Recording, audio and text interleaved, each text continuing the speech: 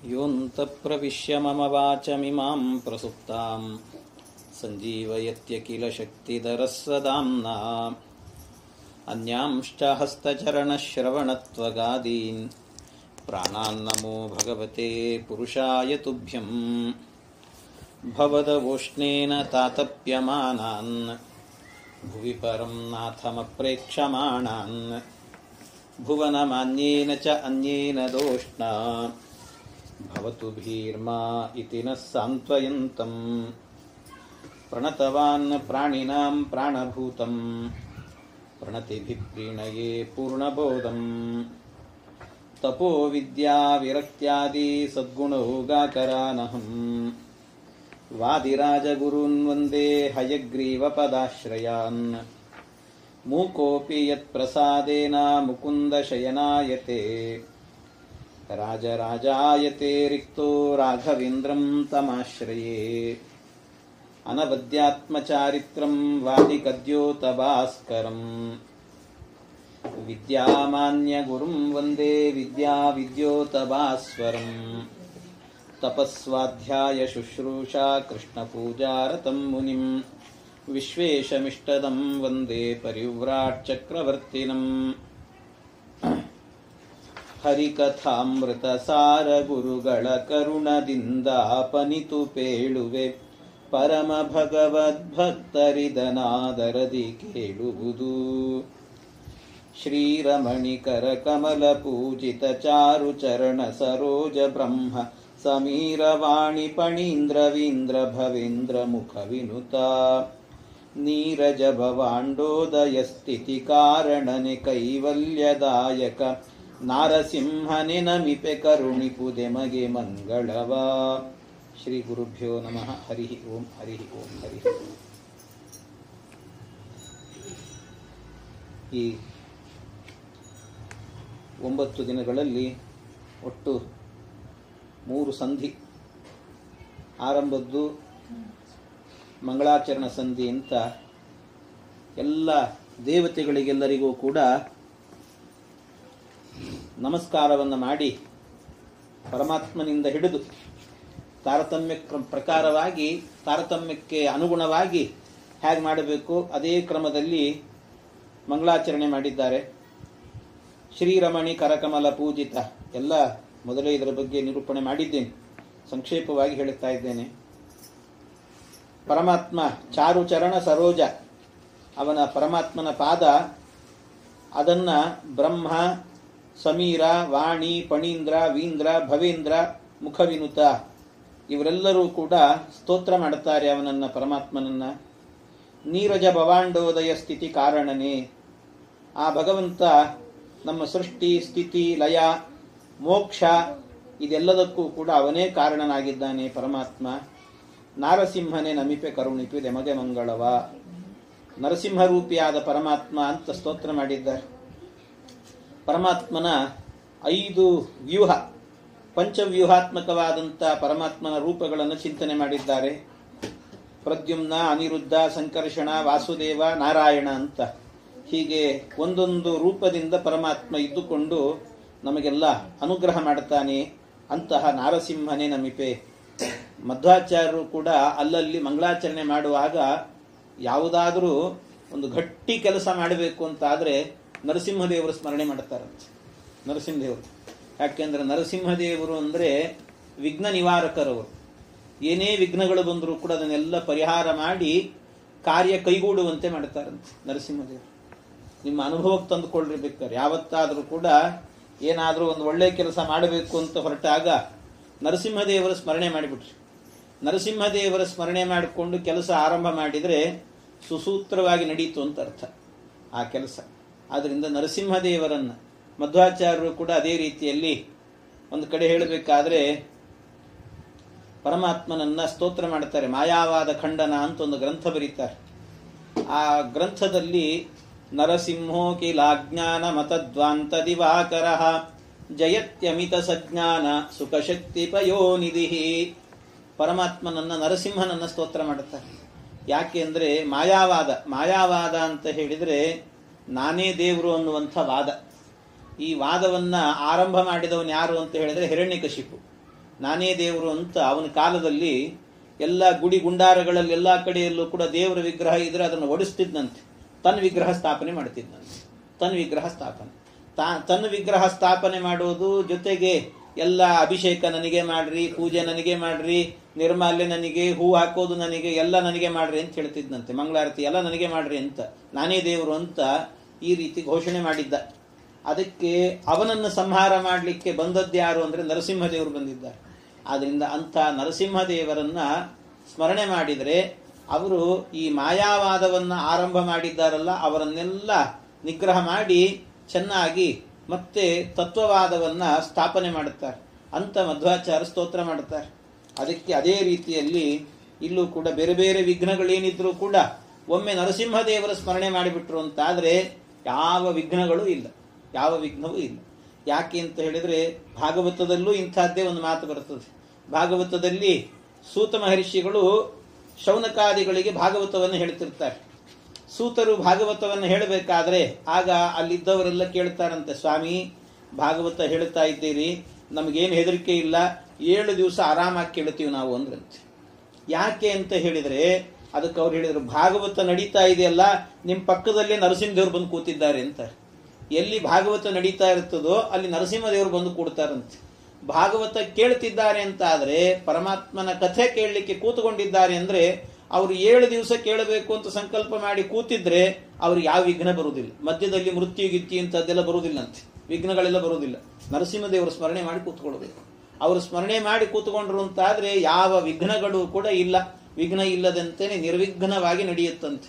ಅದಕ್ಕೆ ಮೃತ್ಯು ಬರ್ತದೆ ಅಂತ ಹೆದರಬೇಕಾಗಿಲ್ಲ. ಯಾಕೆ ಅಂದ್ರೆ ನರಸಿಂಹದೇವರನ್ನೇನಂತಾರೆ, ಮೃತ್ಯುಂ ನಮಾಮ್ಯಹಂ ಅಂತ ಹೇಳ್ತಾರೆ.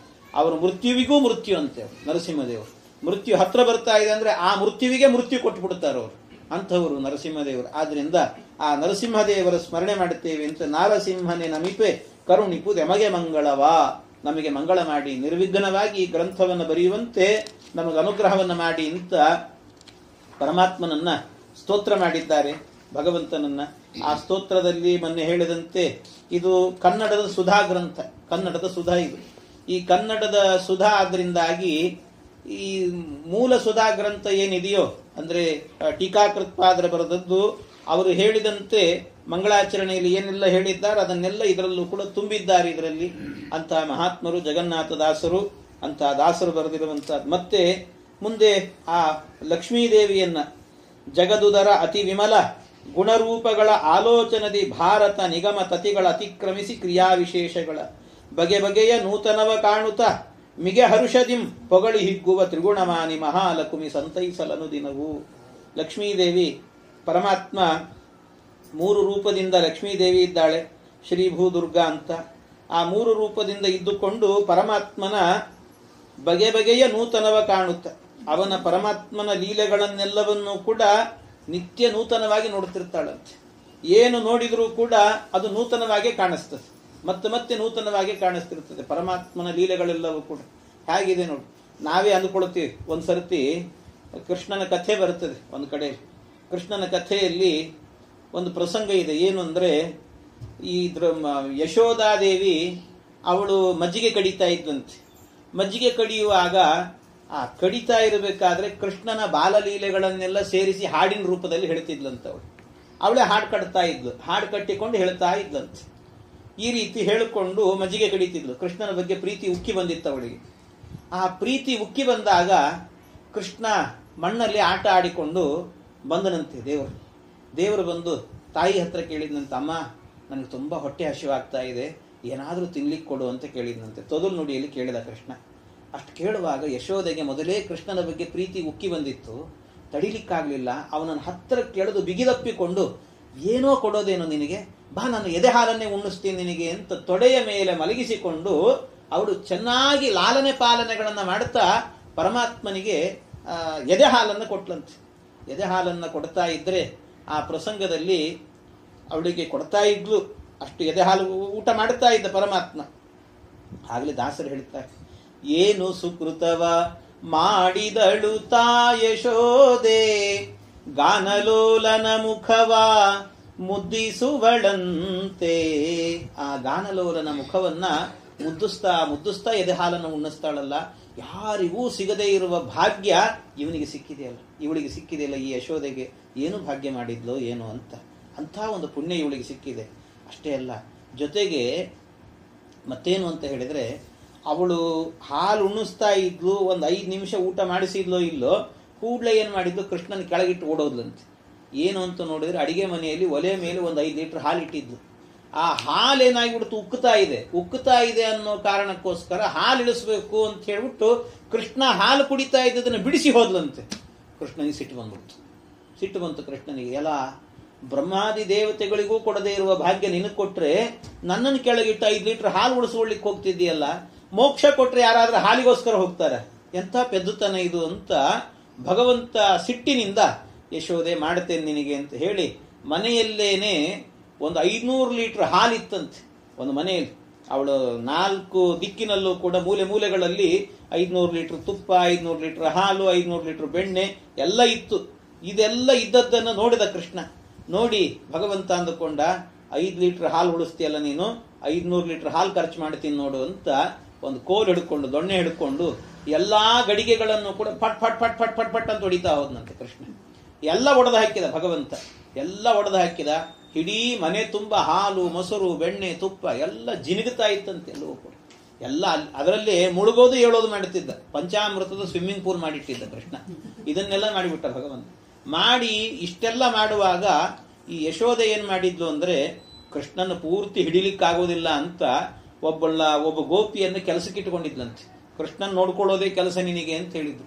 ನೀನ್ ಕೃಷ್ಣನೇ ನೋಡ್ಕೋತಿರಬೇಕು ಅಂತ. ಆದ್ರೆ ಅವತ್ತೇನಾಗಿತ್ತು ಅಂದ್ರೆ, ಆ ಗೋಪಿಗೆ ಯಾರೋ ಏನೋ ಪಕ್ಕದ ಮನೆಯವರು ಅರ್ಶನಾ ಕುಂಕುಮಕ್ಕೆ ಹೇಳಿದ್ರಂತವ್ರು. ಅರ್ಶನಾ ಕುಂಕುಮಕ್ಕೆ ಬರಬೇಕು ಅಂತ ಕರೆದಿದ್ರು. ಅದಕ್ಕೆ ಕರೆದದ್ದಕ್ಕೆ ಅವ್ರ ಮನೆಗೆ ಹೋಗ್ಬೇಕು ಅಂತ ಕರಡಿ ಮುಂದೆ ನಿಂತ್ಕೊಂಡು ತಯಾರಾಗ್ತಿದ್ದಂತೆ. ಹೆಣ್ಮಕ್ಳು ಪಕ್ಕದ ಮನೆಗೆ ಹೋಗ್ಲಿಕ್ಕೂ ತಯಾರಾಗಿ ಹೋಗೋದು, ಅವರು ಹಾಗೆ ಹೋಗೋದಿಲ್ಲ. ಹಾಗಾಗಿ ಅವ್ರು ಅಲ್ಲಿ ಕರಡಿ ಮುಂದೆ ನಿಂತ್ಕೊಂಡು ತಯಾರಾಗಬೇಕಾದ್ರೆ ಹಣೆ ಕುಂಕುಮ ಇಟ್ಕೊಂಡು ಮಾಡಿಕೊಂಡು ಇದನ್ನೆಲ್ಲ ಭಾರಿ ಮಾಡ್ತಾ ಇದ್ದಂತೆ. ಎಲ್ಲ ಅಲಂಕಾರಗಳನ್ನು ಮಾಡ್ಕೊಳ್ತಾ ಇದ್ಲು.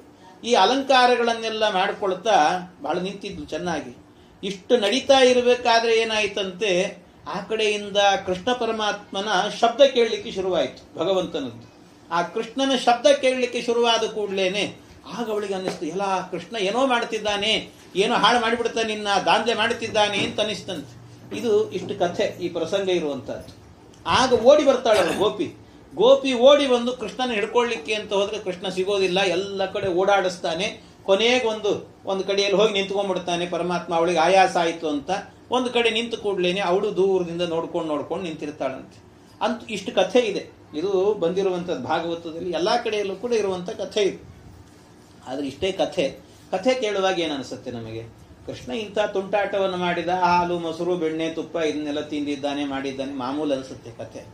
ಆದರೆ ಇದನ್ನೇ ಏನಾದ್ರೂ ಕೂಡ ದಾಸರಿಗೆ ಅಥವಾ ಲಕ್ಷ್ಮೀದೇವಿಗೆ ಇಂಥದ್ದನ್ನೆಲ್ಲ ಕೊಟ್ಬಿಟ್ರೆ ಈ ಕಥೆಯನ್ನ, ಅವ್ರೇನ್ ಮಾಡ್ತಾರಂತೆ, ಲಕ್ಷ್ಮೀದೇವಿ ಬಗೆಯ ನೂತನವ ಕಾಣುತ್ತಾ ಅಂತ. ಇದನ್ನೇ, ಈ ಕಥೆಯನ್ನೇ ಅವಳು ಕಾಣುವ ದೃಷ್ಟಿನೇ ಬೇರೆ ಅಂತ ಹೇಳ್ತಾರೆ ದಾಸರು. ಯಾವ ರೀತಿ ಕಾಣ್ತಾಳವಳು ಅಂತ ಹೇಳಿದ್ರೆ, ಅದನ್ನೊಂದು ಸುಳಾದಿ ರೂಪದಲ್ಲೇ ಕಾಣ್ತಾಳಂತೆ. ಒಂದು ಸುಳಾದಿಯೇ ಮಾಡಿಬಿಡ್ತಾಳೆ. ಏನು ಸುಳಾದಿ?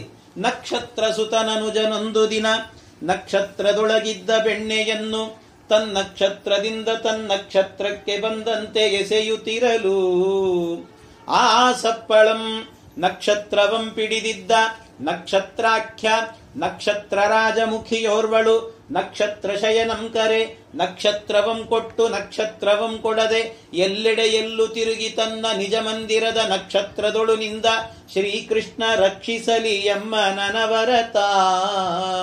ಈ ಕೃಷ್ಣನ ರಕ್ಷಣೆ ನಮಗೆ ಬೇಕು. ಏನು ಬರೀ ನಕ್ಷತ್ರ ಅಂತಿದ್ದಾರೆ, ಏನು ಅಭಿಪ್ರಾಯ? ನಕ್ಷತ್ರ ಸುತನನುಜನೊಂದು ದಿನ ನಕ್ಷತ್ರ ರೋಹಿಣಿ ನಕ್ಷತ್ರ ಸುತ ಬಲರಾಮ ದೇವರು, ನಕ್ಷತ್ರ ಸುತನ ಅನುಜ ಕೃಷ್ಣ ಪರಮಾತ್ಮ. ಒಂದು ದಿನ ಯಾವತ್ತು ಯಶೋದೆ ತನ್ನ ತೊಡೆ ಮೇಲಿಂದ ಕೆಳಗಿಟ್ಲೋ ಅವತ್ತು ಏನ್ ಮಾಡಿದ ಕೃಷ್ಣ ಅಂದ್ರೆ, ನಕ್ಷತ್ರದೊಳಗಿದ್ದ ಬೆಣ್ಣೆಯನ್ನು, ನಕ್ಷತ್ರ ಅಂದ್ರೆ ಮಖಾ ನಕ್ಷತ್ರ ಅಂದ್ರೆ ಮಹಾನಕ್ಷತ್ರ ಅಂದ್ರೆ ದೊಡ್ಡ ದೊಡ್ಡ ಗಡಿಗೆಯಲ್ಲಿದ್ದಂತ ಬೆಣ್ಣೆಯನ್ನ ಏನ್ ಮಾಡಿದ ಕೃಷ್ಣ, ತನ್ನಕ್ಷತ್ರದಿಂದ ತನ್ನಕ್ಷತ್ರಕ್ಕೆ ಬಂದಂತೆ ಎಸೆಯುತ್ತಿರಲು. ತನ್ನಕ್ಷತ್ರದಿಂದ ತನ್ನಕ್ಷತ್ರ ಹಸ್ತಾನಕ್ಷತ್ರ, ಕೈ ಎನ್ನುವಂತಹ ನಕ್ಷತ್ರದಿಂದ ತನ್ನಕ್ಷತ್ರಕ್ಕೆ ಬಂದಂತೆ ಅಂದ್ರೆ ಚಿತ್ತಾನಕ್ಷತ್ರ ತನ್ನ ಮನಸ್ಸಿಗೆ ಬಂದಂತೆ ಎಲ್ಲಾ ಕಡೆ ಎಸಿತಾ ಇದ್ದಾನಂತೆ ಕೃಷ್ಣ. ಎಲ್ಲ ಕಡೆ ಎರಚಬೇಕಾದ್ರೆ ಆ ಸಪ್ಪಳಂ ಆ ಶಬ್ದ ಯಾರಿಗೆ ಕೇಳಿಸ್ತು? ನಕ್ಷತ್ರವಂ ಪಿಡಿದಿದ್ದ, ನಕ್ಷತ್ರ ಹಿಡಿದಿದ್ದಂತವಳು ಏನ್ ಮಾಡ್ತಿದ್ದು ಅಂದ್ರೆ ಕನ್ನಡಿ ಮುಂದೆ ನಿಂತುಕೊಂಡು ಹಣೆ ಕುಂಕುಮ ಇಟ್ಟುಕೊಳ್ತಿದ್ಲು. ಅಂದ್ರೆ ಕೈಯಲ್ಲಿ ಏನಿದೆ? ಭರಣಿ ನಕ್ಷತ್ರವಂ ಪಿಡಿದಿದ್ದ, ಕುಂಕುಮದ ಭರಣಿ ಇತ್ತು ಅಂತ ಅರ್ಥ. ಭರಣಿ ನಕ್ಷತ್ರವಂ ಪಿಡಿದಿದ್ದ ನಕ್ಷತ್ರಾಖ್ಯ, ಅವಳ ಹೆಸರೇನು? ಅನುರಾಧ ಅಂತ ಹೆಸರಂತೆ. ಅನುರಾಧ ನಕ್ಷತ್ರಾಖ್ಯ. ಮತ್ತೆ ಅವಳು ಹೇಗಿದ್ಲು? ನಕ್ಷತ್ರ ರಾಜಮುಖಿಯೋರ್ವಳು.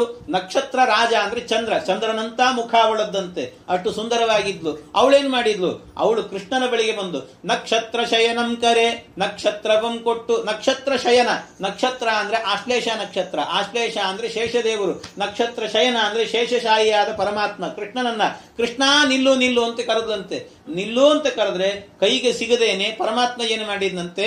ನಕ್ಷತ್ರವಂ ಕೊಟ್ಟು ನಕ್ಷತ್ರವಂ ಕೊಡದೆ, ನಕ್ಷತ್ರವನ್ನ ಕೊಟ್ಟ ಅಂದ್ರೆ ಶ್ರವಣ ನಕ್ಷತ್ರ ಅಂದ್ರೆ ಕಿವಿಯಿಂದ ಕೃಷ್ಣ ಅನ್ನೋ ಶಬ್ದ ಕೇಳಿಸಿಕೊಂಡ. ಆದ್ರೆ ನಕ್ಷತ್ರವಂ ಕೊಡದೆ ಉತ್ತರ ನಕ್ಷತ್ರ, ಉತ್ತರವೇ ಕೊಡ್ಲಿಲ್ಲ, ಓಡೋಡಿ ಹೋಗ್ತಾ ಇದ್ದಂತೆ ಪರಮಾತ್ಮ.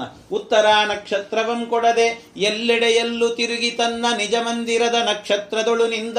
ಎಲ್ಲ ಕಡೆಯಲ್ಲೂ ಕೂಡ ಓಡಾಡಿಬಿಟ್ನಂತ ಒಂದ್ಸರ್ತಿ. ಓಡಾಡಿದ ಮೇಲೆ ಅವಳಿಗೆ ಆಯಾಸ ಆಯ್ತು. ಕೊನೆಗೆ ತನ್ನ ನಿಜ ಮಂದಿರದ ನಕ್ಷತ್ರದೊಳು ನಿಂದ, ಮನೆಯಲ್ಲಿ ಯಾವುದೋ ಒಂದು ಮೂಲೆಯಲ್ಲಿ ಹೋಗಿ ನಿಂತುಕೊಂಡ. ಮೂಲಾ ನಕ್ಷತ್ರದೊಳು ನಿಂದ ಶ್ರೀಕೃಷ್ಣ ರಕ್ಷಿಸಲಿ ಎಮ್ಮ ನನವರತ. ಈ ರೀತಿ ಪರಮಾತ್ಮನ ಆ ಸಣ್ಣ ಕಥೆಯನ್ನು ಕೂಡ ಬಗೆ ಬಗೆಯ ನೂತನವ ಕಾಣುತ್ತಾ, ನಿತ್ಯ ನೂತನವಾಗಿ ಕಾಣುತ್ತಾಳಂತೆ ಲಕ್ಷ್ಮೀದೇವಿ ಇಂಥದ್ದನ್ನೆಲ್ಲ. ಹೀಗೆ ಇಂಥ ಏನು ಲಕ್ಷ್ಮೀದೇವಿ ಇದ್ದಾಳೆ, ತ್ರಿಗುಣಮಾನಿ ಮಹಾಲಕ್ಷ್ಮಿ ಸಂತೈಸಲ್ ಅನುದಿನವು. ಇಂಥ ಲಕ್ಷ್ಮೀದೇವಿ ನಮಗೆ ಪರಮಾನುಗ್ರಹವನ್ನು ಮಾಡಲಿ ಅಂತ ಕೇಳ್ತಾ ಇದ್ದಾರೆ. ಆಮೇಲೆ ಮುಂದೆ ಆಗಬೇಕಾದ್ರೆ ಅದರ ಜೊತೆಗೆ ನಿರುಪಮಾನಂದ ಆತ್ಮಭವ ನಿರ್ಜರ ಸಭಾ ಸಂಸೇವ್ಯ ರುಜುಗಣ ದರಸೆ ಸತ್ವ ಪ್ರಚುರ ವಾಣೀಮುಖ ಸರೋಜೇನ ಗರುಡ ಶೇಷ ಶಶಾಂಕ ದಳ ಶೇಖರರ ಜನಕ ಜಗದ್ಗುರುವೆ ತ್ವಚ್ಚರಣಗಳಿಗೆ ಅಭಿವಂದಿಸುವೆ ಪಾಲಿಕುದು ಸನ್ಮತಿಯ. ಚತುರ್ಮುಖ ಬ್ರಹ್ಮದೇವರು, ಆ ಬ್ರಹ್ಮದೇವರಿಗೆ ನಮಸ್ಕಾರವನ್ನು ಮಾಡುತ್ತಿದ್ದಾರೆ. ಎಂಥವರು ಬ್ರಹ್ಮದೇವರು ಅಂತ ಹೇಳಿದ್ರೆ, ಅವರ ಇಡೀ ಜೀವನದಲ್ಲಿ ದೊಡ್ಡ ತಪಸ್ಸು, ಮೊನ್ನೆ ಹೇಳಿದ್ದೇನೆ ಅವರ ತಪಸ್ಸು ಎಂಥದ್ದು. 50 ವರ್ಷ ತಪಸ್ಸು ಮಾಡಿದ್ದಾರೆ. ಆ 50 ವರ್ಷದ ತಪಸ್ಸು ಮಾಡಿದ್ದಾರೆ ಅಂತ ಹೇಳಿದ್ರೆ, ಅಷ್ಟೂ ತಪಸ್ಸಿಗೆ ಒಂದು ಸರ್ತಿ ನಾರದ ಮಹರ್ಷಿಗಳು ಬಂದು ಕೇಳಿದ್ರಂತೆ, ಅಲ್ಲ ಬ್ರಹ್ಮದೇವರೇ, ಏನು ಬೇರೆ ಕೆಲಸ ಇಲ್ಲ ನಿಮಗೆ? ಇಷ್ಟು ದೊಡ್ಡ ತಪಸ್ಸು ಮಾಡಿದ್ದೀರಲ್ಲ, 50 ವರ್ಷ ತಪಸ್ಸು ಮಾಡಿ ಹಾಳು ಮಾಡ್ಕೊಂಡ್ರಲ್ಲ ಜೀವನ ಅಂತಂದ್ರಂತ ಒಂದ್ಸರ್ತಿ. ಅದಕ್ಕೆ ಬ್ರಹ್ಮದೇವರು ಹೇಳ್ತಾರೆ, ನಾನು ಮೈಲಿಗೆ ಆದೆ, 1 ನಿಮಿಷ ಸ್ನಾನ ಮಾಡಿ ಬರ್ತೀನಿ ಅಂದ್ರಂತೆ. ಯಾಕೆಂದ್ರೆ ಇಂಥ ಶಬ್ದ ಕೇಳಿದ್ನಲ್ಲ ನಾನು, ಅದಕ್ಕೆ ಮೈಲಿಗೆ ಆಯ್ತು ಅಂತಾರೆ ಒಂದೊಂದ್ಸರ್ತಿ. ಅವ್ರಿಗೆ ಮೈಲಿಗೆ ಆಗೋದಿಲ್ಲ, ತಮಾಷೆಗೆ ಹೇಳೋದು. ಅಂದ್ರೆ ಅಷ್ಟು ಅಂಥ ಅಪಶಬ್ದವೇ ಅವ್ರ ಕಿವಿಗೆ ಬಿಡೋದಿಲ್ಲ ಆ ರೀತಿ. ಅಂದ್ರೆ ಅವ್ರು ಹೇಳಿದ್ರು ಬ್ರಹ್ಮದೇವರು, ನೋಡು ನಾನು 50 ವರ್ಷ ತಪಸ್ಸು ಮಾಡಿದ್ದೇನಲ್ಲ, 50 ವರ್ಷದ ತಪಸ್ಸಿನ ಫಲ ಏನು ಗೊತ್ತಾ? ನನ್ನ ತ್ರಿಕರಣ ಶುದ್ಧಿ ಆಗಿದೆ ಅಂದ್ರೆ, ನನ್ನ ನಾಲಿಗೆ ಶುದ್ಧವಾಗಿದೆ, ನನ್ನ ಅಂತಃಕರಣ ಶುದ್ಧವಾಗಿದೆ, ನನ್ನ ದೇಹ ಶುದ್ಧವಾಗಿದೆ. ಈ 3 ಶುದ್ಧವಾಗಿದೆ, ತ್ರಿಕರಣ ಶುದ್ಧಿ ಆಗಿದೆ. ಏನು ತ್ರಿಕರಣ ಶುದ್ಧಿ ಅಂದ್ರೆ, ನ ಭಾರತೀ ಮೇಂಗ ಮೃಷೋಪಲಕ್ಷ್ಯತೆ ನಮೇ ಹೃಷಿ ಕಾಣಿ ಪತಂತ್ಯ ಸತ್ವತೆ. ಅವ್ರು ಹೇಳ್ತಾರೆ, ನ ಭಾರತೀ ಮೇಂಗ ಮೃಷೋಪಲಕ್ಷ್ಯತೆ, ನನ್ನ ನಾಲಿಗೆ ಒಂದು ದಿವಸವೂ ಕೂಡ ಪರಮಾತ್ಮನಿಗೆ ವಿರುದ್ಧವಾಗಿ ಮಾತನಾಡೋದಿಲ್ಲ. ನನ್ನ ಅಂತಃಕರಣ ಪರಮಾತ್ಮನ ವಿರುದ್ಧವಾಗಿ ಯೋಚನೆ ಮಾಡೋದಿಲ್ಲ. ನನ್ನ ದೇಹ ಪರಮಾತ್ಮನಿಗಿಂತಲೂ ಇತರರಾದವರನ್ನು ಒಳಗೆ ಕರ್ಕೊಳ್ಳೋದಿಲ್ಲ. ಅಂದ್ರೆ ಅವರ ದೇಹದ ಒಳಗೆ ದೈತ್ಯರಿಗೆ ಪ್ರವೇಶ ಇಲ್ಲಂತೆ. ಬೇರೆ ದೇವತೆಗಳಿಗೆ ದೈತ್ಯಾವೇಶ ಅದು ಇದೆಲ್ಲ ಆಗ್ತಿರ್ತದೆ. ಆದರೆ ಬ್ರಹ್ಮದೇವರಿಗೆ ಮಾತ್ರ ಇದಿಲ್ಲ. ಬ್ರಹ್ಮದೇವರಿಗೆ, ವಾಯುದೇವರಿಗೆ ಇದೆಲ್ಲ ನಡೆಯೋದಿಲ್ಲಂತವ್ರು. ಅವರಿಗೆ ಮಾತ್ರ ಆಗಬೇಕಾದ್ರೆ ಇದು ನಡೆಯದೆ. ಅಂದ್ರೆ ಅದಕ್ಕೆ ವಾಯುದೇವರಿಗೆ ಉಪನಿಷತ್ತಿನಲ್ಲಿ ಒಂದು ಹೆಸರಿದೆ.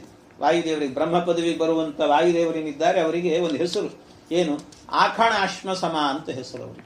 ಆಖಣಾಶ್ಮ ಸಮ ಎಂತ ಹೆಸರು ನೋಡಿ, ಅದ್ಭುತವಾದ ಹೆಸರು ಅದು, ಆಖಣಾಶ್ಮ ಸಮ ಅಂತ. ಏನು ಅಭಿಪ್ರಾಯ ಗೊತ್ತಾ? ಒಮ್ಮೆ ದೇವತೆಗಳು ದೈತ್ಯರ ವಿರುದ್ಧ ಹೋರಾಟಕ್ಕೆ ನಿಂತರಂತೆ. ಆ ಹೋರಾಟಕ್ಕೆ ನಿಂತಾಗ ಮೊದಲು ಏನಾದರೂ ಒಳ್ಳೆ ಕೆಲಸ ಮಾಡಬೇಕಾದ್ರೆ ದೇವ್ರ ಪೂಜೆ ಮಾಡಬೇಕಲ್ಲ. ಆ ದೇವ್ರ ಪೂಜೆ ಮಾಡಲಿಕ್ಕೆ ಅಂತ ದೇವರ ಆರಾಧನೆಗೆ ಅಂತ ಹೇಳಿಬಿಟ್ಟು ಪರಮಾತ್ಮನನ್ನ ಆರಾಧನೆ ಮಾಡಬೇಕು, ಒಂದು ಪ್ರತೀಕ ಬೇಕು ಅಂತ ಮೊದಲು ಇಂದ್ರನನ್ನು ಕೂಡಿಸಿದ್ರು. ಇಂದ್ರನನ್ನು ಕೂಡಿಸಿ ಅವನಲ್ಲೇ ಪರಮಾತ್ಮನನ್ನ ಆವಾಹನೆ ಮಾಡಿ ಆರಾಧನೆ ಮಾಡಿದರು. ಆದರೆ ದೈತ್ಯರು ಬಂದು ಅದನ್ನು ಮುಟ್ಟಿಬಿಟ್ರಂತೆ, ಆ ಪ್ರತೀಕವನ್ನು. ಅಲ್ಲಿ ಪರಮಾತ್ಮನ ಸನ್ನಿಧಾನ ಹೋಗಿಬಿಡ್ತು. ಅಗ್ನಿನ ಕರೆದ್ರು. ಆಮೇಲೆ ಅಗ್ನಿಯನ್ನು ಕೂಡ ಸ್ಪರ್ಶ ಮಾಡಿದ್ರು, ಪರಮಾತ್ಮನ ಸನ್ನಿಧಾನ ಹೋಗಿಬಿಡ್ತು. ಎಲ್ಲ ಯಾವ್ಯಾವ ದೇವತೆಗಳನ್ನು ಕರೀತಿದ್ರು ಎಲ್ಲರನ್ನು ಸ್ಪರ್ಶ ಮಾಡಿದ್ರೆ ಅಲ್ಲಲ್ಲಿ ಇದ್ದಂತ ಪರಮಾತ್ಮನ ಸನ್ನಿಧಾನ ಹೋಗಿಬಿಡ್ತಂತೆ. ಆದ್ರೆ ಕೊನೆಗೆ ಕರೆದದ್ದು ಯಾರನ್ನ ಅಂದ್ರೆ ವಾಯುದೇವರನ್ನು ಕರೆದ್ರಂತೆ. ವಾಯುದೇವರನ್ನು ಕರೆದು ನೀವು ಕೂತ್ಕೊಳ್ರಿ, ನಿಮ್ಮಲ್ಲಿ ಪರಮಾತ್ಮನನ್ನ ಆವಾಹನೆ ಮಾಡುತ್ತೇವೆ ಅಂತ ಹೇಳಿದಾಗ ಆಯ್ತು ಅಂತ ವಾಯುದೇವರು ಕೂತಾಗ ಅಲ್ಲೂ ಆವಾಹನೆ ಮಾಡಿದರು. ದೈತ್ಯರು ಬಂದ್ರಂತೆ, ಅಲ್ಲೂ ಸ್ಪರ್ಶ ಮಾಡಬೇಕು ಅಂತ ಬಂದರು. ಸ್ಪರ್ಶ ಮಾಡಬೇಕು ಅಂತ ಹತ್ರ ಬರಲಿಕ್ಕೆ ಪುರುಸೊತ್ತಿಲ್ಲ, ಅವರು ಪುಡಿ ಪುಡಿಯಾಗಿ ಹೋಗ್ತಿದ್ರಂತೆ. ಹತ್ರ ಬಂದ್ರು ಸಾಕು ಪುಡಿ ಪುಡಿ ಆಗ್ತಿದ್ರಂತೆ ಅವರೆಲ್ಲರೂ ಕೂಡ, ದೈತ್ಯರೆಲ್ಲರೂ ಕೂಡ ಸತ್ಯ ಹೋಗ್ತಿದ್ರಂತೆ ಅವರೆಲ್ಲರೂ ಕೂಡ. ಯಾವ ರೀತಿ ಅಂತ ಹೇಳಿದ್ರೆ, ಈ ಮಣ್ಣಿನ ಹೆಂಟೆ ಇರ್ತದೆ, ಆ ಮಣ್ಣಿನ ಹೆಂಟೆಯನ್ನ ಗೋಡೆಗೆ ಹೊಡೆದ್ರೆ ಏನಾಗುತ್ತೆ, ಮಣ್ಣು ಉದುರಿ ಕೆಳಗೆ ಬೀಳುತ್ತಿರ್ತದೆ. ಹಾಗೆ ವಾಯುದೇವರ ಹತ್ರಕ್ಕೆ ಹೋದ್ರೆ ಸಾಕು ಅವರೆಲ್ಲರೂ ಕೂಡ ಪುಡಿ ಪುಡಿಯಾಗಿ ಬೀಳುತ್ತಿದ್ರಂತೆ ಕೆಳಗೆ. ಆ ರೀತಿ ಆಗ್ತಿತ್ತಂತೆ. ಅದಕ್ಕೆ ಆಗಲೇನೆ ವಾಯುದೇವರಿಗೆ ಹೆಸರಿಟ್ಟರು ಆಖಣಾಶ್ಮ ಸಮ ಅಂತ. ಆಖಣಾಶ್ಮ ಸಮ ಅಂದ್ರೆ ಅವರನ್ನು ಯಾರು ಏನು ಮಾಡ್ಲಿಕ್ಕಾಗೋದಿಲ್ಲ ಅಂತ. ಖಣ ಅಂದ್ರೆ, ಖಣಾಶ್ಮ ಅಂತ ಹೇಳಿದ್ರೆ ಕಲ್ಲಿನ ತುಂಡು ಅಂತ, ಕಲ್ಲಿನ ತುಂಡು. ಅಖಣಾಶ್ಮ ಅಂದ್ರೆ ತುಂಡಾಗದೇ ಇರುವಂತಹ ಕಲ್ಲು ಅಂತ, ತುಂಡಾಗದೇ ಇರುವಂತ. ಇನ್ನು ಆಕಣಾಶ್ಮ ಅಂತ ಹೇಳಿದ್ರೆ ತುಂಡಾಗೋದಲ್ಲ, ಬಿರುಕು ಬಿಡುವುದಿಲ್ಲಂತೆ, ಅಂಥ ಕಲ್ಲು. ಅಂಥ ಕಲ್ಲಿಗೆ ಸಮಾನರಾದವರು ಯಾರು ಅಂತ ಹೇಳಿದ್ರೆ ವಾಯುದೇವರು. ಆದ್ರಿಂದ ಆಖಣಾಶ್ಮ ಸಮ ಅಂತ ಹೆಸರು. ಅದನ್ನೇ ಹೇಳೋದು. ಹಾಗಿರ್ತಾರೆ ಅವರನ್ನು ಗುಂಡು ಕಲ್ಲಿದ್ದಂತೆ ಇರ್ತಾರಂತೆ. ಅದನ್ನೇ ಎಲ್ಲ ಕನ್ನಡದಲ್ಲಿ ಅನುವಾದ ಮಾಡಿ ಇಟ್ಟುಕೊಳ್ತಾರೆ ಹೆಸರನ್ನು. ಗುಂಡಣ್ಣ, ಗುಂಡಪ್ಪ, ಗಿಂಡಪ್ಪ ಇವೆಲ್ಲ ಹೆಸರು ಇಟ್ಟುಕೊಂಡಿರ್ತಾರೆ. ಯಾಕೆಂದ್ರೆ ಅದು ವಾಯುದೇವರ ಹೆಸರು. ಆ ರೀತಿ ವಾಯುದೇವರು ಇಟ್ಟುಕೊಂಡದ್ದು. ಹಾಗೆ ವಾಯುದೇವರಿದ್ದಾರೆ, ಅವರು ರುಜುಗಣದ ರಸೆ ಸತ್ವ ಪ್ರಚುರ ವಾಣಿಮುಖ ಸರೋಜೇನ. ಇಂತಹ ವಾಯುದೇವರ ಅಂದ್ರೆ ಬ್ರಹ್ಮ ಪದವಿಗೆ ಬರುವಂತವರು ಬ್ರಹ್ಮದೇವರು. ಆ ಬ್ರಹ್ಮದೇವರಿಗೆ ಇಂಥ ಒಂದು ವಿಶೇಷವಾದಂಥ ಸನ್ನಿಧಾನ, ಅಂದ್ರೆ ಅವರ ದೇಹದ ಒಳಗೆ ದೈತ್ಯರ ಪ್ರವೇಶ ಇಲ್ಲ ಅನ್ನೋದಕ್ಕೆ ನಿದರ್ಶನ. ಹಾಗೆ ಅಂಥವರಾದ್ರಿಂದ ಅವರಿಗೆ ನಮಸ್ಕಾರವನ್ನು ಮಾಡುತ್ತೇವೆ, ಅವರು ನಮಗೆ ಅನುಗ್ರಹವನ್ನು ಮಾಡಲಿ ಅಂತ. ಇನ್ನು 6321000 ಶತ ಶ್ವಾಸ ಜಪಗಳ 3 ವಿಧ ಜೀವರೊಳಗ ಅಬ್ಜಜ ಕಲ್ಪ ಪರ್ಯಂತ ತಾರಚಿಸಿ ಸಾತ್ವರಿಗೆ ಸುಖ ಸಂಸಾರ, ಮಿಶ್ರರಿಗೆ ಅಧಮ ಜನರಿಗೆ ಅಪಾರ ದುಃಖಗಳೀವ ಗುರುಪವಮಾನ ಸಲಹೆಮ್ಮ. ಇನ್ನು 21,600 ಶ್ವಾಸ ಜಪಗಳು. ಹಂಸಸ್ಸೋಹಂ ಸ್ವಾಹ ಅಂತ ಮಂತ್ರವನ್ನು ಹೇಳಿಕೊಂಡು ಜಪವನ್ನು ಮಾಡುತ್ತಾ ಇರುವವರು ಇವರು ಈ ರೀತಿ ಇಷ್ಟು ಜಪಗಳನ್ನು ಮಾಡುತ್ತಾರಂತೆ. ಇದು ಒಂದು ದಿನದಲ್ಲಾಗಬೇಕಾದ್ರೆ ಮನುಷ್ಯನು ಕೂಡ ಎಷ್ಟು ಉಸಿರಾಟವನ್ನು ಆಡ್ತಾನೆ ಅಂತ ಹೇಳಿದ್ರೆ 21,600 ಉಸಿರಾಟಗಳು. 24 ಗಂಟೆ ಅಂತ ಆದ್ರೆ ಅದು 21,600 ಉಸಿರಾಟಗಳು. ಇದರೆಲ್ಲ ಒಂದು ವೈಜ್ಞಾನಿಕವಾದ ಚಿಂತನೆಗಳಿದ್ದಾವೆ. ಇದರಲ್ಲೆಲ್ಲ ಬಹಳ ವಿಸ್ತಾರ, ಅದೆಲ್ಲವೂ ಕೂಡ ಒಂದೊಂದು ಹೇಳ್ತಾ ಹೋದ್ರೆ ಹೇಗೆ ಅಂದ್ರೆ 21,600. ಕೆಲವೊಮ್ಮೆ ಏನಾಗುತ್ತೆ, ಹಾಗಾದ್ರೆ ಒಬ್ಬ ಮನುಷ್ಯನಿಗೆ ಸಾಮಾನ್ಯವಾಗಿ ಆಯುಷ್ಯ ಎಷ್ಟು ಅಂತ ಹೇಳಿದ್ರೆ 100 ವರ್ಷ ಆಯುಷ್ಯ ಅಂತ. 100 ವರ್ಷ. ಆ 100 ವರ್ಷದ ಆಯುಷ್ಯದಲ್ಲಿ 24 ಗಂಟೆಯಲ್ಲಿ 21,600 ಬಾರಿ ಅವನು ಉಸಿರಾಡಬೇಕು. ಅಕಸ್ಮಾತ್ 24 ಗಂಟೆ ಒಳಗಾಗಿ ಅವನು 21,600ಕ್ಕಿಂತ ಹೆಚ್ಚು ಉಸಿರಾಡಿದ ಅಂತಾದ್ರೆ ಒಂದೇ ದಿನದಲ್ಲಿ 24 ಗಂಟೆ ಒಳಗೇನೆ ಅವನ 2 ದಿನದ ಆಯುಷ್ಯವು ಕೂಡ ಹೋಗ್ಬಿಟ್ಟಿರ್ತದಂತೆ. ಕೆಲವೊಮ್ಮೆ ಮಧ್ಯದಲ್ಲೇ ಏನೋ ಸಾಯ್ತಿರ್ತಾರೆ, ಏನೋ ಸಮಸ್ಯೆಗಳಾಗಿ ಮಾಡಿ ಹೋಗ್ತಿರ್ತಾರೆ. ಯಾಕೆ ಅಂದ್ರೆ ಇದರಿಂದ ಆಗೋದಂತೆ. ಅಂದ್ರೆ ನಿಜವಾಗಲೂ ಕೂಡ ಒಬ್ಬ ಮನುಷ್ಯನ ಆಯುಷ್ಯ ಹೇಗೆ ಅಂತ ಹೇಳಿದ್ರೆ, ಆಯುಷ್ಯ ಎನ್ನುವಂತಹದ್ದು ಹೊರಗೆ ಕಾಣುವ ಆಯುಷ್ಯ ಬೇರೆ, ಒಳಗೆ ಇರುವ ಆಯುಷ್ಯ ಬೇರೆ. ಇದು ಇನ್ನರ್, ಒಳಗಿರುವಂತಹದ್ದು. ಒಳಗಿರುವಂತಹ ಆಯುಷ್ಯ ಎಂತಹದ್ದು ಅಂತ ಹೇಳಿದ್ರೆ ನಾವು ಎಷ್ಟು ಬೇಕಾದ್ರೂ ಜಾಸ್ತಿ ಮಾಡ್ಕೊಳ್ಳೋದು. ಮನುಷ್ಯನಿಗೆ ಹೇಳುವಾಗ ವೇದ ಮಂತ್ರಗಳೆಲ್ಲ ಹಾಗೆ, ಶತಮಾನಂ ಭವತಿ ಶತಾಯುಃ ಪುರುಷ ಶತೇಂದ್ರಿಯ ಆಯುಷ್ಯೇವೇಂದ್ರಿಯೇ ಪ್ರತಿಷ್ಠತಿ ಶತಮಾನ ಅಂತ ಹೇಳ್ತಾರೆ. 100 ವರ್ಷ ಬದುಕು ಅಂತ. ಆದ್ರೆ ಕೆಲವರು 120 ವರ್ಷ ಬದುಕ್ತಿರ್ತಾರೆ. 120 ವರ್ಷ. ಯಾಕೆ ಅಂದ್ರೆ ಅವ್ರೇನ್ ಮಾಡ್ಕೊಳ್ತಾರೆ ಗೊತ್ತಾ, 24 ಗಂಟೆಯ ಒಳಗೆ 21,600 ಉಸಿರಾಡಬೇಕಲ್ಲ, ಶ್ವಾಸೋಚ್ಛ್ವಾಸ ಮಾಡಬೇಕಲ್ಲ. ಅವರು ಕೆಲವೊಮ್ಮೆ ಪ್ರಾಣಾಯಾಮದ ಶಕ್ತಿಯಿಂದ ಏನ್ ಮಾಡ್ಕೊಂಡ್ಬಿಡ್ತಾರೆ ಅಂತ ಹೇಳಿದ್ರೆ, ಇಷ್ಟು ಹೊತ್ತಿಗೆ 24 ಗಂಟೆಯ ಒಳಗಡೆ ಆಗಬೇಕಾದ್ರೆ ಅವರು 21,600 ಅಲ್ಲ, ಕೇವಲ 20,000 ಮಾಡಬಹುದು, ಕೆಲವೊಮ್ಮೆ 15,000 ಮಾಡಬಹುದು. ಅವರವರ ಶಕ್ತಿ, ಪ್ರಾಣಾಯಾಮವನ್ನು ಹೇಗೆಲ್ಲ ಮಾಡಿರ್ತಾರೋ ಅದರಿಂದ. ಹಾಗೆ 24 ಗಂಟೆ ಆದರೂ ಕೂಡ ಅವರಿಗೆ 1 ದಿನದ ಆಯುಷ್ಯ ಮುಗ್ದಿರಲ್ಲ ಅವರಿಗೆ. ಈ ರೀತಿ ಲೆಕ್ಕ. ಹಾಗಾಗಿ ಇದು ಇನ್ನರ್, ಒಳಗಿನ ಆಯುಷ್ಯ. ಇದು ಹೊರಗಿನ ಆಯುಷ್ಯ ಅಂದ್ರೆ ನಾವು ಬರ್ತಾ ಆದಂತ ದಿವಸದಿಂದ ಹಿಡ್ಕೊಂಡು ದಿನಗಳು ಕಳೆದಂತೆ, ಸೂರ್ಯ ಹುಟ್ಟಿ ಸೂರ್ಯ ಮುಳುಗಿದ ಅಂತ ಆದ್ರೆ ಆ ಆಯುಷ್ಯ ಎನ್ನುವುದನ್ನು ಲೆಕ್ಕ ಹಾಕ್ತಿರ್ತೀವಿ ನಾವು. ಆದ್ರೆ ನಿಜವಾದ ಆಯುಷ್ಯ ಯಾವುದು ಗೊತ್ತಾ? ಹಿಂದಿನ ಕಾಲದಲ್ಲೆಲ್ಲ ಋಷಿಗಳೆಲ್ಲ ಇದ್ರು. ಋಷಿಗಳನ್ನು ನೀವೆಲ್ಲ ಕೇಳಬೇಕಾದ್ರೆ ಕರ್ದಮ ಪ್ರಜಾಪತಿಗಳು ವಯಸ್ಸಾದವರವರು ಆ ದೇವಹೂತಿಯನ್ನು ಮದುವೆ ಮಾಡಿಕೊಳ್ತಾರೆ. ವಯಸ್ಸಾದ ಮುದುಕ ಇದ್ದಕ್ಕಿದ್ದಾಗ ಏನಾಗಿಬಿಡ್ತಾರೆ ಅಂತಂದ್ರೆ ಒಳ್ಳೆ ತಾರುಣ್ಯ ಭರಿತವಾದಂತ ದೇಹ ಪಡ್ಕೊಳ್ತಾರೆ. ಹಾಗೆ ಇದೆಲ್ಲವೂ ಕೂಡ ಪ್ರಾಣಾಯಾಮದ ಶಕ್ತಿ. ಇಂತಹ ಪ್ರಾಣಾಯಾಮದ ಶಕ್ತಿಯನ್ನು ಪಡೆದುಕೊಂಡು ಅವರಿಗೆ ಆ ಚೈತನ್ಯ ಎನ್ನುವಂತಹದ್ದು ಬರುತ್ತಂತೆ. ಹೀಗೆಲ್ಲ ಮಾಡ್ತಾರೆ. ಹಾಗಾಗಿ ತಾರುಣ್ಯ ಎನ್ನುವಂತಹದ್ದು ಉಳಿಸಿಕೊಳ್ಳುವಂತಹದ್ದು ನಮ್ಮಲ್ಲಿದೆ. ಆದ್ರಿಂದ ಈ ಮೆಡಿಟೇಷನ್ನು, ಪ್ರಾಣಾಯಾಮ ಇದನ್ನೆಲ್ಲ ಮಾಡಬೇಕು ಅಂತ ಯಾಕೆ ಹೇಳೋದು? ನಮ್ಮ ಆಯುಷ್ಯವನ್ನು ವೃದ್ಧಿ ಮಾಡಿಕೊಳ್ಳಿಕ್ಕೆ, ಇನ್ನು ಹೆಚ್ಚೆಚ್ಚು ಸಾಧನೆ ಮಾಡಿಕೊಳ್ಳೋದಕ್ಕೆ. ಹಾಗಾಗಿ ಇಂತಹ ಶ್ವಾಸೋಚ್ಛ್ವಾಸಗಳನ್ನು ಅಂದರೆ ಮುಖ್ಯ ಪ್ರಾಣದೇವರು ನಮ್ಮ ಒಳಗೆ ನಿಂತು ನಾವು ಎಷ್ಟೆಷ್ಟು, ಅದಕ್ಕೆ ನೋಡಿ ನಾವು ಮಾಡುವಂಥ ಉಸಿರಾಟ ಇದೆಯಲ್ಲ, ಆ ಉಸಿರಾಟಕ್ಕೆ ಹೆಸರೇನು ಗೊತ್ತಾ? ಪ್ರಾಣಾಯಾಮ ಅಂತ. ಪ್ರಾಣಾಯಾಮ ಯಾಕೆ ಅಂದರೆ ಪ್ರಾಣದೇವರೇನೆ ಅದಕ್ಕೆ ಆಯಾಮಗಳನ್ನು ಕೊಡುವಂಥವ್ರು. ಆದ್ರಿಂದಾಗಿ ಪ್ರಾಣಾಯಾಮ ಅಂತ ಅದಕ್ಕೆ ಹೆಸರು. ಈ ರೀತಿಯಲ್ಲಿ ಒಳಗೆ ಇದ್ದುಕೊಂಡು ನಮಗೆ ನಮ್ಮ 100 ವರ್ಷದ ಆಯುಷ್ಯವನ್ನು ಹೆಚ್ಚು ಮಾಡಬಲ್ಲರು, ಅಥವಾ 100 ವರ್ಷದ ಒಳಗೇನೆ ಒಂದೇ ದಿನದಲ್ಲೇನೆ ನಮಗೆ 2 ದಿನದ ಆಯುಷ್ಯವನ್ನು ಕಳೆಯಬಲ್ಲರು. ಕೆಲವೊಮ್ಮೆ ಏನ್ ಮಾಡ್ತೇವೆ ನಾವು, ಎಲ್ಲಾದ್ರೂ ವೇಗವಾಗಿ ಓಡಿ ಬರ್ತೇವೆ ಅಥವಾ ಮನೆಗೆ ಫಾಸ್ಟ್ ಆಗಿ ಬರ್ತೇವೆ, ಏನೋ ಅವಸರ ಅಂತ, ಅವಾಗ ಏನ್ ಮಾಡ್ತೇವೆ, ಉಸಿರು ಬರ್ತಿರ್ತದೆ.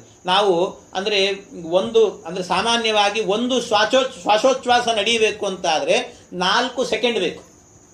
ಒಬ್ಬ ಮನುಷ್ಯನಿಗೆ ಒಂದು ಬಾರಿ ಉಸಿರು ಬಿಟ್ಟು ಒಳಗೆ ಎಳ್ಕೊಳ್ಳೋದು ಅಂದ್ರೆ 4 ಸೆಕೆಂಡ್. 4 ಸೆಕೆಂಡಿಗೆ ಒಂದು ಸರ್ತಿ ಒಂದು ಉಸಿರಾಟವನ್ನು ಆಡಬೇಕಂತೆ. ಆದ್ರೆ ಕೆಲವೊಮ್ಮೆ ಏನ್ ಮಾಡಿಬಿಡ್ತೇವೆ ನಾವು, ಫಾಸ್ಟ್ ಆಗಿ ಬಂದ್ವಿ ಅಂತ ಆದ್ರೆ ಅದು 2 ಸೆಕೆಂಡ್ನಲ್ಲೇನೆ ನಾವು ಉಸಿರಾಟವನ್ನು ಬಿಟ್ಟು ಒಳಗೆ ತಗೊಳ್ಳೋದು, ಹೊರಗೆ ಹಾಕೋದು, 2 ಮಾಡಿಬಿಡ್ತೇವೆ. ಹಾಗಾಗಿ 4 ಸೆಕೆಂಡಲ್ಲೇನೆ 2-3 ಸರ್ತಿ ನಾವು ಉಸಿರಾಟವನ್ನು ಆಡ್ಬಿಟ್ವಿ ಅಂತ ಆದ್ರೆ ನಮ್ಮ ಒಂದು ದಿನದ ಆಯುಷ್ಯದಲ್ಲಿ ಆಗಬೇಕಾದ್ರೆ ಅಂದ್ರೆ 24 ಗಂಟೆಯಲ್ಲಿ 21,600 ಶ್ವಾಸೋಚ್ಛ್ವಾಸಕ್ಕಿಂತಲೂ ಜಾಸ್ತಿ ಆಗಿ ಹೋಗ್ಬಿಡುತ್ತೆ. ಜಾಸ್ತಿ ಆಯಿತು ಅಂತ ಆದ್ರೆ ನಮ್ಮ ಆಯುಷ್ಯ ಕ್ಷೀಣ ಆಗ್ತಾ ಹೋಗುತ್ತೆ. ಹಾಗಾಗಿ ಈ ಎಲ್ಲಾ ವ್ಯಾಪಾರಗಳನ್ನು ಕೂಡ ಮಾಡಿಸುವಂತವರು ಯಾರು ಅಂತ ಹೇಳಿದ್ರೆ, ಒಳಗೆ ಕುಳಿತುಕೊಂಡು ಹಂಸಸ್ಸೋಹಂ ಸ್ವಾಹ ಅಂತ ಮಾಡ್ತಾರಲ್ಲ ಜಪವನ್ನ, ಪ್ರಾಣದೇವರು ಅಂದ್ರೆ ಮುಖ್ಯ ಪ್ರಾಣದೇವರು 6-3-2-1,000 ಶತ ಶ್ವಾಸ ಜಪಗಳ 3 ವಿಧ ಜೀವರೊಳಗ ಅಬ್ಜಜ ಕಲ್ಪ ಪರ್ಯಂತ. ಇಂಥ ಏನು ಮುಖ್ಯ ಪ್ರಾಣದೇವರಿದ್ದೀರಿ, ಗುರುಪವಮಾನ ಸಲಹೆಮ್ಮ, ನಮ್ಮನ್ನು ರಕ್ಷಣೆ ಮಾಡಿ, ನಾವು ಈ ಗ್ರಂಥವನ್ನು ಬರೀತಾ ಇದ್ದೇವೆ ಅಂತ ಅವರ ಪ್ರಾರ್ಥನೆ ಮಾಡಿದ್ದಾರೆ. ಚತುರವದನನ ರಾಣಿ, ಅತಿರೋಹಿತ ವಿಮಲ ವಿಜ್ಞಾನಿ, ನಿಗಮ ಪ್ರತಿತತಿಗಳಿಗೆ ಅಭಿಮಾನಿ, ವೀಣಾ ಪಾಣಿ ಬ್ರಹ್ಮಾಣಿ, ನತಿಸಿ ಬೇಡುವೆ ಜನನಿ, ಲಕುಮೀಪತಿಯ ಗುಣಗಳ ತುತಿಪುದಕ್ಕೆ ಸನ್ಮತಿಯ ಪಾಲಿಸಿ, ನೆಲೆಸು ನೀ ಮದ್ವದನ ಸದನದಲ್ಲಿ. ನನ್ನ ನಾಲಿಗೆಯಲ್ಲಿ ನರ್ತನೆ ಮಾಡು ಅಂತ ಕೇಳಿಕೊಳ್ತಾ ಇದ್ದಾರೆ. ಯಾಕೆ ಅಂದರೆ ಅತಿರೋಹಿತ ವಿಮಲ ವಿಜ್ಞಾನಿ, ಅವಳಿಗೆ ಪ್ರಳಯ ಕಾಲದಲ್ಲೂ ಕೂಡ ಅವಳ ಜ್ಞಾನ ಎನ್ನುವಂತಹದ್ದು ನಾಶ ಆಗೋದಿಲ್ಲ, ಅಂಥವಳು ನೀನು. ಆದ್ರಿಂದ ನಾಲಿಗೆಯಲ್ಲಿ ಇವಳು ಇದ್ರೆ ಮಾತ್ರ ಏನಾದರೂ ಮಾಡಲಿಕ್ಕೆ ಸಾಧ್ಯ. ಯಾಕೆ ಅಂದರೆ ನಾಲಿಗೆಯಲ್ಲಿ ಅವಳು ಬಂದು ನರ್ತನೆ ಮಾಡಬೇಕಂತೆ. ರಾಘವೇಂದ್ರ ಸ್ವಾಮಿಗಳ ಬಗ್ಗೆ ಹೇಳಬೇಕಾದ್ರೆ ಒಂದು ಮಾತು ಹೇಳ್ತಾರೆ. ರಾಯರು ಸುಧಾ ಅಂತ ಒಂದು ಗ್ರಂಥ ಟೀಕಾಕೃತ್ಪಾದರು ಬರೆದದ್ದು, ಅದಕ್ಕೆ ವ್ಯಾಖ್ಯಾನ ಬರೀತಾರೆ. ಅದರ ಹೆಸರೇನು ಗೊತ್ತಾ? ಪರಿಮಳ ಅಂತ. ಪರಿಮಳ ಅಂತ ಅದಕ್ಕೊಂದು ವ್ಯಾಖ್ಯಾನ. ಪರಿಮಳ ಅಂತ ಬರೆದ್ರಲ್ಲ, ಯಾಕೆ ಅದಕ್ಕೆ ಪರಿಮಳ ಅಂತ ಹೆಸರು ಗೊತ್ತಾ? ಯಾಕೆ ಅಂದರೆ ಆ ಸುಧಾ ಗ್ರಂಥವನ್ನ ಪಾಠ ಮಾಡಬೇಕಾದ್ರೆ ರಾಘವೇಂದ್ರ ಸ್ವಾಮಿಗಳು ಏನು ಮಾಡ್ತಿದ್ರಂತೆ, ಅವರು ಹೇಳುತ್ತಾ ಇದ್ರಲ್ಲ, ಹೇಳುವಾಗ ಅವರ ನಾಲಿಗೆಯಲ್ಲಿ ಸಾಕ್ಷಾತ್ ಸರಸ್ವತೀ ದೇವಿಯರು ಬಂದು ನರ್ತನೆ ಮಾಡ್ತಿದ್ರಂತೆ. ಅವರೇ ಬಂದು ನರ್ತನೆ ಮಾಡ್ತಿದ್ರಂತೆ. ಆ ನರ್ತನೆ ಮಾಡುವಾಗ ಏನಾಯಿತು ಅಂದ್ರೆ, ಅದನ್ನು ವರ್ಣನೆ ಮಾಡುತ್ತಾರೆ ವಾದೀಂದ್ರ ತೀರ್ಥರು. ಅವರು ನರ್ತನೆ ಮಾಡಬೇಕಾದ್ರೆ ಏನಾಯ್ತಂತೆ, ಅವರ ನಾಲಿಗೆಯಲ್ಲಿ ನರ್ತನೆ ಮಾಡ್ತಾ ಮಾಡ್ತಾ ಇರುವಾಗ ಸರಸ್ವತೀ ದೇವಿಯರು ತಮ್ಮ ತಲೆಯಲ್ಲಿ ಮುಡಿದಂತ ಮಲ್ಲಿಗೆ ಹೂಗಳೆಲ್ಲವೂ ಕೂಡ ಅವರ ನಾಲಿಗೆ ಮೇಲೆ ಬೀಳುತ್ತಿತ್ತಂತೆ. ಆ ನಾಲಿಗೆ ಮೇಲೆ ಬಿದ್ದಾಗ ಆ ಹೂವಿನ ಪರಾಗ ಅಂದ್ರೆ ಸುಗಂಧ ಏನಿರುತ್ತೆ ಅದು ನಾಲಿಗೆಗೆ ಹತ್ಕೊಳ್ತಾ ಇತ್ತಂತೆ. ಅದು ಹತ್ಕೊಂಡು ಕೆಳಗೆ ಬೀಳ್ತಾ ಇತ್ತು. ಆಗ ಅವರ ನಾಲಿಗೆಯಲ್ಲಿ ಬಂದಂತ ಏನೇನು ಶಬ್ದ ಇತ್ತು ಅದೆಲ್ಲ ಪರಿಮಳವಾಗ್ತಿತ್ತಂತೆ. ಹೀಗೆ ಪರಿಮಳ ಆಗೋದು ಅಂದ್ರೆ, ಪರಿಮಳ ಗ್ರಂಥ ಬಂದದ್ದು ಹಾಗೆ ಅಂತ. ಈ ರೀತಿಯಲ್ಲಿ ಪರಿಮಳ ಅಂದ್ರೆ ಸುಗಂಧ ಅಂತ ಅರ್ಥ. ಆ ನಾಲಿಗೆಯಿಂದ ಬಂತು ಈ ರೀತಿಯಲ್ಲಿ ಅಂತ. ಹಾಗೆ ಅಂಥ ಪರಿಮಳವನ್ನು ಕೊಡುವವಳು, ಪರಿಮಳ ಅಂದ್ರೆ ಒಳ್ಳೆ ನಮ್ಮ ನಾಲಿಗೆಯಿಂದ ನುಡಿಸುವಂಥವಳು ನೀನಾದ್ರಿಂದ ನೀವು ನನ್ನ ಮದ್ವದನ ಸದನದಲ್ಲಿ ನನ್ನ ನಾಲಿಗೆಯಲ್ಲಿ ಬಂದು ನೆಲೆಸು ಅಂತ ಅವಳನ್ನು ಪ್ರಾರ್ಥನೆ ಮಾಡಿದ್ದಾರೆ. ಇನ್ನು ಭಾರತೀ ದೇವಿಯರನ್ನ ಕೃತಿರಮಣ ಪ್ರದ್ಯುಮ್ನ ನಂದನೆ ಚತುರವಿಂಶತಿ ತತ್ವಪತಿ ದೇವತೆಗಳಿಗೆ ಗುರುವೆನಿಸುತ್ತಿಹ ಮಾರುತನ ನಿಜಪತ್ನಿ ಸತತ ಹರಿಯಲಿ ಗುರುಗಳಲ್ಲಿ ಸದ್ರತಿಯ ಪಾಲಿಸಿ ಭಾಗವತ ಭಾರತ ಪುರಾಣ ರಹಸ್ಯ ತತ್ವಗಳಿರುಪು ಕರುಣದಲ್ಲಿ. ಎಲ್ಲ ಭಾಗವತಾದಿ ಪುರಾಣಗಳೇನಿದ್ದಾವೆ, ಈ ಪುರಾಣಗಳ ಅರ್ಥ ಮಾಡ್ಕೊಳ್ಳೋದು ಅಷ್ಟು ಸುಲಭ ಇಲ್ಲ. ಪುರಾಣಗಳಲ್ಲಿ ಬರುವಂತ ವಾಕ್ಯಗಳು ಇವೆಲ್ಲ ಅರ್ಥ ಮಾಡ್ಕೊಳ್ಳಿಕ್ಕಾಗುವುದಿಲ್ಲ. ಬಹಳ ಮಂದಿ ಏನ್ ಮಾಡಿಬಿಡ್ತಾರೆ ಅಂದ್ರೆ, ಕೆಲವರೆಲ್ಲ ಈ ಲೌಕಿಕ ಓದಿಸ್ತಿರ್ತಾರೆ. ಲೌಕಿಕ ಓದಿಸ್ಬೇಕಾದ್ರೆ ಅವ್ರಿಗೇನಾಗಿಬಿಡುತ್ತದೆ, ಇವನು ಯಾಕೋ ಸರಿ ಓದ್ತಿಲ್ಲ, ನಮ್ಮ ಮಗ ಲೌಕಿಕ ಸರಿಯಾಗ ವಿದ್ಯೆ ಹತ್ತುವಲ್ತವನಿಗೆ, ವಿದ್ಯೆ ಹತ್ತಾ ಇಲ್ಲ, ಮತ್ತೇನ್ ಮಾಡಬೇಕು, ವಿದ್ಯಾಪೀಠಕ್ಕೆ ಕಳಿಸ್ಬಿಡ್ರಿ, ಎಲ್ಲೋ ಪಾಠಶಾಲೆ ಕಳಿಸಿ. ಈ ವಿದ್ಯೆ ಹತ್ತೋದಿಲ್ಲಂದ್ರೆ ಅದಕ್ಕೆ ಆ ವಿದ್ಯೆ ಹತ್ತಲಿಕ್ಕೆ ಅಂತ ಹೇಳಿ ಕಳಿಸೋದು. ಎಂಥ ಜನ, ಏನ್ ಕತೆ. ಆದ್ರೆ ಹಾಗೆ ಮಾಡ್ತಾರೆ, ಆದ್ರೆ ಅವ್ರಿಗೆ ಈ ವಿದ್ಯೆ ಹತ್ತೋದಿಲ್ಲ, ಆ ವಿದ್ಯೆನೇ ಹತ್ತಬೇಕು ಅಂತ ಇರ್ತದೆ. ಅದಕ್ಕೋಸ್ಕರವೇ ಹಾಗಾಗ್ತಿರ್ತದಂತೆ ಕೆಲವೊಂದು ಅಂಥದ್ದೆಲ್ಲ ಆಗ್ತಿರ್ತದೆ ಅವ್ರ ಕೈಯಿಂದ. ಇಂಥ ಯಾರ್ಯಾರೋ ಹೋಗಿ ಓದುವಂತಹದ್ದಲ್ಲ ವೇದಾಂತ ಅಂತ ಹೇಳಿದ್ರೆ. ವೇದಾಂತ ಅಂತ ಹೇಳಿದ್ರೆ ಪುರಾಣ ಹೇಳಬೇಕು ಅಂತ ಆದ್ರೆ ಪುರಾಣ ಹೇಳಲಿಕ್ಕೆ ಒಂದು ವರ ಬೇಕಂತ. ದೇವರ ಅನುಗ್ರಹ ಬೇಕು. ಸಿಕ್ಕವರೆಲ್ಲ ಹಿಡ್ಕೊಂಡು ಪುಸ್ತಕ ಹಿಡ್ಕೊಂಡು ಹೇಳ್ತೀನಿ ಅಂತಂದ್ರೆ ಅದೆಲ್ಲ ಆಗುವುದಿಲ್ಲ ಅಂತ. ಯಾಕೆಂದ್ರೆ ಒಂದೊಂದು ವಾಕ್ಯ ಅದನ್ನು ಅರ್ಥ ಮಾಡ್ಕೊಳ್ಬೇಕು ಅಂತ ಆದರೆ ಬಹಳ ಕಠಿಣ ಇದೆ. ಒಂದು ವಾಕ್ಯ ನಮಗೆ ಸರಿಯಾಗಿ ಅರ್ಥ ಆಗಬೇಕು ಅಂದರೆ ಎಷ್ಟು ಕಠಿಣ ಇದೆ ಅಂದರೆ ಆ ಶಬ್ದ ಒಳಗೆ ನಿಂತು ನಮಗೆ ಅರ್ಥ ಮಾಡಿಸಿದ್ರೆ ಅರ್ಥ ಆಗ್ತದೆ. ಅದರ ರಹಸ್ಯಗಳೆಲ್ಲವೂ ಕೂಡ ತಿಳಿಯೋದೇ ಇಲ್ಲ. ಒಂದೊಂದು ಸರ್ತಿ ಒಂದೊಂದು ರೀತಿ ಹೇಳ್ತಿರ್ತಾರೆ, ಏನು ಅಂತ ಅರ್ಥ ಆಗೋದಿಲ್ಲ ನಮಗೆ. ಒಂದು ಕಡೆಯಲ್ಲಿ ಧರ್ಮಶಾಸ್ತ್ರಗಳಲ್ಲೇ ನೋಡಿ, ಧರ್ಮಶಾಸ್ತ್ರಗಳಲ್ಲಿ ಹೇಗಿದೆ ಅಂತ ಹೇಳಿದರೆ, ಕೆಲವು ಕಡೆಯಲ್ಲಿ ಏನು ಹೇಳ್ತಾರೆ, ಮನುಷ್ಯನಾದವನು ಒಬ್ಬ, ಇದೊಂದು ಧರ್ಮಶಾಸ್ತ್ರ ಸುಮ್ಮನೆ ಏನು ಅಂದರೆ, ಈ ಕೆಲವು ಕಡೆ ಯಾರಾದರೂ ಸಾಯ್ತಾರೆ, ಸತ್ತಾಗ ಆ ಹೆಣದ ಸ್ಪರ್ಶವನ್ನು ಮಾಡಬಹುದೋ ಇಲ್ಲೋ, ತಂದೆ ತಾಯಿಗಳಿದ್ದವ್ರು ಮುಟ್ಟಬಾರದು, ಸ್ಪರ್ಶ ಮಾಡಬಾರ್ದು, ಅದನ್ನು ಮಾಡಬಾರ್ದು ಅಂತ ಅದು ಹೇಳುತ್ತೆ ಧರ್ಮಶಾಸ್ತ್ರ. ಅಲ್ಲೇ ಮತ್ತೆ ಕೆಲವು ವಾಕ್ಯಗಳು ಮುಗಿದ ನಂತರ ಮತ್ತೆ ಹೇಳುತ್ತೆ ಧರ್ಮಶಾಸ್ತ್ರ, ಇಲ್ಲ ತಂದೆ ತಾಯಿಗಳಿದ್ದವರು ಕೂಡ ಸ್ಪರ್ಶ ಮಾಡಬಹುದು, ಅದನ್ನು ಎತ್ಕೊಂಡು ಹೋಗ್ಬೋದು, ಭುಜ ಕೊಡ್ಬೋದು, ಏನು ಬೇಕಾದ್ರೂ ಮಾಡ್ಬೋದು ಅಂತ ಇದನ್ನೆಲ್ಲ ಹೇಳ್ತದೆ. ಹಾಗಾದ್ರೆ ಧರ್ಮಶಾಸ್ತ್ರ ಏನಂತ ಅರ್ಥ ಮಾಡ್ಕೋತೀರಿ? ಏನಂತ? ಹಾಗಾದ್ರೆ ಮುಟ್ಟಬೇಕು ಅಂತನೋ ಮುಟ್ಟಬಾರದು ಅಂತ ಏನಂತ ಅರ್ಥ ಮಾಡ್ಕೊಳ್ಬೇಕು? ಅರ್ಥ ಆಗೋದಿಲ್ಲ. ಅದನ್ನ ಅರ್ಥ ಮಾಡ್ಕೊಳ್ಬೇಕಂದ್ರೆ ಬರೀ ಧರ್ಮಶಾಸ್ತ್ರ ಓದಿದ್ರೆ ಸಾಕಾಗಲ್ಲ, ಧರ್ಮದ ಮರ್ಮ ತಿಳಿಬೇಕಾಗ್ತದೆ. ಅದರ ಮರ್ಮ ತಿಳಿಬೇಕು. ಏನು ಅಭಿಪ್ರಾಯ ಅಂತ ಹೇಳಿದರೆ, ತಂದೆ ತಾಯಿ ಇರುವವನು ಶವಸ್ಪರ್ಶವನ್ನ ಮಾಡಬಾರದು, ಅದು ನಿಶ್ಚಿತ, ಅದರಲ್ಲಿ ಎರಡು ಮಾತಿವೆ. ಆದರೆ ಮಾಡಬಹುದು. ಯಾವಾಗ ಅಂದರೆ, ಆ ಏನು ಶವ ಇರುತ್ತೆ ಅದರ ಸಂಸ್ಕಾರ ಮಾಡಲಿಕ್ಕೆ ಜನಗಳೇ ಇಲ್ಲ, ಯಾರು ಹೊತ್ಕೊಂಡು ಹೋಗ್ಲಿಕ್ಕಿಲ್ಲ ಅಂತ ಸಂದರ್ಭ ಇತ್ತು ಅಂದರೆ ಮಾತ್ರ ಆ ಕಾಲದಲ್ಲಿ ಅವ್ರು ಮಾಡಬಹುದಂತೆ. ಅದೆಲ್ಲ ಅಂದ್ರೆ ಕೆಲವೊಂದು ಸಂದರ್ಭ ಅಂತಿರ್ತದೆ, ಸಮಯ ಅಂತಿರ್ತದೆ. ಹಾಗೆ ಆಪತ್ಕಾಲ ಅಂತ ಬಂದಾಗ ಅಂತಹ ಸಂದರ್ಭದಲ್ಲಿ ಇದೆಲ್ಲ ಧರ್ಮ ಅಂತ ಅನಿಸಿಕೊಳ್ಳುತ್ತದೆ. ಅಷ್ಟೇ ಅಲ್ಲ, ಆ ಕಾಲದಲ್ಲಿ ಏನಾದರೂ ತಂದೆ ತಾಯಿ ಇರುವಂಥವನು ಏನು ಆ ಹೆಣಕ್ಕೆ ಭುಜ ಕೊಟ್ಟು ಅದನ್ನು ಸ್ಮಶಾನ ತನಕ ಒಯ್ತಾನೆ, ಅವನಿಗೆ ಎಷ್ಟು ಪುಣ್ಯ ಅಂದ್ರೆ ಒಂದೊಂದು ಹೆಜ್ಜೆಗೆ ಒಂದೊಂದು ಅಶ್ವಮೇಧ ಯಾಗ ಮಾಡಿದ ಪುಣ್ಯ ಬರುತ್ತದೆ ಅಂತ ಹೇಳ್ತಾರೆ. ಅಷ್ಟು ಪುಣ್ಯ ಇದೆ ಅಂತ. ಆದರೆ ಹೀಗೆ ಅರ್ಥ ಮಾಡ್ಕೊಳ್ಬೇಕು.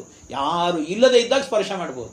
ಆದ್ರೆ ಮತ್ತೆ ಅದಕ್ಕೂ ಹೇಳ್ತಾರೆ, ಮತ್ತೆ ಏನು ಅಂದ್ರೆ, ಆದ್ರೆ ಸ್ಪರ್ಶ ಮಾಡಿದ್ರು ಕೂಡ ಅವ್ರು ಬದುಕಿದ್ದ ತಂದೆ ತಾಯಿಗಳಿರ್ತಾರೆ, ಅವ್ರಿಗೆ ಹೇಳಬಾರ್ದಂತದ, ಮತ್ತೆ ಅವ್ರಿಗೆ ಬೇಜಾರಾಗ್ತದೆ, ಅದಕ್ಕೋಸ್ಕರ ಅವ್ರಿಗೆ ಹೇಳಬಾರ್ದಂತೆ.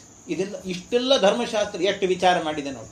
ಆದ್ರಿಂದ ಇವೆಲ್ಲ ರಹಸ್ಯ ಇರ್ತದಲ್ಲ, ಈ ರಹಸ್ಯ ಸುಲಭವಾಗಿ ಅರ್ಥ ಆಗೋದಿಲ್ಲ. ಯಾರೋ ಹೇಳಿದ್ರೆ, ಗುರುಗಳು ತಿಳಿಸಿಕೊಟ್ರೆ ಅಂಥದ್ದು ಮಾತ್ರ ಅರ್ಥ ಆಗ್ತದೆ. ಆದ್ರಿಂದ ಇದೆಲ್ಲ ತಿಳಿಬೇಕು, ಅರ್ಥ ಆಗಬೇಕು ಅಂದ್ರೆ ಒಳಗೆ ಭಾರತೀ ದೇವಿಯರು ಬರಬೇಕಷ್ಟೆ. ಭಾರತಿ ಭವತಿ ಯದನುಭಾವಾದ್ ಎಡ ಮೂಕೋಪಿ ವಾಗ್ಮಿ ಜಡಮತಿರಪಿ ಜಂತುರ್ಜಾಯತೆ ಪ್ರಾಜ್ಞಮೌಲಿಃ ಸಕಲ ವಚನ ಚೇತೋ ದೇವತಾ ಭಾರತೀ ಸಾ ಮಮ ವಚಸಿ ನಿದತ್ತಾಂ ಸನ್ನಿಧಿಂ ಮಾನಸೇ ಚ. ನನ್ನ ನಾಲಿಗೆಯಲ್ಲಿ ಬಂದು ಅವಳು ನುಡಿಸ್ಬೇಕಷ್ಟೆ ಇದನ್ನೆಲ್ಲವನ್ನು ಕೂಡ. ಅದಕ್ಕೆ ಭಾರತೀ ದೇವಿಯರನ್ನ ಪಾಲಿಸಿ ಭಾಗವತ ಭಾರತ ಪುರಾಣ ರಹಸ್ಯ ತತ್ವಗಳು ಅರುಪು ಕರುಣದಲ್ಲಿ ಅವುಗಳನ್ನೆಲ್ಲ ತತ್ವಗಳನ್ನು ನಮಗೆ ತಿಳಿಸಿಕೊಡು ಅಂತ ಅವಳನ್ನು ಕೇಳಬೇಕು. ಇವಳ ಅನುಗ್ರಹ ಇದ್ದರೆ ಮಾತ್ರ ಇದೆಲ್ಲವೂ ಕೂಡ ಆಗುತ್ತೆ. ಆಮೇಲೆ ವೇದವ್ಯಾಸ ದೇವರನ್ನ ನಮಸ್ಕಾರ ಮಾಡಿದ್ದಾರೆ. ವೇದಪೀಠ ವಿರಿಂಚಿ ಭವ ಶಕ್ರಾದಿ ಸುರ ವಿಜ್ಞಾನದಾಯಕ ಮೋದ ಚಿನ್ಮಯ ಗಾತ್ರ ಲೋಕ ಪವಿತ್ರ ಸುಚರಿತ್ರ ಛೇದ ಭೇದ ವಿಷಾದ ಕುಟಿಲಾಂತಾದಿ ಮಧ್ಯ ವಿದೂರ ಆದಾನಾದಿ ಕಾರಣ ಬಾದರಾಯಣ ಪಾಹಿ ಸತ್ರಾಣ. ಇಂಥ ವೇದವ್ಯಾಸ ದೇವರು. ಇನ್ನು ಮಧ್ವಾಚಾರ್ಯರ ಬಗ್ಗೆ ಹೇಳಿದ್ದಾರೆ. ಕ್ಷಿತಿಯೊಳಗೆ ಮಣಿಮಂತ ಮೊದಲಾದ ಅತಿ ದುರಾತ್ಮರು 120 ಕುಭಾಷ್ಯವ ರಚಿಸಿ ನಡುಮನೆ ಎಂಬ ಬ್ರಾಹ್ಮಣನ ಸತಿಯ ಜಠರದೊಳವತರಿಸಿ ಭಾರತೀ ರಮಣ ಮಧ್ವಾಭಿಧಾನದಿ ಚತುರದಶ ಲೋಕದ ಮೆರೆದ ಅಪ್ರತಿಮೆಗೊಂದಿಸುವೆ. ಆ ಮಧ್ವಾಚಾರ್ಯರಾಗಿ ಅವತಾರ ಮಾಡಿದ್ದಾರೆ, ಅವರನ್ನು ನಮಸ್ಕಾರ ಮಾಡುತ್ತೇನೆ. ಇನ್ನು ಅವರು ಸಾರಿದಂತಹದ್ದು, ಅವರೇ ಆನಂದ ತೀರ್ಥರು ಅಂತ ಕರೆಸಿಕೊಂಡು ಪಂಚಭೇದಗಳನ್ನ, ಪಂಚರೂಪಗಳ ವೈಶಿಷ್ಟ್ಯವನ್ನ ಇದನ್ನೆಲ್ಲ ವರ್ಣನೆ ಮಾಡಿದ್ದಾರೆ. 120 ತತ್ವಗಳನ್ನ ಇದನ್ನೆಲ್ಲವನ್ನು ಕೂಡ ವರ್ಣನೆ ಮಾಡಿದ್ದಾರೆ. ಪಂಚಭೇದಾತ್ಮಕ ಪ್ರಪಂಚಕ್ಕೆ ಪಂಚರೂಪಾತ್ಮಕನೇ ದೈವಕ ಪಂಚಮುಖ ಶಕ್ರಾದಿಗಳು ಕಿಂಕರರು ಶ್ರೀಹರಿಗೆ. ಇಂಥ ಏನು ಎಲ್ಲ ಶ್ರೀಹರಿಯ ಕಿಂಕರರಾಗಿರುವಂಥವರು ಇದನ್ನೆಲ್ಲ ತಿಳಿಸಿಕೊಟ್ಟಂತ ಏನು ಭಾವಿ ಬ್ರಹ್ಮದೇವರು ಅಂತಲೇ ಕರೆಸಿಕೊಂಡವರಿದ್ದಾರೆ. ಆನಂದ ತೀರ್ಥರ ನೆನೆವೆ ಅನುದಿನವು. ಇಂಥ ಆನಂದ ತೀರ್ಥರನ್ನ ನಮಸ್ಕಾರ ಮಾಡ್ತೇನೆ. ಇನ್ನು ರುದ್ರದೇವರು, ಮಹರುದ್ರದೇವರು, ಅವರು ಇಲ್ಲದೆ ಇದ್ರೆ ಏನೂ ನಡೀಲಿಕ್ಕೆ ಸಾಧ್ಯ ಇಲ್ಲ. ವಾಮದೇವ ವಿರಿಂಚಿತನಯ ಉಮಾ ಮನೋಹರ ಉಗ್ರದೂರ್ಜಟಿ ಸಾಮಜಾಜಿನ ವಸನಭೂಷಣ ಸುಮನಸೋತ್ತಂಸ ಕಾಮಹರ ಕೈಲಾಸ ಮಂದಿರ ಸೋಮ ಸೂರ್ಯ ಅನಲ ವಿಲೋಚನ ಕಾಮಿತತ್ಪ್ರದ ಕರುಣಿಸೆಮಗೆ ಸದಾ ಸುಮಂಗಳವ. ಈ ರುದ್ರದೇವರನ್ನ ಸ್ಮರಣೆ ಮಾಡಿಕೊಂಡೇ ಮುಂದೆ ಹೋಗಬೇಕು. ಯಾಕೆ ಅಂದ್ರೆ ಇವರ ಸ್ಮರಣೆ ಮಾಡಲಿಲ್ಲ ಅಂತ ಆದ್ರೆ ವಿಘ್ನಗಳು ಕಟ್ಟಿಟ್ಟ ಬುತ್ತಿ ಅಂತ ಅರ್ಥ. ನಾವೇನು ಸತ್ಕರ್ಮ ಮಾಡಬೇಕು ಅಂದ್ರೂ ಕೂಡ ರುದ್ರದೇವರ ಅನುಗ್ರಹ ಬೇಕಂತ. ನಾವು ಸತ್ಕರ್ಮ ಗುರುಮಂತ್ರ ಮಾಡ್ತೀರಿ ಅಂದ್ರೂ ಕೂಡ ರುದ್ರದೇವರ ಅನುಗ್ರಹ ಬೇಕು. ನಾವು ಒಂದು ಗುರುಮಂತ್ರ ಒಳ್ಳೆ ಕೆಲಸ ಮಾಡಬೇಕು ಅಂತ ಆದ್ರೂ ಕೂಡ ದೇವ್ರ ಪೂಜೆ ಮಾಡಬೇಕು, ಸಂಧ್ಯಾ ವಂದನೆ ಏನು ಮಾಡಬೇಕಾದ್ರೂ ರುದ್ರದೇವರ ಅನುಗ್ರಹ ಬೇಕು. ಅವರ ಅನುಗ್ರಹ ಇಲ್ಲದೆ ಏನೂ ಮಾಡ್ಲಿಕ್ಕಾಗೋದಿಲ್ಲ. ಯಾಕೆಂದ್ರೆ ನಾವೇನೋ ಕೂತ್ಕೊಂಡ್ವಿ ಅಂದ್ರೆ ಒಂದ್ ನಿಮಿಷ ಆಚಮನ ಮಾಡಿರ್ತೀವಿ, ಮುಂದಿನ ಮಂತ್ರ ಹೇಳೋದ್ರೊಳಗೆ ಇವತ್ತೊಂದ್ ದಿವ್ಸ ಬಿಟ್ರೆ ಸಾಕ್ಬಿಡು ಅಂತ ಎದ್ದು ಹೋಗ್ಬಿಡ್ತೀವಿ ಕೆಲವೊಂದ್ಸರ್ತಿ. ಹೀಗೆಲ್ಲ ಯಾಕೆ ಅಂದ್ರೆ ನಮ್ಮ ಒಳಗೆ ಭೂತಗಳೆಲ್ಲ ಬಂದು ವಿಘ್ನ ಮಾಡ್ತಾವಂತೆ. ರಾಕ್ಷಸರು ಬರ್ತಾರೆ, ರಾಕ್ಷಸರು ಬಂದು ಸತ್ಕರ್ಮಕ್ಕೆ ವಿಘ್ನವನ್ನ ಮಾಡ್ತಾರೆ, ವಿಘ್ನವನ್ನ ಮಾಡಿ ನಮ್ಮನ್ನು ಕಳಿಸಿಬಿಡ್ತಾರಂತವ್ರು. ಆದ್ರಿಂದ ಸತ್ಕರ್ಮದಿಂದ ದೂರ ಮಾಡ್ತಾರೆ. ಅದಕ್ಕೋಸ್ಕರವಾಗಿ ಪ್ರಾರ್ಥನೆ ಮಾಡಬೇಕು. ರುದ್ರದೇವರ ಪ್ರಾರ್ಥನೆ ಮಾಡಿಕೊಂಡು ಶುರು ಮಾಡಿದ್ರೆ ಇದು ಯಾವುದಾಗೋದಿಲ್ಲ. ಏನ್ ಮಾಡಬೇಕು ಅದಕ್ಕೆ? ಅಪಸರ್ಪಂತು ಯೇ ಭೂತ ಭುವಿ ಸಂಸ್ಥಿತಾ ಯೇ ಭೂತ ವಿಘ್ನಕರ್ತಾರಃ ತೇ ನಶ್ಯಂತು ಶಿವಾಜ್ಞಯ ತೇ ನಶ್ಯಂತು. ರುದ್ರದೇವರ ಆಜ್ಞೆಯಿಂದ ಅವುಗಳೆಲ್ಲವೂ ಕೂಡ ನಾಶ ಆಗಲಿ, ಹತ್ರಕ್ಕೆ ಬರದೇ ಹೋಗಲಿ ಅಂತ. ಅಪಸರ್ಪಂತು ಯೇ ಭೂತ ವಿಘ್ನಕರ್ತಾರ, ನಮಗೆ ವಿಘ್ನ ಮಾಡುವಂತಹ ಭೂತಗಳೆಲ್ಲ ದೂರ ಹೋಗಲಿ ಅಂತ ಮಹಾತ್ಮರು ಮಹರುದ್ರದೇವರು ಆ ರುದ್ರದೇವರ ಹೆಸರುಗಳನ್ನೆಲ್ಲ 11 ಹೆಸರುಗಳನ್ನು ಹೇಳಿದ್ದಾರೆ. ಅವರ ಹೆಸರೇ ಶಿವ. ಶಿವ ಅಂದ್ರೆ ಮಂಗಳವನ್ನು ಕೊಡುವಂಥವರು ಅಂತ ಮಹಾತ್ಮರು. ಆಮೇಲೆ ಮುಂದೆ ಆಗಬೇಕಾದ್ರೆ ಅನೇಕ ದೇವತೆಗಳನ್ನೆಲ್ಲರನ್ನು ಕೂಡ ಅವರನ್ನೇ ರುದ್ರದೇವರನ್ನ ಮತ್ತು ಶೇಷದೇವರ ಕೃತ್ತಿವಾಸನೆ ಹಿಂದೆ ನೀ 40 ಕಲ್ಪ ಸಮೀರನಲ್ಲಿ ಶಿಷ್ಯತ್ವ ವಹಿಸಿ ಅಖಿಳ ಆಗಮಾರ್ಥಗಳೋದಿ ಜಲಧಿಯೊಳು 10 ಕಲ್ಪದಿ ತಪವಗೈದು ಆದಿತ್ಯರಳು ಉತ್ತಮ ನೆನೆಸಿ ಪುರುಷೋತ್ತಮನ ಪರ್ಯಂಕ ಪದವೈದಿದೆಯೋ ಮಹಾದೇವ. ಹಿಂದೆ ಮಹಾದೇವನಾಗಿದ್ದಿ, ಮುಂದೆ ಪುರುಷೋತ್ತಮನ ಪರ್ಯಂಕನಾಗಿದ್ದಿ, ಅವನ ಮಂಚವಾಗಿದ್ದಿ ನೀನು ಅಂತ. ಮತ್ತು ಪಾಕಶಾಸನ ಮುಖ್ಯ ಸಕಲ ದಿವೌಕಸರಿಗೆ ಅಭಿನಮಿಪೆ, ಋಷಿಗಳಿಗೆ ಏಕಚಿತ್ತದಿ, ಪಿತೃಗಳಿಗೆ ಗಂಧರ್ವ ಕ್ಷಿತಿಪರಿಗೆ ಯಾರನ್ನೂ ಬಿಟ್ಟಿಲ್ಲ, ಎಲ್ಲರಿಗೂ ಕೂಡ ನಮಸ್ಕಾರ ಅಂತ ಹೇಳಿ ನಮಸ್ಕಾರಗಳನ್ನು ಮಾಡಿ ಅವರನ್ನೆಲ್ಲ ಪ್ರಾರ್ಥನೆ ಮಾಡಿಕೊಂಡು ಮುಂದೆ ಹೋಗಿದ್ದಾರೆ. ಮುಂದೆ ಪರಮಾತ್ಮನ ಕಾರುಣ್ಯವನ್ನು ನಿರೂಪಣೆ ಮಾಡುತ್ತಾ ಶ್ರವಣ ಮನಕ ಆನಂದವಿಯುವುದು, ಭವಜನಿತ ದುಃಖಗಳ ಕಳೆಯುವುದು, ವಿವಿಧ ಭೋಗಗಳ ಅಪಹರಂಗಳಿತ್ತು ಸಲಹುವುದು, ಭುವನ ಪಾವನವೆನಿಪ ಲಕುಮೀದವನ ಮಂಗಳ ಕಥೆಯ ಪರಮೋತ್ಸವದಿ ಕಿವಿಗೊಟ್ಟಾಲಿಪುದು ಭೂಸುರರು ದಿನದಿನದಿ. ಆ ಪರಮಾತ್ಮನ ಚರಿತ್ರೆ ಅಂತ ಹೇಳಿದ್ರೇನೆ ಹಾಗೆ ಉತ್ಸವ, ಇದೊಂದು ಪರಮೋತ್ಸವ ಅಂತ ತಿಳ್ಕೊಂಡೆ ಅವರ ಚರಿತ್ರೆಯನ್ನ ಶ್ರವಣ ಮಾಡಬೇಕಂತೆ. ಇದು ನಾನು ಹೇಳಿದ್ದು ಕನ್ನಡದ ಪದ್ಯ ಅಂತ ಅನ್ಕೊಂಡು ಇದನ್ನು ನಿರಾಕರಣೆ ಮಾಡ್ಲಿಕ್ಕೆ ಹೋಗಬೇಡ್ರಿ. ಯಾಕೆ ಅಂದ್ರೆ ಅದು ಮಳೆ ನೀರು ಬೀದಿಯಲ್ಲಿ ಹೋಗಬೇಕಾದ್ರೆ ಯಾರು ಅದನ್ನು ತಗೊಳ್ಳಲ್ಲ, ಸ್ನಾನ ಮಾಡುವುದಿಲ್ಲ, ಕುಡಿಯೋದಿಲ್ಲ. ಆದ್ರೆ ನದಿಗೆ ಹೋಗಿ ಸೇರಿದ್ರೆ ಅದನ್ನು ತಗೊಳ್ತಾರೆ. ಹಾಗೆ ನನ್ನದ್ದು ಕೂಡ ಈ ಮಾತುಗಳೆಲ್ಲ ಪರಮಾತ್ಮನ ಪಾದಮಹಿಮಾವನ್ನ ವರ್ಣನೆ ಮಾಡುತ್ತಾ ಇದೆ.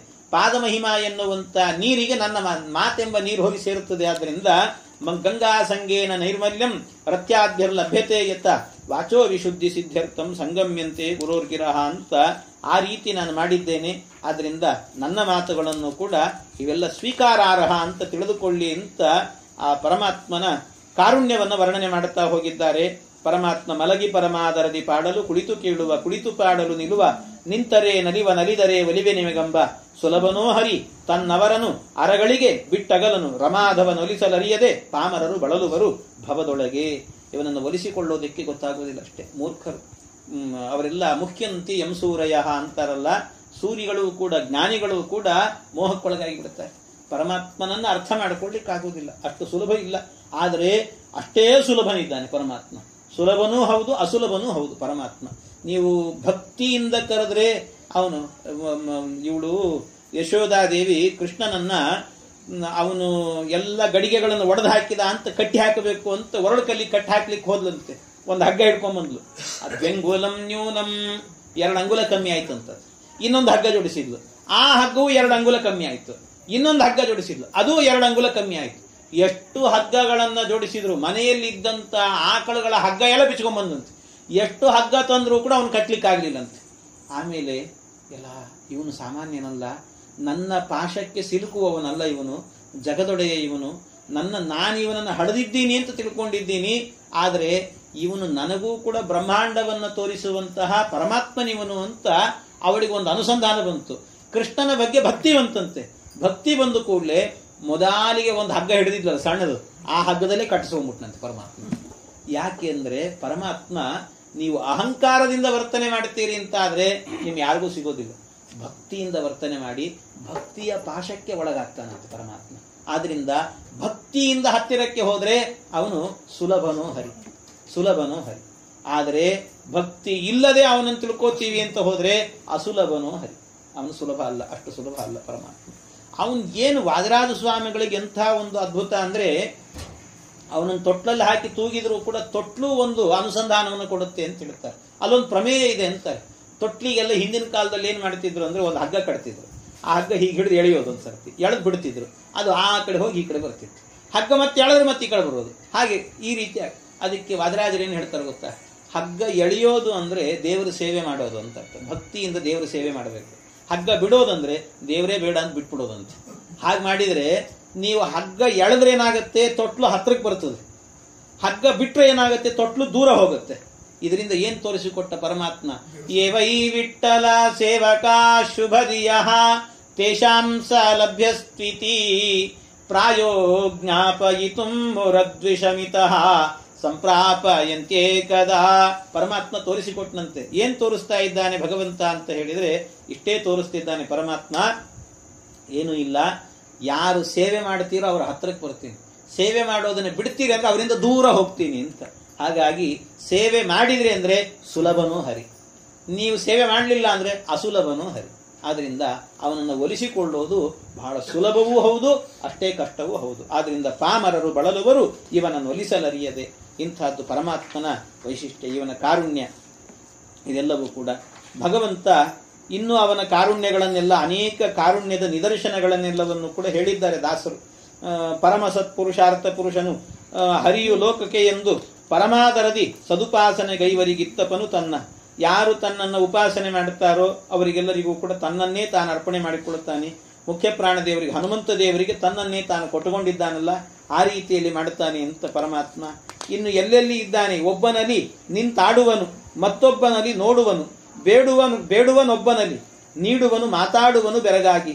ಎಲ್ಲ ಒಬ್ಬೊಬ್ಬರಲ್ಲಿ ಒಂದೊಂದು ರೀತಿ ಮಾಡಿಸ್ತಿರ್ತಾನಂತೆ ಪರಮಾತ್ಮ. ಒಬ್ಬರಲ್ಲಿ ನಿಂತು ಬೇಡಿಸ್ತಾನೆ, ಒಬ್ಬರಲ್ಲಿ ನಿಂತು ಅಂದ್ರೆ ಒಬ್ಬೊಬ್ಬರಿಂದ ಒಂದೊಂದು ಕೆಲಸವನ್ನು ಮಾಡಿಸ್ತಾನಂತೆ ಪರಮಾತ್ಮ. ಒಬ್ರು ಬೇಡುವವರಾಗಿರ್ತಾರೆ, ಒಬ್ರು ಕೊಡುವವರಾಗಿರ್ತಾರೆ. ನಾವು ಅನ್ಕೊಳ್ತೀವಿ ನಾವು ಕೊಡುವವನು ಅವನು ಬೇಡುವವನು ಅಂತ. ಅಲ್ಲ, ಕೊಡುವವನು ನಮ್ಮೊಳಗೆ ನಿಂತವನೇ, ಬೇಡುವವನು ಅವನೇ, ಎಲ್ಲವೂ ಕೂಡ ಅವನೇ ಮಾಡೋದು, ಪರಮಾತ್ಮನೇ ಮಾಡೋದು. ನಾವು ಅಂತ ತಿಳ್ಕೋತಿರ್ತೀವಿ ಅಷ್ಟೇ. ಹೀಗೆ ಅವನ ವ್ಯಾಪ್ತಿ ಎನ್ನುವಂತಹದ್ದು ಎಲ್ಲರ ಒಳಗೂ ಕೂಡ ಅವನ ವ್ಯಾಪ್ತಿ ಎನ್ನುವಂತಹದ್ದಿದೆ. ಆಮೇಲೆ ಭಗವಂತನ ಕಾರುಣ್ಯ ಎಂಥದ್ದು, ಇವನಿಗೆ ಪುಂಡಲೀಕನಿಗಂತೂ ಅನುಗ್ರಹ ಮಾಡಿರುವಂತಹದ್ದು. ಇಟ್ಟಿಕಲ್ಲನ್ನು ಭಕುತಿಯಿಂದ ಕೊಟ್ಟ ಭಕುತಗೆ ಮೆಚ್ಚಿ ತನ್ನನ್ನು ಕೊಟ್ಟ ಬಡ ಬ್ರಾಹ್ಮಣನ ಒಪ್ಪಿಡಿ ಅವಲಕ್ಕಿಗೆ ಕೆಳಾರ್ಥ. ಪರಮಾತ್ಮ ಇಟ್ಟಿಕಲ್ಲನ್ನು ಹಾಕಿದಾಗ ಅವನಿಗೆ ಕಾಯ್ತಾ ಇರು ನೀನು ಅಂತ ಹೇಳಿದ ಮಾತ್ರಕ್ಕೆ ಅಲ್ಲೇ ನಿಂತಿದ್ದಾನೆ ಪರಮಾತ್ಮ. ಎಂಥ ಕಾರುಣ್ಯ ಅವನಿಗೆ, ಭಗವಂತನಿಗೆ ಭಕ್ತನ ಮೇಲೆ. ಈ ರೀತಿ ಇನ್ನು ಅಖಿಲಾರ್ಥ, ಇಡೀ ಅವಲಕ್ಕಿ ಕೊಟ್ಟದ್ದಕ್ಕೇನೆ ಸುಧಾಮನಿಗೆ ಪರಮಾನುಗ್ರಹವನ್ನು ಮಾಡಿದ್ದಾನೆ ಪರಮಾತ್ಮ. ಇದು ಅವನ ಕಾರುಣ್ಯಕ್ಕೆ ನಿದರ್ಶನ ಅಂತ ಹೇಳ್ತಾರೆ. ನಾವು ಹೇಳುವಂತಹ ಸ್ತೋತ್ರ ಅಬದ್ಧ ಏನೇನು ಹೇಳಿದರೂ ಕೂಡ ಮಕ್ಕಳು ಮಾತನಾಡುವ ಭಾಷೆಯನ್ನು ಕೇಳಿ ತಂದೆ ತಾಯಿಗಳು ಆನಂದ ಪಡುವಂತೆ, ಬಾಲಕನ ಕಲಭಾಷೆ ಜನನಿಯು ಕೇಳಿ ಸುಖ ಪಡುವಂತೆ, ಲಕುಮೀಲೋಲ ಭಕುತರು ಮಾತಾಡುತ್ತಿಹ ಸಂಸ್ಕೃತಿಗೆ ಹಿಗ್ಗುವನು. ಪರಮಾತ್ಮ ಈ ರೀತಿ ಆನಂದವನ್ನು ಪಡ್ತಾನಂತೆ ಪರಮಾತ್ಮ. ಇದು ಅವನ ಕಾರುಣ್ಯ ಅಂತ ತಿಳ್ಕೊಳ್ಬೇಕು, ಭಗವಂತನ ಕಾರುಣ್ಯ. ಅದೇ ರೀತಿಯಲ್ಲಿ ಭಗವಂತನ ಕಾರುಣ್ಯಕ್ಕೆ ಇನ್ನು ಅನೇಕ ನಿದರ್ಶನಗಳು, ಬೇಕಾದಷ್ಟು ನಿದರ್ಶನ ಹೇಳಿದ್ದಾರೆ. ಪಾಪಕರ್ಮವ ಸಹಿಸುವಡೆ ಲಕ್ಷ್ಮೀಪತಿಗೆ ಸಮರಾದ ದಿವಿಜರು ಈ ಪಯೋಜ ಭವಾಂಡದೊಳಗಾವಲ್ಲಿ ನಾ ಕಾಣೆ. ಈ ಇಡೀ ಬ್ರಹ್ಮಾಂಡದೊಳಗೆ ನಾವು ಕಾಣಲಿಕ್ಕೆ ಸಾಧ್ಯ ಇಲ್ಲ ಪರಮಾತ್ಮನನ್ನ. ಇಂಥ ಕಾರುಣ್ಯ ಯಾರಿಗಿದೆ ಹೇಳಿ? ಯಾರ್ಯಾರು ಏನೇನು ತಪ್ಪು ಮಾಡಿದರೂ ಕೂಡ ಅವರನ್ನೆಲ್ಲ ಸಹಿಸಿಕೊಳ್ತಾನಲ್ಲ ಭಗವಂತ.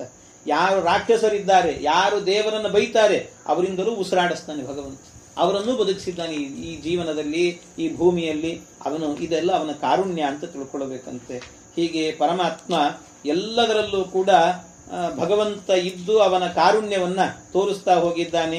ಹಾಗೆ ಕಣ್ಣಿಗೆ ವೆಯಂದದಲ್ಲಿ ಕೈ ಮೈ ಕಿಣ್ಣಿಗೊದಗುವ ತೆರದಿ ಪಲ್ಲುಗಳು ಪಣ್ಣು ಫಲಗಳ ನಿಗಿದು ಜಿಕ್ವೆಗೆ ರಸವನೀಯವಂತೆ. ಪರಮಾತ್ಮ ಕಣ್ಣಿನೆವೆಯಂತೆ, ಕಣ್ಣಿನ ರೆಪ್ಪೆಯಂತೆ ಭಗವಂತ ಎಲ್ಲ ಕಡೆಯಲ್ಲೂ ಕೂಡ ಇದ್ದಾನೆ ಭಗವಂತ. ಎಲ್ಲಾ ಅವತಾರಗಳನ್ನು ಮಾಡಿದ್ದು ಕೂಡ ಪರಮಾತ್ಮ ಯಾಕೆ ಅಂತ ಹೇಳಿದ್ರೆ ಇದಕ್ಕೋಸ್ಕರವೇ ಅವತಾರ ಮಾಡಿದ್ದು, ಸಜ್ಜನರ ರಕ್ಷಣೆಗೋಸ್ಕರ ಅಂತ ಅವತಾರ ಮಾಡಿದ್ದಾನಂತೆ ಪರಮಾತ್ಮ ಅಂತ. ಇದೆಲ್ಲ ಅವನ ಕಾರುಣ್ಯದಲ್ಲಿ ಹೇಳಿ, ಇನ್ನು ಪರಮಾತ್ಮನ ವ್ಯಾಪ್ತಿ ಎನ್ನುವಂತಹದ್ದು ಎಲ್ಲೆಲ್ಲಿದೆ ಅಂತ ಹೇಳಿದ್ದಾರೆ. ಪುರುಷ ರೂಪತ್ರಯ ಪುರಾತನ ಪುರುಷ ಪುರುಷೋತ್ತಮ ಕ್ಷರಾಕ್ಷರ ಪುರುಷ ಪೂಜಿತ ಪಾದ ಪೂರ್ಣಾನಂದ ಜ್ಞಾನಮಯ. ಪುರುಷ ರೂಪ ಪರಮಾತ್ಮನದ್ದು 3 ರೂಪಗಳಿದ್ದಾವೆ ಅಂತ ಆ ರೂಪಗಳ ವರ್ಣನೆಯನ್ನ ಮಾಡಿದ್ದಾರೆ. ಅವನ ವ್ಯಾಪ್ತಿ ಎನ್ನುವಂತಹದ್ದು ಅನೇಕ ಕಡೆಯಲ್ಲಿ ಪರಮಾತ್ಮನ ವ್ಯಾಪ್ತಿ ಎನ್ನುವಂತಹದ್ದಿದೆ ಅಂತ ಅವನ ಬಗ್ಗೆ ನಿರೂಪಣೆ ಮಾಡಿದ್ದಾರೆ. ಕೊನೆಯಲ್ಲಿ ಅವನನ್ನ ಎಲ್ಲೆಲ್ಲಿ ಹೇಳುತ್ತಾ ಹೋಗಿದ್ದಾರೆ ಪರಮಾತ್ಮನನ್ನ ಅಂತ ಹೇಳಿದ್ರೆ, ಪರಮಾತ್ಮ ನಿತ್ಯ ನಿಗಮಾತೀತ ನಿರ್ಗುಣ ಭೃತ್ಯವತ್ಸಲ ಭಯ ವಿನಾಶನ ಸತ್ಯಕಾಮ ಶರಣ್ಯ ಶ್ಯಾಮಲ ಕೋಮಲಾಂಗ ಸುಖಿ ಮತ್ತನಂದದಿ ಮರ್ತ್ಯರೊಳ ಹೊರ ಎತ್ತ ನೋಡಲು ಸುತ್ತಲಿಪ್ಪನು ಅತ್ಯಧಿಕ ಸಂತೃಪ್ತಿ ತ್ರಿಜಗದ್ವ್ಯಾಪ್ತ ಪರಮಾಪ್ತ. ಎಲ್ಲರಿಗೂ ಪರಮಾಪ್ತನಾಗಿದ್ದಾನೆ ಪರಮಾತ್ಮ. ಎಷ್ಟು ಆಪ್ತ ಅಂತ ಹೇಳಿದ್ರೆ, ಈ ಕೆಲವು ಪ್ರಾಣಿಗಳೆಲ್ಲವೂ ಕೂಡ ಯಾರೋ ಬಂದ್ರು ಅಂದ ಕೂಡಲೇ ಪೊದೆಗಳಲ್ಲಿ ಹೋಗಿ ಸೇರ್ಕೊಂಡ್ಬಿಡ್ತಾರೆ. ಅವು ಯಾವುದೋ ಹುಲಿ ಬಂತು ಏನೋ ಬಂತು ಅಂದ ಕೂಡಲೇ ಸಣ್ಣ ಸಣ್ಣ ಪ್ರಾಣಿಗಳೆಲ್ಲ ಪೊದೆಗಳಲ್ಲಿ ಹೋಗಿ ಸೇರಿಬಿಡ್ತಾವೆ. ಅವುಗಳಿಗೆ ಕೈಗೆ ಸಿಗೋದಿಲ್ಲ. ಅವುಗಳ ರಕ್ಷಣೆ ಆಯಿತು. ನಾವು ತಿಳ್ಕೊಂಡಿರ್ತೀವಿ ನಾವೇ ರಕ್ಷಣೆ ಮಾಡಿದ್ದೀವಿ ಅಂತ. ನಾವು ಮಾಡಿದ್ದಲ್ಲ ರಕ್ಷಣೆಯನ್ನ, ಮತ್ತಾರು? ಪರಮಾತ್ಮ ಮಾಡಿದ್ದು, ದೇವರು ಮಾಡಿದ್ದಲ್ಲ. ನಾವು ಅಂದ್ಕೊಳ್ತೀವಿ ದೊಡ್ಡ ದೊಡ್ಡ ಗುಡ್ಡಗಳಿರ್ತಾವೆ, ಮೇಲೆಲ್ಲೋ ಇರ್ತದೆ ಗುಡ್ಡ. ಆ ಗುಡ್ಡದ ಮೇಲೆ ಒಂದು ದೊಡ್ಡ ಮಾವಿನ ಮರ ಬೆಳೆದ್ಬಿಡ್ತದೆ, ಒಳ್ಳೆ ಹಣ್ಣು ಕೊಡ್ತಿರ್ತದೆ. ಯಾರು ನೀರು ಹಾಕಿದ್ರು? ನೀರು ಯಾರು ಹಾಕಿದ್ರು? ನಾವೇನಾದ್ರೂ ಅದಕ್ಕೇನೋ ಹೋಗಿ ಸಣ್ಣದಿದ್ದ ಕಟ್ಟೆ ಕಟ್ಟಿ ನೀರು ಹಾಕಿ ಮಾಡಿ ಬೆಳೆಸಿ ಬಂದಿದ್ವಿ ನಾವೇನಾದ್ರೂ ಕೂಡ? ಏನಿಲ್ಲ. ಆದರೂ ಬೆಳೆದಿದೆ ಅದೆಲ್ಲವೂ ಕೂಡ. ಹಾಗೆ ಪರಮಾತ್ಮ ಭಗವಂತ ರಕ್ಷಣೆ ಮಾಡ್ತಿರ್ತಾನಂತೆ. ಕಾಲ ಕಾಲಕ್ಕೆ ಪರಮಾತ್ಮ ರಕ್ಷಣೆ ಮಾಡ್ತಿರ್ತಾನೆ. ನಾವು ಅಂದುಕೊಳ್ತೇವೆ ನಾವೇ ಮಾಡಿದ್ದು, ನಾವೇ ತಿಂದಿದ್ದು, ನಾವೇ ಕೊಟ್ಟಿದ್ದು ಅಂತ ನಾವು ಅಂದ್ಕೊಳ್ತೀವಿ. ನಮ್ಮಂಥ ಮೂರ್ಖರು ಮತ್ತೊಬ್ಬರಿಲ್ಲ. ದೇವರು ಮಾಡ್ತಾನೆ. ಬೆಟ್ಟದ ತುದಿಯಲ್ಲಿ ಹುಟ್ಟಿರುವ ವೃಕ್ಷಕ್ಕೆ ಕಟ್ಟೆಯನ್ನು ಕಟ್ಟಿ ನೀರೆರೆದವರು ಯಾರು? ಹಡೆದ ಜನನಿಯ ತೆರದಿ ಸ್ವಾಮಿ ಹೊಣೆಗೀಡಾಗಿ ಬಿಡದೆ ರಕ್ಷಿಸುವನು, ಇದಕ್ಕೆ ಸಂಶಯವಿಲ್ಲ. ಆ ಪರಮಾತ್ಮ ತಾನೇ ತಾಯಿಯಾಗಿ ರಕ್ಷಣೆ ಮಾಡ್ತಿರ್ತಾನೆ. ಎಲ್ಲೆಲ್ಲಿ ಯಾರ್ಯಾರು ಇರ್ತಾರೋ ಎಲ್ಲ ಕಡೆಯಲ್ಲೂ ಕೂಡ. ಕೆಳಗೆ ಎಲ್ಲೆಲ್ಲೋ ನಾವು ನೋಡ್ತಿರ್ತೀವಿ, ಮನೆ ಹತ್ರದಲ್ಲೇನೆ ಒಂದು ಸರ್ತಿ ಏನಾಗಿರ್ತದೆ, ಒಂದು ಇಟ್ಟಂಗಿ ಇಟ್ಟಿರ್ತೀವಿ, 4-5 ಇಟ್ಟಂಗಿ ಇಟ್ಬಿಟ್ಟಿರ್ತೀವಿ, ಅದ್ರ ಕೆಳಗೆ ಹುಳ ಪಳ ಸೇರ್ಕೊಂಡಿರ್ತಾರೆ. ಆ ಕೆಳಗಿರ್ತದೆ, ಮತ್ತೆ ಹೇಗೆ ರಕ್ಷಣೆ ಆಯ್ತದೆ? ಅದ್ರ ಮೇಲೆ ಕಲ್ಲಿದೆ, ಅದ್ರ ಭಾರ ತಡ್ಕೊಂಡಿದೆ ಅಂದ್ರೆ ಹೇಗೆ? ಅದೆಲ್ಲವೂ ಕೂಡ ಆ ಕಲ್ಲಿನ ಕೆಳಗೆ ಇನ್ನೊಂದು ಮತ್ತೆ ಎಲ್ಲೆಲ್ಲಿ ಏನೇನು ಜೀವರಾಶಿಗಳು ಅದನ್ನೆಲ್ಲ ರಕ್ಷಣೆ ಮಾಡುವ ಹೊಣೆ ಪರಮಾತ್ಮನದ್ದಂತೆ. ಭಗವಂತ ರಕ್ಷಣೆ ಮಾಡ್ತಿರ್ತಾನೆ. ಆದ್ರಿಂದ ಎಲ್ಲ ಕಡೆಯಲ್ಲೂ ಕೂಡ ಇದ್ದುಕೊಂಡು ಪರಮಾತ್ಮ ಪರಮಾಪ್ತ. ಮೇಲೆ ಪಕ್ಷಿ ಹಾರ್ತಾ ಇದೆ, ಕೆಳಗೆ ಬಿಡ್ತಾ ಇಲ್ಲ. ಯಾಕೆ? ಆ ಪಕ್ಷಿಯನ್ನು ಅಲ್ಲಿ ಹಿಡ್ಕೊಂಡಿದ್ದಾನಂತೆ ಪರಮಾತ್ಮ, ಅದನ್ನು ರಕ್ಷಣೆ ಮಾಡುತ್ತಿದ್ದಾನೆ. ಹೀಗೆ ಇವನು ಎಲ್ಲರಿಗೂ ಪರಮಾಪ್ತನಾಗಿದ್ದಾನೆ ಅಂತ ಅತ್ಯಧಿಕ ಸಂತೃಪ್ತ ತ್ರಿಜಗದ್ವ್ಯಾಪ್ತ ಪರಮಾಪ್ತ. ಇಂಥ ಪರಮಾತ್ಮ ಇನ್ನು ಭಗವಂತನ ಇನ್ನೂ ವ್ಯಾಪ್ತಿಗಳನ್ನು ಹೇಳ್ತಾ ಇದ್ದಾರೆ ಮುಂದೆ. ಪವಿಹರಿನ್ಮಣಿ ವಿದ್ರುಮದ ಸಚ್ಚವಿಗಳಂದದಿ ರಾಜಿಸುತ್ತ ಮಾಧವ ನಿರಂತರ ದೇವ ಮಾನವ ದಾನವರೊಳಿದ್ದು ತ್ರಿವಿಧ ಗುಣ ಕರ್ಮ ಸ್ವಭಾವವ ಪವನ ಮುಖ ದೇವಾಂತರಾತ್ಮಕ ದಿವಸ ದಿವಸದಿ ವ್ಯಕ್ತಿ ಮಾಡುತ್ತಲವಳು ಉಣಿಪ. ಪರಮಾತ್ಮ ಪವಿ ಹರಿನ್ಮಣಿ ವಿದ್ರುಮದಿ. ಭಗವಂತ ಏನು ಮಾಡ್ತಾನಂತೆ, ಒಬ್ಬೊಬ್ಬರಿಗೆ ಸಾತ್ವಿಕರು, ರಾಜಸರು, ತಾಮಸರು ಅಂತಿದ್ದಾರೆ. ಆಯಾಯ ಜೀವಿಗಳಿಗೆ ಒಂದೊಂದು ರೀತಿ ಅನುಗ್ರಹ ಮಾಡ್ತಾನೆ. ಅವನ ಸನ್ನಿಧಾನ ಇರ್ತದಂತ. ಅವನ ಸನ್ನಿಧಾನ ಎನ್ನುವಂಥದ್ದು ಹೇಗಿರುತ್ತೆ ಅಂದ್ರೆ, ಪವಿ ಹರಿನ್ಮಣಿ ವಿದ್ರುಮದ. ಪವಿ ಅಂತ ಹೇಳಿದ್ರೆ ವಜ್ರದಂತೆ. ಇನ್ನು ಹರಿನ್ಮಣಿ ಅಂದ್ರೆ ನೀಲಮಣಿ ಅಂತ ಕರೀತಾರೆ. ಅದನ್ನು ಸ್ವಲ್ಪ ಕಪ್ಪಿರ್ತದೆ, ಅದು ಕಪ್ಪು. ಅದು ವಿದ್ರುಮ ಅಂತ ಹೇಳಿದ್ರೆ ಈ ಹವಳ, ಕೆಂಪಾಗಿರ್ತದೆ ಹವಳ. ಆ ಹವಳ ಇದರಂತೆ ಪರಮಾತ್ಮ ಸಾತ್ವಿಕರು, ರಾಜಸರು, ತಾಮಸರಲ್ಲಿ ಇರ್ತಾನಂತೆ ಪರಮಾತ್ಮ. ಅದನ್ನೇ ಮುಂದೆ ಹೇಳಿದೆ. ಚವಿಗಳಂದದಿ ರಾಜಿಸುತ್ತ ಮಾಧವ ನಿರಂತರ ದೇವ ಮಾನವ ದಾನವರೊಳಿದ್ದು ಅಂತ ಹೇಳಿದ್ದಾರೆ. ಅದನ್ನು ಕ್ರಮವಾಗಿ ಇಟ್ಟುಕೊಳ್ಬೇಕು. ದೇವ ಮಾನವ ದಾನವರೊಳಿದ್ದು. ದೇವ ಅಂದ್ರೆ ದೇವತೆಗಳಲ್ಲಾಗಬೇಕಾದ್ರೆ ಪರಮಾತ್ಮ ಹೇಗಿರ್ತಾನೆ? ವಜ್ರದಂತೆ ಇರ್ತಾನಂತೆ. ಅಂದ್ರೆ ವಜ್ರ ಹೊಳಿತಿರ್ತದೆ, ಬಿಳಿಯಾಗಿರ್ತದೆ, ಅದು ಚೆನ್ನಾಗಿ ಹೊಳಿತಿರ್ತದೆ, ಚೆನ್ನಾಗಿ ಅದು ಕಂಗೊಳಿಸುತ್ತೆ ವಜ್ರ ಎನ್ನುವಂತಹದ್ದು. ಅದೇ ಏನಾದ್ರೂ ವಿದ್ರುಮ ಅಂದ್ರೆ ಹವಳ ಕೆಂಪಿರ್ತದೆ, ಆದ್ರೂ ಹೊಳೆಯೋದಿಲ್ಲ. ಆ ರೀತಿ ಮಾನವರೊಳಗೆ ಇರ್ತಾನಂತೆ ಪರಮಾತ್ಮ. ಅವರ ಸನ್ನಿಧಾನ, ಪರಮಾತ್ಮನ ಸನ್ನಿಧಾನ ಹೇಗಿರುತ್ತದೆ? ದೇವತೆಗಳಲ್ಲಿ ವಜ್ರದಂತೆ ಹೊಳಿತಾ ಇರ್ತಾನೆ. ಮಾನವರಲ್ಲಾಗಬೇಕಾದ್ರೆ ಈ ಇದರಂತೆ ಹವಳದಂತೆ ಇರ್ತಾನೆ ಪರಮಾತ್ಮ. ಇನ್ನು ಹರಿನ್ಮಣಿ, ಈ ರಾಜಸರಿರ್ತಾರಲ್ಲ, ಅಯೋಗ್ಯರು ಅಂತ ಇರ್ತಾರೆ, ಅವರಲ್ಲಾಗಬೇಕಾದ್ರೆ ಪರಮಾತ್ಮ ಕಪ್ಪು ಮಣಿ. ಆ ಕಪ್ಪು ಮಣಿ ಅಂತ ಕಣ್ಣಿಗೆ ಕಾಣಿಸದೇ ಇರುವಂತೆ ಇರ್ತಾನಂತೆ ಪರಮಾತ್ಮ. ಎಲ್ಲರಲ್ಲೂ ಇರ್ತಾನೆ ಭಗವಂತ. ಅವನ ವ್ಯಾಪ್ತಿ ಎನ್ನುವಂತಹದ್ದು ಸಾತ್ವಿಕರು, ರಾಜಸರು, ತಾಮಸರು ಅಂತ ಇಲ್ವೇ ಇಲ್ಲ. ದುರ್ಯೋಧನಲ್ಲೂ ಕೂಡ ದೇವರಿದ್ದ, ಭೀಮಸೇನ ದೇವರಲ್ಲೂ ದೇವರಿದ್ದ ಪರಮಾತ್ಮ. ಎಲ್ಲರಲ್ಲೂ ಕೂಡ ದೇವರಿದ್ದಾನೆ ಅಂತ. ಹೀಗೆ ಅದನ್ನ ಅಲ್ಲಿ ಸ್ವಲ್ಪ ವ್ಯತ್ಯಾಸ ಮಾಡಿಕೊಳ್ಬೇಕಷ್ಟೇ. ಪವಿ ಹರಿನ್ಮಣಿ ವಿದ್ರುಮ. ಪವಿ ಅಂದ್ರೆ ವಜ್ರ, ಹರಿನ್ಮಣಿ ಅಂತ ಹೇಳಿದ್ರೆ ಕಪ್ಪು ಮಣಿ, ಇದು ನೀಲಮಣಿ. ವಿದ್ರುಮ ಅಂತ ಹೇಳಿದ್ರೆ ಹವಳ. ಇದನ್ನ ದೇವ ಮಾನವ ದಾನವರುಳಿದ್ದು ಅಂತ ಹೇಳಿದ್ದಾರೆ. ದೇವತೆಗಳಲ್ಲಿ ಆಗಬೇಕಾದ್ರೆ ಪವಿ ವಜ್ರದಂತೆ, ಅದನ್ನು ಕ್ರಮವಾಗಿ ಇಟ್ಟುಕೊಳ್ಬೇಕು. ಆಮೇಲೆ ಹರಿನ್ಮಣಿ ಮಾನವ ಅಂತ ಇಲ್ಲಿದೆ ಸಾಮಾನ್ಯ, ಆದ್ರೆ ಮಾನವ ಮತ್ತು ದಾನವ ಅನ್ನೋದು ಮಾತ್ರ ಸ್ವಲ್ಪ ಬದಲು ಮಾಡ್ಕೋಬೇಕು ಅಷ್ಟೇ. ಅಲ್ಲಿ ಅಂದ್ರೆ ಹರಿನ್ಮಣಿಗೆ ಮೊದಲು ದಾನವ ಅನ್ನೋ ಪಾಠ ಇಟ್ಟುಕೊಳ್ಬೇಕು. ಅಂದ್ರೆ ಅದು ಪಾಠವೇ ಏನಾದ್ರೂ ಕೂಡ ದೇವ ದಾನವ ಮಾನವರೊಳಿದ್ದು ಅಂತ ಇದ್ಬಿಟ್ಟಿದ್ರೆ ಚೆನ್ನಾಗಿರ್ತಿತ್ತು ಪಾಠ, ಅದು ಶುದ್ಧವಾದ ಪಾಠ ಅಂತ ಅನಿಸ್ಕೊಳ್ತಿತ್ತು. ಆದ್ರೆ ಬಹಳ ಪುಸ್ತಕಗಳಲ್ಲಂತೂ ಇರುವಂತಹದ್ದು ದೇವ ಮಾನವ ದಾನವರೊಳಿದ್ದು ಅಂತಲೇ ಇದೆ. ಆದರೆ ಅಲ್ಲಿ ಮಾತ್ರ ಅನ್ವಯವನ್ನು ಸ್ವಲ್ಪ ವ್ಯತ್ಯಾಸ ಮಾಡ್ಕೊಳ್ಬೇಕಷ್ಟೇ. ಅಲ್ಲಿ ಅನ್ವಯ ವ್ಯತ್ಯಾಸ ಮಾಡ್ಕೊಳ್ಬೇಕು. ಅಂದ್ರೆ ಮಾನವ ಅಂತಿರೋದಕ್ಕೆ ವಿದ್ರುಮ ಅನ್ನೋದನ್ನ ಹಾಕೊಳ್ಬೇಕು, ಹರಿನ್ಮಣಿ ಅನ್ನೋದಕ್ಕೆ ದಾನವ ಅನ್ನೋದನ್ನ ಇಟ್ಕೊಳ್ಬೇಕು. ಅನ್ವಯವನ್ನು ಸ್ವಲ್ಪ ಬದಲು ಮಾಡ್ಕೋಬೇಕು, ಕ್ರಮವಾಗಿರುವಂತಹದ್ದನ್ನು ಬೇರೆ ಬೇರೆ ಮಾಡ್ಕೊಳ್ಬೇಕು ಅಷ್ಟೇ. ಹೀಗೆ ಆ ರೀತಿ ತ್ರಿವಿಧ ಗುಣ ಕರ್ಮ ಸ್ವಭಾವವ ಪವನಮುಖ ದೇವಾಂತರಾತ್ಮಕ ದಿವಸ ದಿವಸದಿ ವ್ಯಕ್ತಿ ಮಾಡುತ್ತಲು ಅವರೊಳಿದ್ದು ಉಣಿಪ. ಪರಮಾತ್ಮ ಅವರಿಗೆಲ್ಲ ಉಣಿಸ್ತಾ ಇರ್ತಾನಂತೆ ಭಗವಂತ ಅಂತ. ಇನ್ನು ಅಷ್ಟೇ ಅಲ್ಲ, ಭಗವಂತ ಅವನು ಅಣುವಿನಲ್ಲೂ ಇದ್ದಾನೆ, ಮಹತ್ತಿನಲ್ಲೂ ಇದ್ದಾನೆ. ಪರಮಾತ್ಮ ಎಲ್ಲ ಕಡೆಯಲ್ಲೂ ಕೂಡ ಪರಮಾತ್ಮ ಇದ್ದಾನೆ. ಅಷ್ಟೇ ಅಲ್ಲ, ಅವನಲ್ಲಿ ಅಣುವೂ ಇದೆ, ಅವನಲ್ಲಿ ಮಹತ್ತೂ ಇದೆ. ಪರಮಾತ್ಮನಲ್ಲಿ ಅವನು ಮಹತ್ತಿನ ಒಳಗಿದ್ದಾನೆ, ಮಹತ್ತು ಅವನ ಒಳಗೆ ಇದೆ. ಎಂಥ ಅದ್ಭುತ! ಎಲ್ಲ ಯಾವ ರೀತಿ ಅಂದ್ರೆ ಅಣು ಮಹತ್ತಿನೊಳಿಪ್ಪ ಘನಪರ ಮಣುವ ಅಣುವಿನೊಳಗ ಅಣುಗಿಸುವ ಸೂಕ್ಷ್ಮವ ಮುನಿಗಿಸುವ ತೇಲಿಸುವ ಸ್ಥೂಲಗಳವನ ಮಾಯವಿದು. ಧನುಜ ರಕ್ಕಸರೆಲ್ಲರವನೊಳು ಮುನಿದು ಮಾಡುವುದೇನು ಉಲೂಕಲ ವನಿಕೆಗಳು ಧಾನ್ಯ ಹವಣಿಗವಂದದಲ್ಲಿ ಸಂಹರಿಪ. ಪರಮಾತ್ಮನ ಅದ್ಭುತವಾದ ಲೀಲೆ ಇದೊಂದು.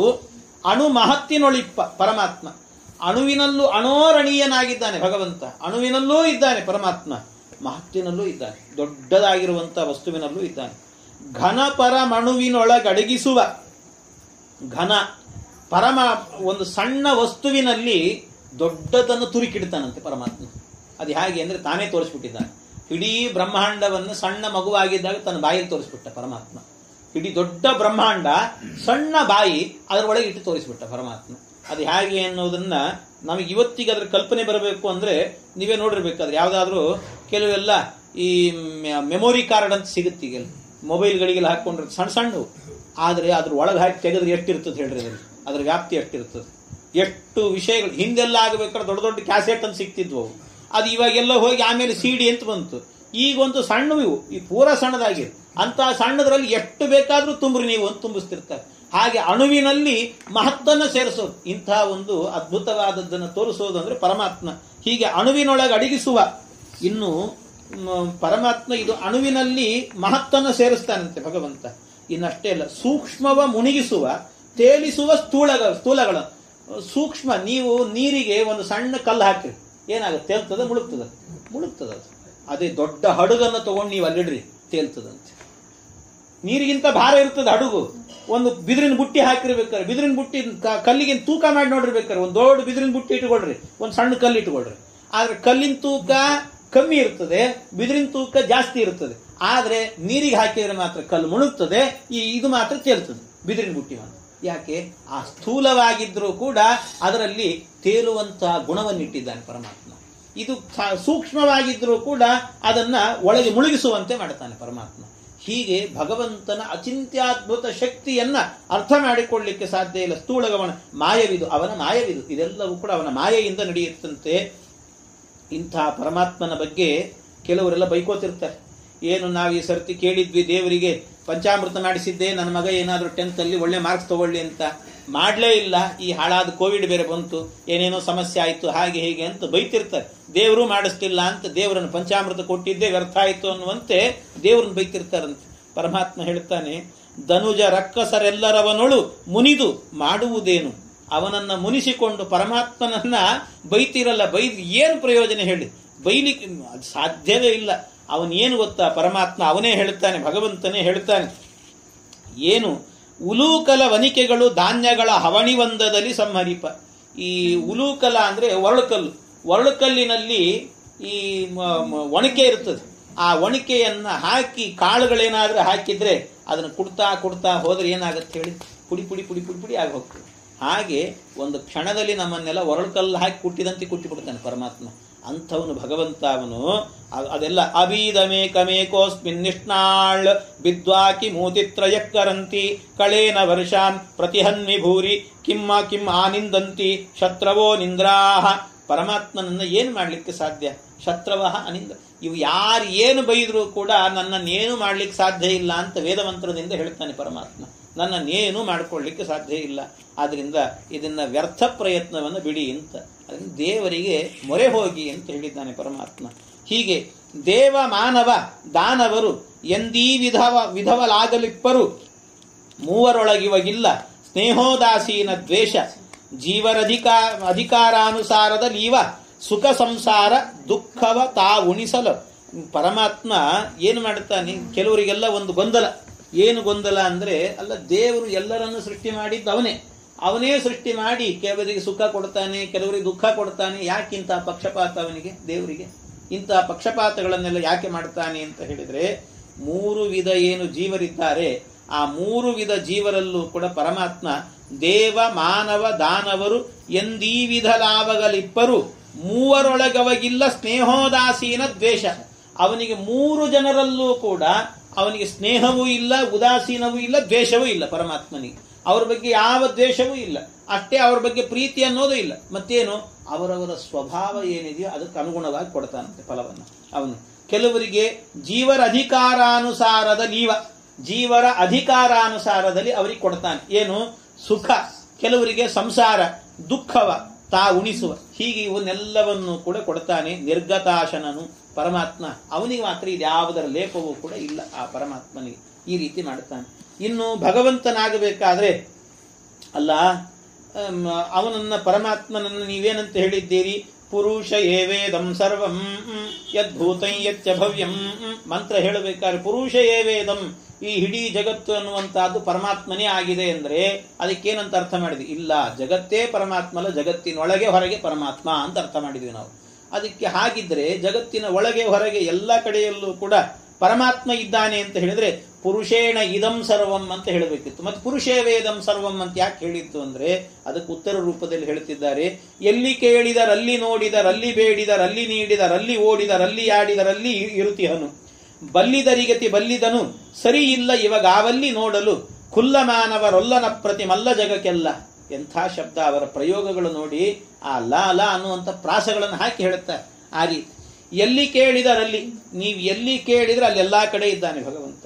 ಬೇಡಿದರಲ್ಲಿ ನೀಡಿದ, ಬೇಡಿದವರಲ್ಲೂ ಇದ್ದಾನೆ, ನೀಡಿದವರಲ್ಲೂ ಇದ್ದಾನೆ, ಓಡಿದವರಲ್ಲೂ ಇದ್ದಾನೆ, ಆಡಿದವರಲ್ಲೂ ಇದ್ದಾನೆ, ಬಲ್ಲಿದವರಲ್ಲಿ, ಬಲ್ಲಿಸುವವರಲ್ಲಿ, ಎಲ್ಲ ಕಡೆಯಲ್ಲೂ ಕೂಡ ಇವಾಗವಲ್ಲಿ ಎಲ್ಲಿ ನೋಡಿದರಲ್ಲಿ ಪರಮಾತ್ಮ, ಎಲ್ಲಿ ನೋಡಿದರೂ ಕೂಡ ಇದ್ದಾನಂತೆ ಭಗವಂತ.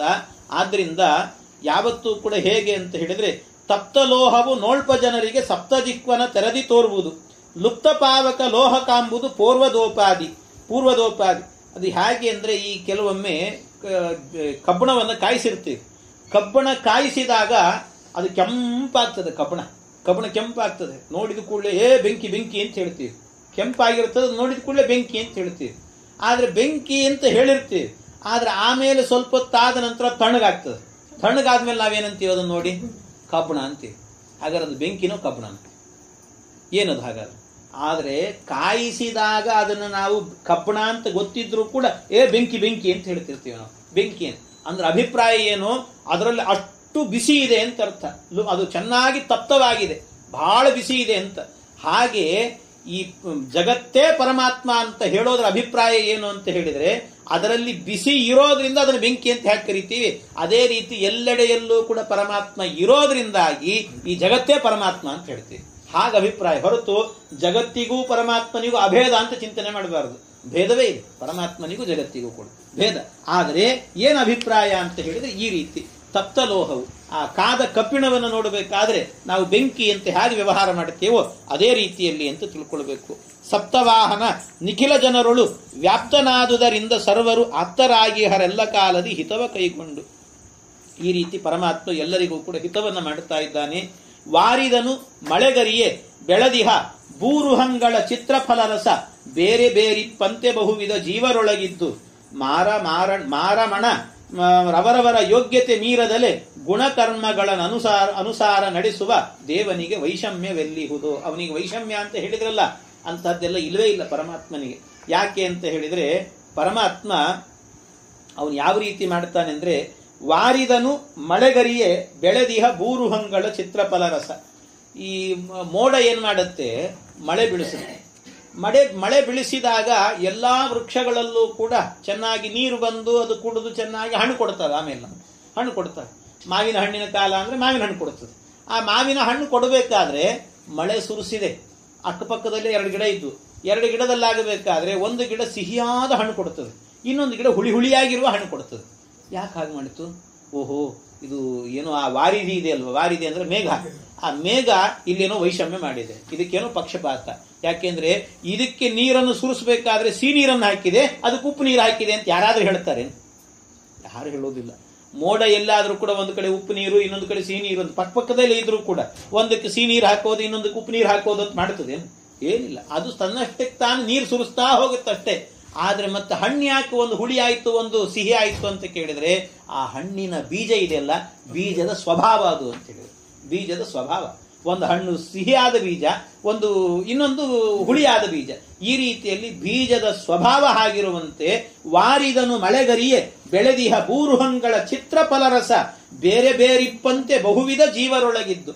ಅದೇ ರೀತಿ ಪರಮಾತ್ಮನು ಕೂಡ ಏನು ಮಾಡ್ತಾನಂತೆ, ಮಾರಮಣ ಅಂದ್ರೆ ಇಂದಿರಾರಮಣ ಪರಮಾತ್ಮ ಅವರವರ ಯೋಗ್ಯತೆ ಮೀರದಲ್ಲಿ, ಪರಮಾತ್ಮ ಯಾವ್ಯಾವ ಜೀವರ ಯೋಗ್ಯತೆ ಏನು ಅಂತಿರ್ತದೋ ಅದನ್ನ ಮೀರದೇ ಇರುವಂತೆ ಅವನ ಅನುಗ್ರಹ ಮಾಡ್ತಾ ಹೋಗ್ತಾನಷ್ಟೇ. ಅವರ ಕರ್ಮಕ್ಕೆ ಸರಿಯಾಗಿ, ಅವರ ಯೋಗ್ಯತೆಗೆ ಸರಿಯಾಗಿ ಅವನಿಂದ ಕೆಲಸಗಳನ್ನು ಮಾಡಿಸ್ತಾನೆ. ಹಾಗೆ ಮಳೆ ಏನಾದ್ರೂ ಬೀಳಿಸಬೇಕಾದ್ರೆ, ಮೋಡ ಮಳೆಯನ್ನು ಹಾಕಬೇಕಾದ್ರೆ ಅದಕ್ಕೇನಾದ್ರೂ ವೈಷಮ್ಯ ಇದೆಯಾ? ಇದು ಈ ಗಿಡದಲ್ಲಿ ಸಿಹಿ ಹಣ್ಣು ಬಿಡ್ಲಿ, ಈ ಗಿಡದಲ್ಲಿ ಹುಳಿ ಹಣ್ಣು ಬಿಡ್ಲಿ, ಈ ಗಿಡದಲ್ಲಿ ಹಣ್ಣೇ ಬಿಡದೆ ಇರಲಿ ಅಂತ ಏನಾದ್ರೂ ಇದೆಯಾ? ಅದಕ್ಕೆ ಏನೂ ಇಲ್ಲ. ಹಾಗೆಲ್ಲ ಇಲ್ಲವೇ ಇಲ್ಲ. ಅದು ಯಾವ ವೈಷಮ್ಯ ಇಲ್ಲದೇನೆ ಯಾವ ರೀತಿ ಮಳೆ ಸುರಿಸ್ತದೋ ಹಾಗೆ ಪರಮಾತ್ಮನು ಕೂಡ ಏನ್ ಮಾಡ್ತಾನಂತೆ, ಎಲ್ಲರಿಗೂ ಕೂಡ ದೇಹವನ್ನು ಕೊಡ್ತಾನೆ ಭಗವಂತ. ಎಲ್ಲರಿಗೂ ದೇಹ ಕೊಡ್ತಾನೆ. ಆ ದೇಹದಿಂದಾಗಿ ಅವರವರಿಗೆ ಅನಿಸಿದಂತೆ ಅವರು ಬದುಕ್ತಾರೆ. ಅಂದ್ರೆ ಅವರ ಯೋಗ್ಯತೆ ಹೇಗಿರುತ್ತೋ, ಅವರ ಸ್ವಭಾವ ಹೇಗಿರುತ್ತೋ ಅದರಂತೆ ಬದುಕ್ತಾರೆ ಅವರೆಲ್ಲರೂ ಕೂಡ ಅಂತ ಪರಮಾತ್ಮ ಈ ರೀತಿ ಮಾಡ್ತಾನಂತೆ ಭಗವಂತ. ಆದರೆ ಕೆಲವೊಮ್ಮೆ ಏನಾಗ್ತಿರ್ತದೆ ಅಂದ್ರೆ, ಜೀವನದಲ್ಲಿ ಕೆಲವೊಮ್ಮೆ ಜ್ಞಾನಿಗಳು ಕೂಡ ತಪ್ಪು ಮಾಡ್ತಿರ್ತಾರಂತೆ. ಜ್ಞಾನಿಗಳು ತಪ್ಪು ಮಾಡಿಬಿಡ್ತಾರೆ. ದೊಡ್ಡವರು ಇರ್ತಾರೆ, ಪಂಡಿತರು ಅಂತ ಕರೆಸ್ಕೊಂಡಿರ್ತಾರೆ, ಅವರು ತಪ್ಪು ಮಾಡಿಬಿಡ್ತಾರೆ ಕೆಲವೊಮ್ಮೆ. ಆಗ ನಮಗೆ ಇದೇ ಸಿಕ್ಕಿದ್ದೇ ಚಾನ್ಸ್ ಅಂತ ಅನ್ಕೊಂಡು ನಾವೇನ್ ಮಾಡಿಬಿಡ್ತೀವಿ, ಲೌಕಿಕರು ಇರ್ತಾರಲ್ಲ ಅವರೆಲ್ಲ ಏನ್ ಮಾಡಿಬಿಡ್ತಾರೆ, ಇವ್ರೇನ್ ದೊಡ್ಡ ಪಂಡಿತರು, ಇವ್ರು ಪಂಡಿತರು ಅಂತ ಹೇಳ್ಕೊಂಡು 4 ಮಂದಿ ಉಪದೇಶ ಮಾಡೋರು ಇವರೇ ಹೀಗೆ ಮಾಡಿದ್ದಾರೆ ಹಾಗೆಲ್ಲ ಹೇಳ್ಕೊಂಡು ಓಡಾಡೋರು ಇರ್ತಾರೆ. ಅವರಿಗೆಲ್ಲ ಒಂದು ಎಚ್ಚರಿಕೆಯನ್ನು ಹೇಳ್ತಾರೆ ದಾಸರು. ಏನು? ಜಲವನಪಹರಿಸುವ ಗಳಿಗೆ ಬಟ್ಟಲ ನುಳಿದು ಜೈಗಂಟೆ ಕೈ ಪಿಡಿದೆಳೆದು ಹೊಡೆವಂದದಲ್ಲಿ ಸಂತತ ಕರ್ತೃತಾನಾಗಿ ಹಲಧರಾನುಜ ಪುಣ್ಯಪಾಪದ ಫಲಗಳನ್ನು ದೇವಾಸುರಗಣದೊಳು ವಿಭಾಗವ ಮಾಡಿ ಉಣಿಸುತ್ತ ಸಾಕ್ಷಿಯಾಗಿಪ್ಪ. ಎಲ್ಲರ ಒಳಗೂ ದೇವರಿದ್ದಾನೆ, ಅವರವರಿಗೆ ಬೇಕಾದ ರೀತಿಯಲ್ಲಿ ಕೊಡ್ತಾನಂತೆ ಪರಮಾತ್ಮ. ಹೇಗೆ ಅಂತ ಹೇಳಿದ್ರೆ, ಜಲವನಪಹರಿಸುವ ಗಳಿಗೆ ಬಟ್ಟಲ ನುಳಿದು ಜೈಗಂಟೆ ಕೈ ಪಿಡಿದೆಳೆದು ಹೊಡೆವಂದದಲ್ಲಿ ಸಂತತ ಕರ್ತೃತಾನಾಗಿ. ಪರಮಾತ್ಮ ಏನು ಮಾಡ್ತಾನೆ, ಈ ಜಲವನಪಹರಿಸುವ ಒಂದು ಗಳಿಗೆ ಬಟ್ಲು ಅಂತ ನೀವು ಕೇಳಿರ್ತೀರಿ. ಗಳಿಗೆ ಬಟ್ಲು ಅಂತ ಒಂದು ಹಿಂದಿತ್ತು. ಹಿಂದಿನ ಕಾಲದಲ್ಲೆಲ್ಲ ವಿವಾಹಗಳೆಲ್ಲ ಮಾಡಬೇಕಾದ್ರೆ, ನಿಮ್ಮ ವಿವಾಹ ಎಲ್ಲ ಹಾಗೆ ನಡೆದಿರ್ಬೋದೇನೋ ಗೊತ್ತಿಲ್ಲ ಅಂತ, ಹಾಗೆ ಆ ಗಳಿಗೆ ಬಟ್ಲು ವಿವಾಹ ಅಂತ ಅಂದ್ರೆ ಹಾಗೆಲ್ಲ ಏನ್ ಮಾಡ್ತಿದ್ರು ಅಂದ್ರೆ, ಅದು ಗಳಿಗೆ ಬಟ್ಲು ಅನ್ನುವಂತಹದ್ರದ್ದು ಹಿಂದೆ ಗಳಿಗೆ ಲೆಕ್ಕ, ಈ ನಿಮಿಷ ಇದೆಲ್ಲ ಇರಲಿಲ್ಲ ಹಾಗೆಲ್ಲ. ಅದಕ್ಕೆ ಗಳಿಗೆ ಲೆಕ್ಕವನ್ನೇ ಹೇಗೆ ಮಾಡಬೇಕು ಅಂತ ಹೇಳಿದ್ರೆ ಅದಕ್ಕೆಲ್ಲ ಒಂದು ಕ್ರಮ ಇತ್ತಂತೆ. ಒಂದು ಭಾಗವತದಲ್ಲಿ ಹೇಳ್ತಾರೆ, ದ್ವಾದಶಾರ್ಧ ಫಲೋನ್ಮಾನಂ ಚತುರ್ಭಿಶ್ಚತುರಂಗುಲೈ ಸ್ವರ್ಣಮಾಶೈ ಕೃತಚ್ಛಿದ್ರಂ ಯಾವತ್ ಪ್ರಸ್ಥ ಜಲಂ ಪಿಬೇತ್. ಅದಕ್ಕೆ ಏನು ಅಂತ ಹೇಳಿದ್ರೆ, ಒಂದು 18 ತೊಲೆ ಅಕ್ಕಿ ಹಿಡಿಯುವಂತ 18 ತೊಲೆ ಅಕ್ಕಿ ಹಿಡಿಯುವಂತ ಒಂದು ತಾಮ್ರದ ಬಟ್ಲು ಇಟ್ಕೋಬೇಕಂತ. ತಂಬಿಗೆ ಅಂತೆ ಯಾವ್ದಾದ್ರು ಒಂದು ಇದ್ದದನ್ನು ಇಟ್ಕೊಳ್ಬೇಕಂತ, ಒಂದು ತಾಮ್ರದ ಬಟ್ಲು. ಆ ತಾಮ್ರದ ಬಟ್ಲಿಗೆ ಏನ್ ಮಾಡಬೇಕಂತೆ, ಚತುರ್ಭಿಶ್ಚತುರಂಗುಲೈ ಸ್ವರ್ಣಮಾಶೈ. ಸ್ವರ್ಣಮಾಶ ಅಂದ್ರೆ ಈ ಒಂದು ಉದ್ದಿನ ಕಾಳು ಇರ್ತದಲ್ಲ, ಆ ಉದ್ದಿನ ಕಾಳು ಅಂದ್ರೆ ಇಲ್ಲೆಲ್ಲ ಸೀಳಿದ್ದು ಸಿಗುತ್ತೆ ಹುಬ್ಬಳ್ಳಿಯಲ್ಲಿ. ಸಾಮಾನ್ಯ ಕಾಳು ಅಂದ್ರೆ ರೌಂಡ್ ಇರ್ತದೆ, ಆ ರೌಂಡ್ ಶೇಪ್ ಅಲ್ಲಿ ಇರುವಂತ ಅದು ಒಳ್ಳೆ ತಳಿಯ ಉದ್ದಿನ ಕಾಳು ಅಂದ್ರೆ ಸ್ವಲ್ಪ ದಪ್ಪ ಇರ್ತದೆ. ಅಂಥ ಉದ್ದಿನ ಕಾಳಿನಷ್ಟು ಆ ಸೈಜಿನಷ್ಟು ಒಂದು ಬಂಗಾರದ ಕಡ್ಡಿ ಮಾಡಿಸ್ಬೇಕಂತ. ಅದು ಚತುರಂಗುಲ, 4 ಅಂಗುಲದಷ್ಟು ಉದ್ದ ಇರಬೇಕು. ಆ ಬಂಗಾರದ ಕಡ್ಡಿಯಿಂದ ಏನು ಮಾಡಬೇಕಂತೆ, ಈ ತಾಮ್ರದ ಪಾತ್ರೆ ಏನಿರ್ತದೆ ಅದಕ್ಕೆ ಕೆಳಗೆ ಹೋಲ್ ಮಾಡಬೇಕು. ಅದಕ್ಕೆ ಕೆಳಗೆ ಹೋಲ್ ಮಾಡಬೇಕು. ಅದನ್ನು ಹೋಲ್ ಮಾಡಿ ಏನ್ ಮಾಡಬೇಕಂತೆ, ಅದನ್ನ ಒಂದು ಜಲ ನೀರು, ಒಂದು ಪಾತ್ರೆಯಲ್ಲಿ ನೀರಿಟ್ಟು, ಒಂದು ಬಕೆಟೋ ಪಾತ್ರೆ ಯಾವ್ದ್ರಲ್ಲಾದ್ರೂ ನೀರಿಡಬೇಕಂತ. ಆ ನೀರನ್ನ ಇಟ್ಟು ಆ ಪಾತ್ರೆಯನ್ನ ಬಿಡಬೇಕಂತ, ಅದಕ್ಕೆ ಆ ಪಾತ್ರೆ ಬಿಡಬೇಕು. ಅದು ನೀರೆಂಥದ್ದಾಗಿರ್ಬೇಕು, ಅದು ಅತಿ ತಣ್ಣಗಿರಬಾರದು, ಅತಿ ಬಿಸಿ ಇರಬಾರದು, ಮಾಮೂಲಾಗಿ ನಾರ್ಮಲ್ ನಾವು ಯೂಸ್ ಮಾಡುವಂತ ನೀರಿದ್ದಂತೆ ಇರಬೇಕು. ಅಂಥ ನೀರಿಗೆ ಆ ಪಾತ್ರೆ ಬಿಡಬೇಕಂತ. ಆ ಪಾತ್ರೆ ಬಿಟ್ಟಾಗ ಏನಾಗುತ್ತೆ, ಕೆಳಗಿಂದ ನೀರು ಒಳಗೆ ಬರ್ತಾ ಹೋಗ್ತದೆ, ಒಳಗೆ ಬರ್ತಾ ಇರ್ತದೆ. ಅದು ನಿಧಾನವಾಗಿ ನೀರು ಬಂದು ಬಂದು ಬಂದು ಬಂದು ಕೊನೆಗೆ ಏನ್ ಮಾಡ್ತದೆ, ಒಂದ್ ಸರ್ತಿ ಅದು ನೀರು ಪೂರ್ತಿ ಬಂದು ಕೂಡಲೇ ಆ ಪಾತ್ರೆನ ಒಳಗೆ ಜಕ್ಕೊಂಡ್ಬಿಡ್ತದೆ, ಒಳಗೆ ಎಳೆದು ಬಿಡ್ತದೆ. ಅದು ಒಳಗೆ ಎಳೀತು ಅಂದ ಕೂಡಲೇ ಅದಕ್ಕೆ ಒಂದು ಗಳಿಗೆ ಆಯಿತು ಅಂತ ಅರ್ಥ. ಒಂದು ಗಳಿಗೆ, ಇದಕ್ಕೆ ಒಂದು ಗಳಿಗೆ ಅಂತ ಲೆಕ್ಕ. ಹೀಗೆ ಒಂದು ಗಳಿಗೆ ಆಯಿತು ಅಂತ ಆದ್ರೆ ಆಗ ಒಂದು ಜಾಗಂಟೆಗೆ ಹೊಡಿತಾರಂತೆ, ಒಂದು ಗಳಿಗೆ ಆಯಿತು ಅಂತ. ಒಂದೇಟ್ ಹೊಡೆದ್ರಂದ್ರೆ ಒಂದು ಗಳಿಗೆ ಆಯಿತು ಅಂತ ಲೆಕ್ಕ. ಹಿಂದಿನ ಕಾಲದಲ್ಲೆಲ್ಲ ಈ ರೀತಿ ವ್ಯವಹಾರವನ್ನು ಮಾಡ್ತಿದ್ರು. ಇಡೀ ಊರಿಗೆ ಟೈಮ್ ಗೊತ್ತಾಗಬೇಕಲ್ಲ. ಹೇಗೆ ಗೊತ್ತಾಗ್ತಿತ್ತು ಅಂದ್ರೆ ಯಾರ ಮನೇಲೂ ಗಡಿಯಾರ ಇರಲಿಲ್ಲ, ಅದಕ್ಕೆ ಈ ರೀತಿ ಮಾಡ್ತಿದ್ರಂತೆ. ಒಂದು ಗಂಟೆ ಹೊಡೀತು ಅಂದ್ರೆ ಒಂದು ಗಳಿಗೆ ಆಯಿತು ಅಂತ ಅರ್ಥ. ಒಂದು ಗಳಿಗೆ ಆಯಿತು ಅಂತ ಇಷ್ಟು ಮಾಡ್ತಿದ್ರಲ್ಲ, ಇಷ್ಟು ಆದ ಕೂಡ್ಲೇನೆ ಆಮೇಲೆ ಅದು ಗಳಿಗೆ ಲೆಕ್ಕಗಳಲ್ಲಿ ಮುಗಿತಿತ್ತು. ಹೀಗೆ ಮಾಡೋದನ್ನು ಗಳಿಗೆ. ಇದನ್ನ ದಾಸರು ಬಳಸ್ಕೊತಾರೆ. ಹೇಗೆ ಅಂತ ಹೇಳಿದ್ರೆ ಅವ್ರು ಹೇಳ್ತಾರೆ, ಜಲವನಪಹರಿಸುವ ಗಳಿಗೆ ಬಟ್ಟಲ ನುಳಿದು ಜೈಗಂಟೆ ಕೈ ಪಿಡಿದೆಳೆದು. ಜಲವನಪಹರಿಸುವ ಗಳಿಗೆ ಬಟ್ಟಲು, ಜಲವನ್ನ, ಈ ನೀರಿಗೆ ಪಾತ್ರೆಯನ್ನಿಟ್ಟಾಗ ನೀರನ್ನು ಎಳಿತಾ ಇರೋದು ಯಾವುದು, ನೀರನ್ನು ಅಪಹರಣ ಮಾಡುತ್ತಿರೋದು ಯಾವುದು, ಗಳಿಗೆ ಬಟ್ಲು. ಆದರೆ ಅದು ಎಳೆದಾದ ನಂತರ ಹೊಡೆದದ್ದು ಯಾರಿಗೆ, ಜಾಗಂಟೆಗೆ ಹೊಡೆದ್ರಂತೆ. ನೀರನ್ನ ಅಪಹರಣ ಮಾಡಿದ್ದು ಗಳಿಗೆ ಬಟ್ಲು, ಆದ್ರೆ ಹೊಡೆದದ್ದು ಯಾರಿಗೆ, ಜಾಗಂಟೆಗೆ ಹೊಡೆದ್ರು. ಒಂದು ಗಳಿಗೆ ಆಯಿತು ಅಂತ ಜಾಗಂಟೆಗೆ ಹೊಡೆದ್ರು. ಹಾಗೆ ಪರಮಾತ್ಮನು ಕೂಡ ಏನು ಮಾಡ್ತಾನಂತೆ, ದೇವರು ಹಲದರಾನುಜ ಪುಣ್ಯ ಪಾಪದ ಫಲಗಳನ್ನು ದೇವಾಸುರ ಗಣದೊಳು ವಿಭಾಗವ ಮಾಡಿ ಉಣಿಸುವ ಸಾಕ್ಷಿಯಾಗಿಪ್ಪ. ದೇವತೆಗಳು ಮಾಡಿದಂತ ತಪ್ಪುಗಳನ್ನ ಈ ದೈತ್ಯರೆಲ್ಲ ಏನು ಮಾಡ್ತಿದ್ರಂತೆ, ದೇವತೆಗಳು ಹಾಗೆ ಮಾಡಿದ್ರು. ಈ ಕೆಲವರು ಪಂಡಿತರು ಮಾಡಿದಂತ ತಪ್ಪುಗಳು, ಪಂಡಿತರಂತ ಅವರೇ ಹೀಗೆ ಮಾಡಿದ್ರು, ಈ ರೀತಿ ಮಾತಾಡ್ತಿರ್ತಾರಲ್ಲ. ಆದ್ರೆ ಅಪಹರಣ ಮಾಡಿದ್ದು ಆ ಗಳಿಗೆ ಬಟ್ಲು, ಆದ್ರೆ ಅದ್ರ ಏಟು ಬಿದ್ದದ್ದು ಯಾರಿಗೆ, ಜಾಗಂಟೆಗೆ. ಹಾಗೆ ಪಾಪ ಮಾಡಿದ್ದು ಅವರು, ಆದ್ರೆ ಅದನ್ನ ಆಡ್ಕೊಂಡ್ರಿ ಅಂದ್ರೆ ಆ ಪಾಪ ಬರೋದು ಯಾರಿಗೆ ಅಂದ್ರೆ ಆಡ್ಕೊಂಡವ್ರಿಗೆ ಬರ್ತದಂತ. ಮಾಡಿದವರ ಪಾಪ ಆಡಿದವರ ಬಾಯಲ್ಲಿ ಅಂತ ಬಂದದ್ದೇ ಇದರಿಂದ ಅಂತ. ಹೀಗೆ ಈ ರೀತಿ ಅದನ್ನೆಲ್ಲ ಆ ರೀತಿ ಮಾಡಿ ದೇವ ಸುರಗಣದೊಳು, ಆ ದೇವತೆಗಳ ಗುಂಪಿಗೆ ಪುಣ್ಯವನ್ನ ಮತ್ತು ಇವರಿಗೆಲ್ಲ ರಾಕ್ಷಸರಿಗೆಲ್ಲ ಆಗಬೇಕಾದ್ರೆ ಅವರಿಗೆ ಈ ಪಾಪವನ್ನು ಕೊಟ್ಟು ಅವರವರಿಗೆ ಉಣಿಸ್ತಾನಂತೆ ಭಗವಂತ ಅಂತ ಈ ರೀತಿ ಅದನ್ನು ಹೇಳಿದ್ದಾರೆ. ಇನ್ನು ಭಗವಂತ ಅಷ್ಟೇ ಅಲ್ಲ, ಪೊಂದಿಕೊಂಡಿಹ ಸರ್ವರೊಳು ಸಂಬಂಧವಾಗದೆ ಸಕಲ ಕರ್ಮವ ರಂಧದಲ್ಲಿ ತಾ ಮಾಡಿಸಿ ತತ್ಫಲಗಳುಣದೆ ಕುಂದದಣು ಮಹತ್ಯನಿಪ ಘಟಮಂದಿರದಿ ಸರ್ವತ್ರ ತುಂಬಿಹ ಬಾಂದಳದ ತೆರನಂತೆ ಇರುತಿಪ್ಪನು ರಮಾರಮಣ. ಪರಮಾತ್ಮ ಎಲ್ಲ ಕಡೆಯಲ್ಲೂ ಕೂಡ ಇದ್ದಾನೆ. ಅವನಿಗೆ ಭಗವಂತನಿಗೆ ಎಲ್ಲಾ ಶರೀರದಲ್ಲೂ ಕೂಡ ಅದು ಹೇಗೆ ಅಂತ ಚಿಂತನೆ ಮಾಡೋದು ಕಷ್ಟ. ಅಂದ್ರೆ ದೊಡ್ಡವನು ಆಗಿದ್ದಾನೆ, ಸಣ್ಣವನು ಆಗಿದ್ದಾನೆ. ಆನೆಯಲ್ಲಿದ್ದಾನೋ ಇಲ್ಲ ದೇವರು, ಆನೆ ಶರೀರ ಎಷ್ಟಿದೆ, ದೊಡ್ಡದಿದೆ. ಅಷ್ಟು ದೊಡ್ಡ ಶರೀರ ಇದ್ದವನು ಇರುವೆಯಲ್ಲಿ ಇದ್ದಾನೋ ಇಲ್ಲೋ, ಅಲ್ಲೂ ಇದ್ದಾನೆ. ಹಾಗಾದ್ರೆ ಅಷ್ಟು ದೊಡ್ಡ ಶರೀರ ಇದ್ದವನು ಇದ್ದಕ್ಕಿದ್ದಾಗ ಸಣ್ಣ ಶರೀರ ಹೇಗಾಯ್ತು, ಅದು ಅಷ್ಟು ದೊಡ್ಡ ಶರೀರ ಈ ಸಣ್ಣ ಶರೀರಕ್ಕೆ ಹೇಗೆ ಬಂತು ಅಂತ ನಮಗೆಲ್ಲ ಕ್ವಶನ್. ಆದರೆ ಅದು ಯಾವ ರೀತಿ ಅರ್ಥ ಮಾಡಿಕೊಳ್ಳಬೇಕು ಅಂದ್ರೆ, ಪೊಂದಿಕೊಂಡಿಹ ಸರ್ವ ಜೀವರೊಳು ಸಂಬಂಧವಾಗದೆ, ಯಾವ್ಯಾವ ಜೀವಗಳಿಗೆ ಎಂತಿಂತ ದೇಹ ಇದೆಯೋ ಅದಕ್ಕೆಲ್ಲ ಹೊಂದಿಕೊಂಡಿದ್ದಾನಂತೆ ಪರಮಾತ್ಮ.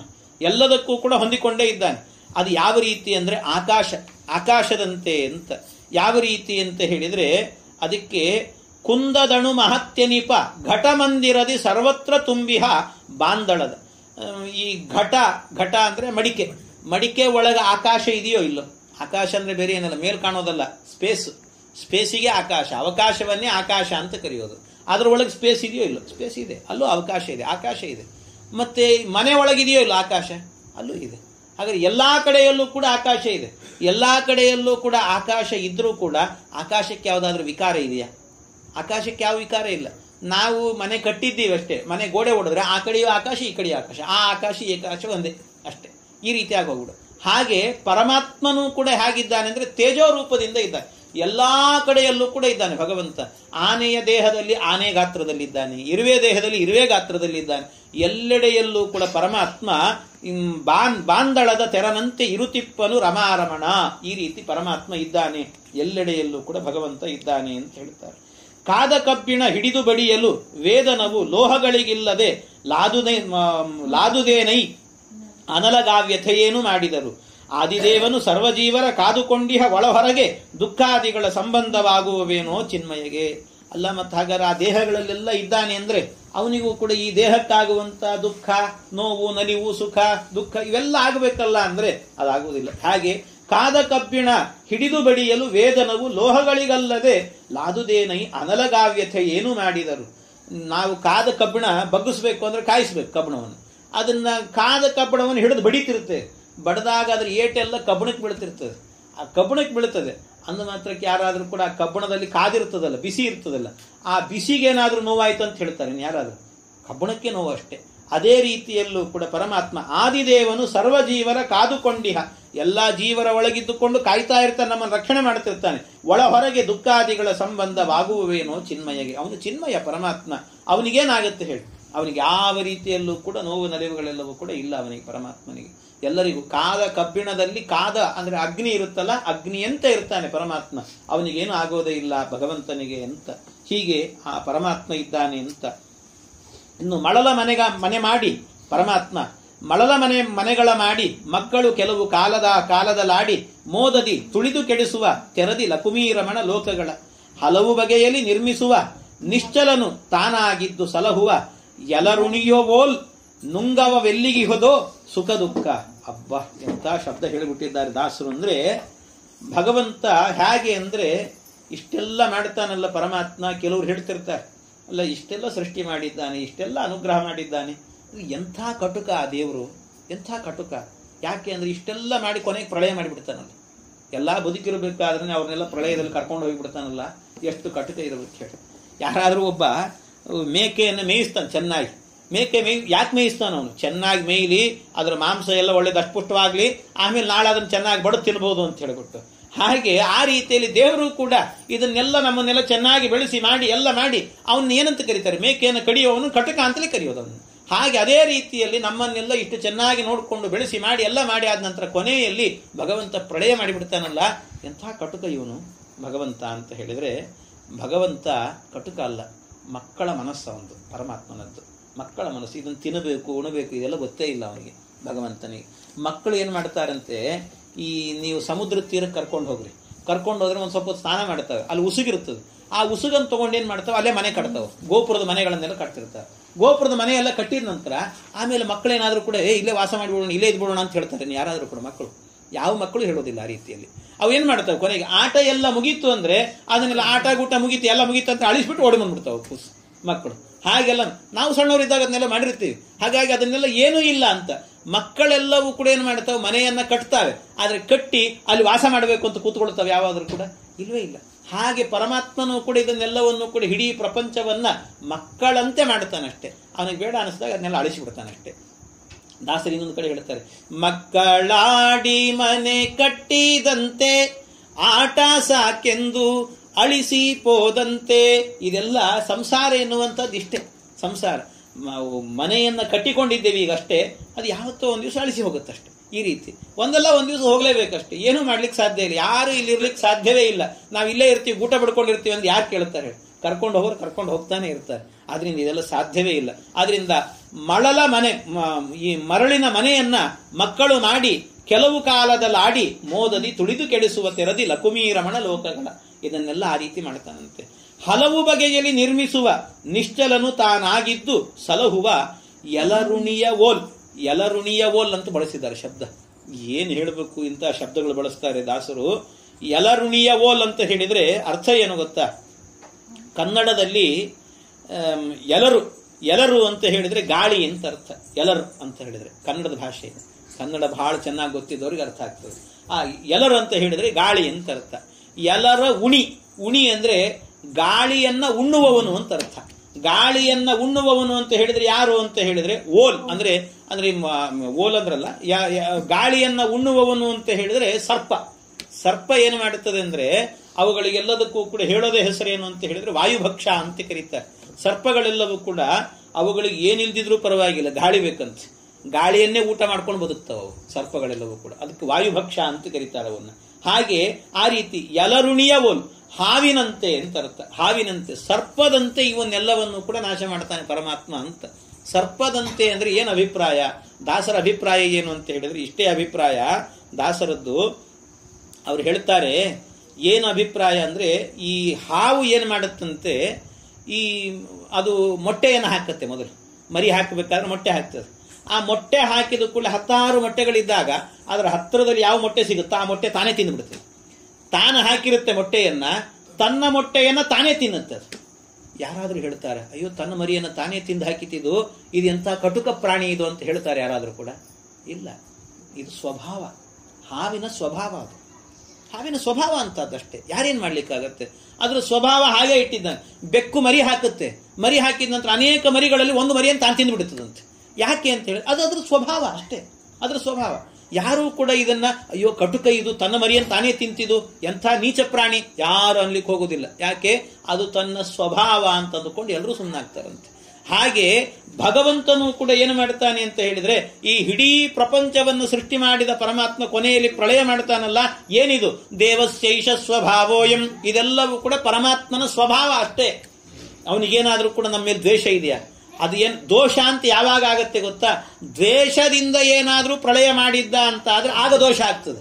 ಆದ್ರೆ ಅವನಿಗೆ ದ್ವೇಷ ಇಲ್ಲ, ಅವನಿಗೇನಿದೆ? ಇದು ಸ್ವಭಾವವಾಗಿದೆ, ದೇವನ ಸ್ವಭಾವವಾಗಿದೆ ಪರಮಾತ್ಮನಿಗೆ. ಅವನು ದ್ವೇಷ ಅಲ್ಲ. ಹಾಗಾಗಿ ದ್ವೇಷ ಇಲ್ಲದೆ ದೇವನ ಸ್ವಭಾವದಿಂದಾಗಿ ಪರಮಾತ್ಮ ಮಾಡುತ್ತಾ ಇದ್ದಾನೆ. ಅದರಿಂದಾಗಿ ಇದು ಯಾವುದು ಕೂಡ ಅವನಿಗೆ ದೋಷ ಅನಿಸ್ಕೊಳ್ಳೋದಿಲ್ಲ. ಆದ್ರಿಂದ ಪರಮಾತ್ಮನನ್ನ ಕಟುಕ ಅಂತ ತಿಳ್ಕೊಳ್ಬೇಡಿ ಅಂತ ಭಗವಂತ ಇದನ್ನೆಲ್ಲ ಹಾಗೆ ಮಾಡ್ತಾನಂತೆ. ಯಾವ ರೀತಿ ದೃಷ್ಟಾಂತಗಳನ್ನು ಕೊಡ್ತಾರೆ ಉಪನಿಷತ್ತುಗಳಲ್ಲಿ. ಯಥೋರ್ಣನಾಭಿ ಸೃಜತೆ ಗೃಹತೆ ಚ ಯಥಾ ಊರ್ಣನಾಭಿ. ಊರ್ಣನಾಭಿ ಅಂದ್ರೆ ಇದಿರುತ್ತೆ, ಜೇಡ ಅನ್ನುವಂಥ ಹುಳ ಇರ್ತದೆ. ಆ ಜೇಡ ಏನು ಮಾಡುತ್ತೆ? ಒಂದೇ ಕಡೆ ಇರ್ತದೆ. ಅದರ ಇಡೀ ಎಲ್ಲ ಜೇಡವನ್ನು ಎಲ್ಲ ಕಡೆ ಬಿಟ್ಟಿರ್ತದೆ. ಆ ಜೇಡ ಏನು ಗೊತ್ತಾ? ಬೇರೆ ಏನಲ್ಲ, ಅದರ ಆಹಾರ, ಅದರ ಪದಾರ್ಥ, ಅದ್ರ ಊಟ. ಅದ್ರ ಊಟವನ್ನು ಹೊರಗೆಲ್ಲ ಹಾಕಿರ್ತದೆ. ಹಸಿವಾದಾಗ ಅದನ್ನು ತಗೊಳ್ತಿರ್ತದೆ, ತಾನೇ ತಗೊಳ್ತದೆ. ಯಥಾ ಊರ್ಣನಾಭಿ ಸೃಜತೆ ಗೃಹತೆ ಚ. ಅದೇ ಏನು ಮಾಡುತ್ತೆ? ಅದೇ ಎಲ್ಲ ಕಡೆ ಹರಡುತ್ತೆ. ಅದನ್ನು ಯಾರು ಕೆಡಲಿಲ್ಲ ಅಂದ್ರೆ ತಾನೇ ಮತ್ತೆ ನುಂಗುತ್ತಂತದನ್ನು. ಆ ರೀತಿ ಮಾಡುತ್ತೆ ಅದು, ಆ ಜೇಡ ಎನ್ನುವಂಥದ್ದು. ಅದೇ ರೀತಿ ಪರಮಾತ್ಮನು ಕೂಡ ಏನು ಮಾಡ್ತಾನೆ? ಜೇಡದಂತೆ ಭಗವಂತ. ಅಂದ್ರೆ ತಾನೇ ಇಡೀ ಪ್ರಪಂಚವನ್ನು ಸೃಷ್ಟಿ ಮಾಡ್ತಾನೆ. ಇದು ಅವನದ್ದೇ ಊಟ, ಇದು ಅವನ ಆಹಾರ. ಆದ್ರಿಂದಾಗಿ ಅವನು ಕೊನೆಗೆ ಬೇಡ ಅನಿಸಿದಾಗ ಒಳಗಿಟ್ಟುಕೊಳ್ತಾನೆ ಅಷ್ಟೇ. ಹೊರಗೆ ಹಾಕ್ತಾನೆ, ಸಾಕಿದು ಅಂತ ಅನಿಸಿದಾಗ ಒಳಗೆ ಹಾಕೊಳ್ತಾನೆ ಭಗವಂತ. ಯಥಾ ಊರ್ಣನಾಭಿ ಸೃಜತೆ ಗೃಹತೆ ಚ. ಈ ರೀತಿ ಮಾಡ್ತಾನೆ ಪರಮಾತ್ಮ. ಆದ್ರಿಂದ ಕಟುಕ ಅಂತ ತಿಳಿಬೇಡಿ. ಮತ್ತಷ್ಟೇ ಅಲ್ಲ, ಅದರ ಜೊತೆಗೆ ಯಥಾ ಪೃಥಿವ್ಯಾಂ ಓಷಧಯ ಸಂಭವಂತಿ. ಪರಮಾತ್ಮ ಈ ಯಾವ ರೀತಿ ಅಂದ್ರೆ ಒಬ್ಬೊಬ್ಬ ಜೀವರಿಗೆ ಒಂದೊಂದು ರೀತಿ ಮಾಡ್ತಾನಲ್ಲ, ಸುಖ ದುಃಖಗಳನ್ನು ಕೊಡ್ತಾನೆ. ಯಾಕೆ ಅಂದ್ರೆ ಯಥಾ ಪೃಥಿವ್ಯಾಂ ಓಷಧಯ ಸಂವದಂತಿ. ಅದು ಏನು ಅಂತ ಹೇಳಿದ್ರೆ, ಪೃಥಿವಿಯಲ್ಲಿ ಒಂದೇ ಭೂಮಿಯಲ್ಲಿ ಒಂದೊಂದು ರೀತಿಯ ಬೆಳೆಗಳು ಸಿಗ್ತವೆ. ಒಂದು ಗಿಡದಲ್ಲಿ ಒಳ್ಳೆ ತೆನೆ ಇದ್ರೆ, ಆ ಭತ್ತದ ತೆನೆ ಚೆನ್ನಾಗಿದ್ರೆ, ಇನ್ನೊಂದು ಗಿಡದಲ್ಲಿ ತೆನೆಯೇ ಇರೋದಿಲ್ಲ. ಯಾಕೆ ಇದು ಅಂತ ಹೇಳಿದ್ರೆ, ಒಂದೇ ಭೂಮಿ ಪಕ್ಕದಲ್ಲೇ ಇರುತ್ತೆ, ಆದ್ರೂ ಹಾಗಾಗಿರುತ್ತೆ. ಯಾಕೆ ಅಂದ್ರೆ ಯಥಾ ಔಷಧಯ ಪೃಥಿವ್ಯಾಂ ಸಂಭವ. ಅದೆಲ್ಲ ಅದು ಪೃಥಿವಿಯಲ್ಲಿ ಇರುವಂತ ಗುಣ, ಒಂದಕ್ಕೆ ಚೆನ್ನಾಗಿ ಬೆಳೆಸುತ್ತೆ ಒಂದು ಕಡೆ. ಹಾಗೆ ಇಡೀ ಜಗತ್ತಿನಲ್ಲಿರುವಂತ ಎಲ್ಲ ಜೀವರಾಶಿಗಳಿಗೂ ಕೂಡ ಕೆಲವರಿಗೆ ಸುಖ, ಕೆಲವರಿಗೆ ದುಃಖ, ಕೆಲವರಿಗೆ ಸುಖ ಮಿಶ್ರಿತವಾದಂಥ ದುಃಖ, ಈ ರೀತಿ ಕೊಟ್ಟು ಭಗವಂತ ಅನುಗ್ರಹ ಮಾಡ್ತಾ ಇರ್ತಾನೆ. ಆದ್ರಿಂದ ಇದು ಅವನ ಸ್ವಭಾವ. ಪೃಥ್ವಿ ಹೀಗೆ ಮಾಡಿತ್ತು ಅಂತ ಹೇಳ್ಬಿಟ್ಟು ಯಾರಾದ್ರೂ ಕೂಡ ಹೇಳ್ತಾರೆ, ಈ ಭೂಮಿ ಯಾಕೆ ಒಂದರಲ್ಲಿ ತೆನೆ ಚೆನ್ನಾಗಿ ಬಿಡಿಸ್ತು, ಇನ್ನೊಂದು ಕಡೆ ಬಿಡಿಸಿಲ್ಲ, ಇದು ಮೋಸ ಮಾಡ್ತಾ ಇದೆ ಅಂತ ಯಾರಾದ್ರೂ ಹೇಳ್ತಾರ? ಇದು ಕಟುಕ ಅಂತ ಯಾರು ಹೇಳೋದಿಲ್ಲ, ಅದು ಮೋಸಗಾರ ಅಂತ ಹೇಳೋದಿಲ್ಲ, ಅದರ ಸ್ವಭಾವ ಅದು ಅಂತ ಅಷ್ಟೇ. ಹಾಗೆ ಪರಮಾತ್ಮನು ಕೂಡ ದೇವಸ್ಯೈಷ ಸ್ವಭಾವೋಯಂ. ಇದೆಲ್ಲ ಒಬ್ಬೊಬ್ಬರಿಗೆ ಒಂದೊಂದು ರೀತಿ ಮಾಡ್ತಾನೆ ಪರಮಾತ್ಮ ಅಂತ. ಈ ರೀತಿ ಅದಕ್ಕೆ ಟೀಕಾಕೃತ್ಪಾದರು ಹೇಳಬೇಕಾದ್ರೆ ಒಂದು ಮಾತೆ ಹೇಳಿಬಿಡ್ತಾರೆ. ಪ್ರಳಯ ಅಂತ ಹೇಳಿದ್ರೆ ಇದು ಕಟುಕ ಅಂತ ಹೇಳಬಾರದು ಅಂತ ಅವ್ರು ಹೇಳೋ ಮಾತೇನು ಗೊತ್ತಾ? ಸ್ವಾಪಂ ಪ್ರಾಪಯತಿ ಶ್ರಮಾಪ ಹೃದಯೇ. ಅವ್ರು ಹೇಳುವಂತ ಮಾತು ಸ್ವಾಪಂ ಪ್ರಾಪಯತಿ. ಅವನು ಭಗವಂತ ಕೊನೆಗೆ ಪ್ರಳಯ ಮಾಡ್ತಾನಲ್ಲ. ಏನು ಪ್ರಳಯ ಅಂದ್ರೆ, ಎಲ್ಲಾ ಜೀವರಾಶಿಗಳು ಕೂಡ ಇಲ್ಲಿ ಹುಟ್ಟಿ ಹುಟ್ಟಿ ಎಷ್ಟು ಈ ಮನುಷ್ಯ ದೇಹ ಬರಬೇಕಾದ್ರೆ ದಾಸರು ಹೇಳ್ತಾರೆ, ಏಸು ಕಾಯಂಗಳ ಕಳೆದು 84 ಲಕ್ಷ ಜೀವರಾಶಿಯನ್ನು ದಾಟಿ ಬಂದ ಈ ಶರೀರ ಅಂತ. 84 ಲಕ್ಷ ಜೀವರಾಶಿಗಳನ್ನು ದಾಟಿ ಬರ್ತದಂತೆ ಈ ದೇಹ. ಅಲ್ಲಿ ತನಕ ಹೋಗಬೇಕು. ಅಂತೂ ಇಷ್ಟು ದೇಹ ಬಂದಿರ್ತದೆ, ಆದ್ರೂ ಬುದ್ಧಿ ಬಂದಿರೋದು ಮನುಷ್ಯನಿಗೆ ಮಾತ್ರ. ಆದ್ರೆ ಇಷ್ಟು ಬಂದಿರ್ತದಲ್ಲ, ಇಷ್ಟು ದೇಹಗಳಲ್ಲಿ ಬಂದು ಬಂದು ಬಂದು ಬಂದು ಆಯಾಸ ಆಗಿರ್ತದಂತೆ ಈ ಜೀವನಿಗೆ. ಅದಕ್ಕೆ ಒಂದ್ಸರ್ತಿ ಭಗವಂತ ನಿನ್ನ ಆಯಾಸ ಎಲ್ಲ ಪರಿಹಾರ ಮಾಡ್ಕೋ ಬಾ ನನ್ನ ಒಳಗೆ ಅಂತ ಅವರಿಗೆಲ್ಲ ಸ್ವಾಪಂ ಪ್ರಾಪಯತಿ ಶ್ರಮಾಪ ಹೃದಯೇ. ಅವರಿಗೆಲ್ಲ ನಿದ್ದೆ ಮಾಡುವಂತ ನಿದ್ದೆ ಮಾಡಿಸ್ತಾನಂತೆ. ಆಯಾಸ ಆದಾಗ ಏನ್ ಮಾಡ್ತೀವಿ? ನಿದ್ದೆ ಮಾಡ್ತೀವಿ ಅಷ್ಟೇ, ಸ್ವಲ್ಪ ರೆಸ್ಟ್ ಮಾಡಿ ಬಿಡಬೇಕು ಅಂತ. ಹಾಗೆ ಭಗವಂತ ಒಳಗೆ ನಿದ್ದೆ ಮಾಡಿಸ್ತಾನೆ ಜೀವರನ್ನ.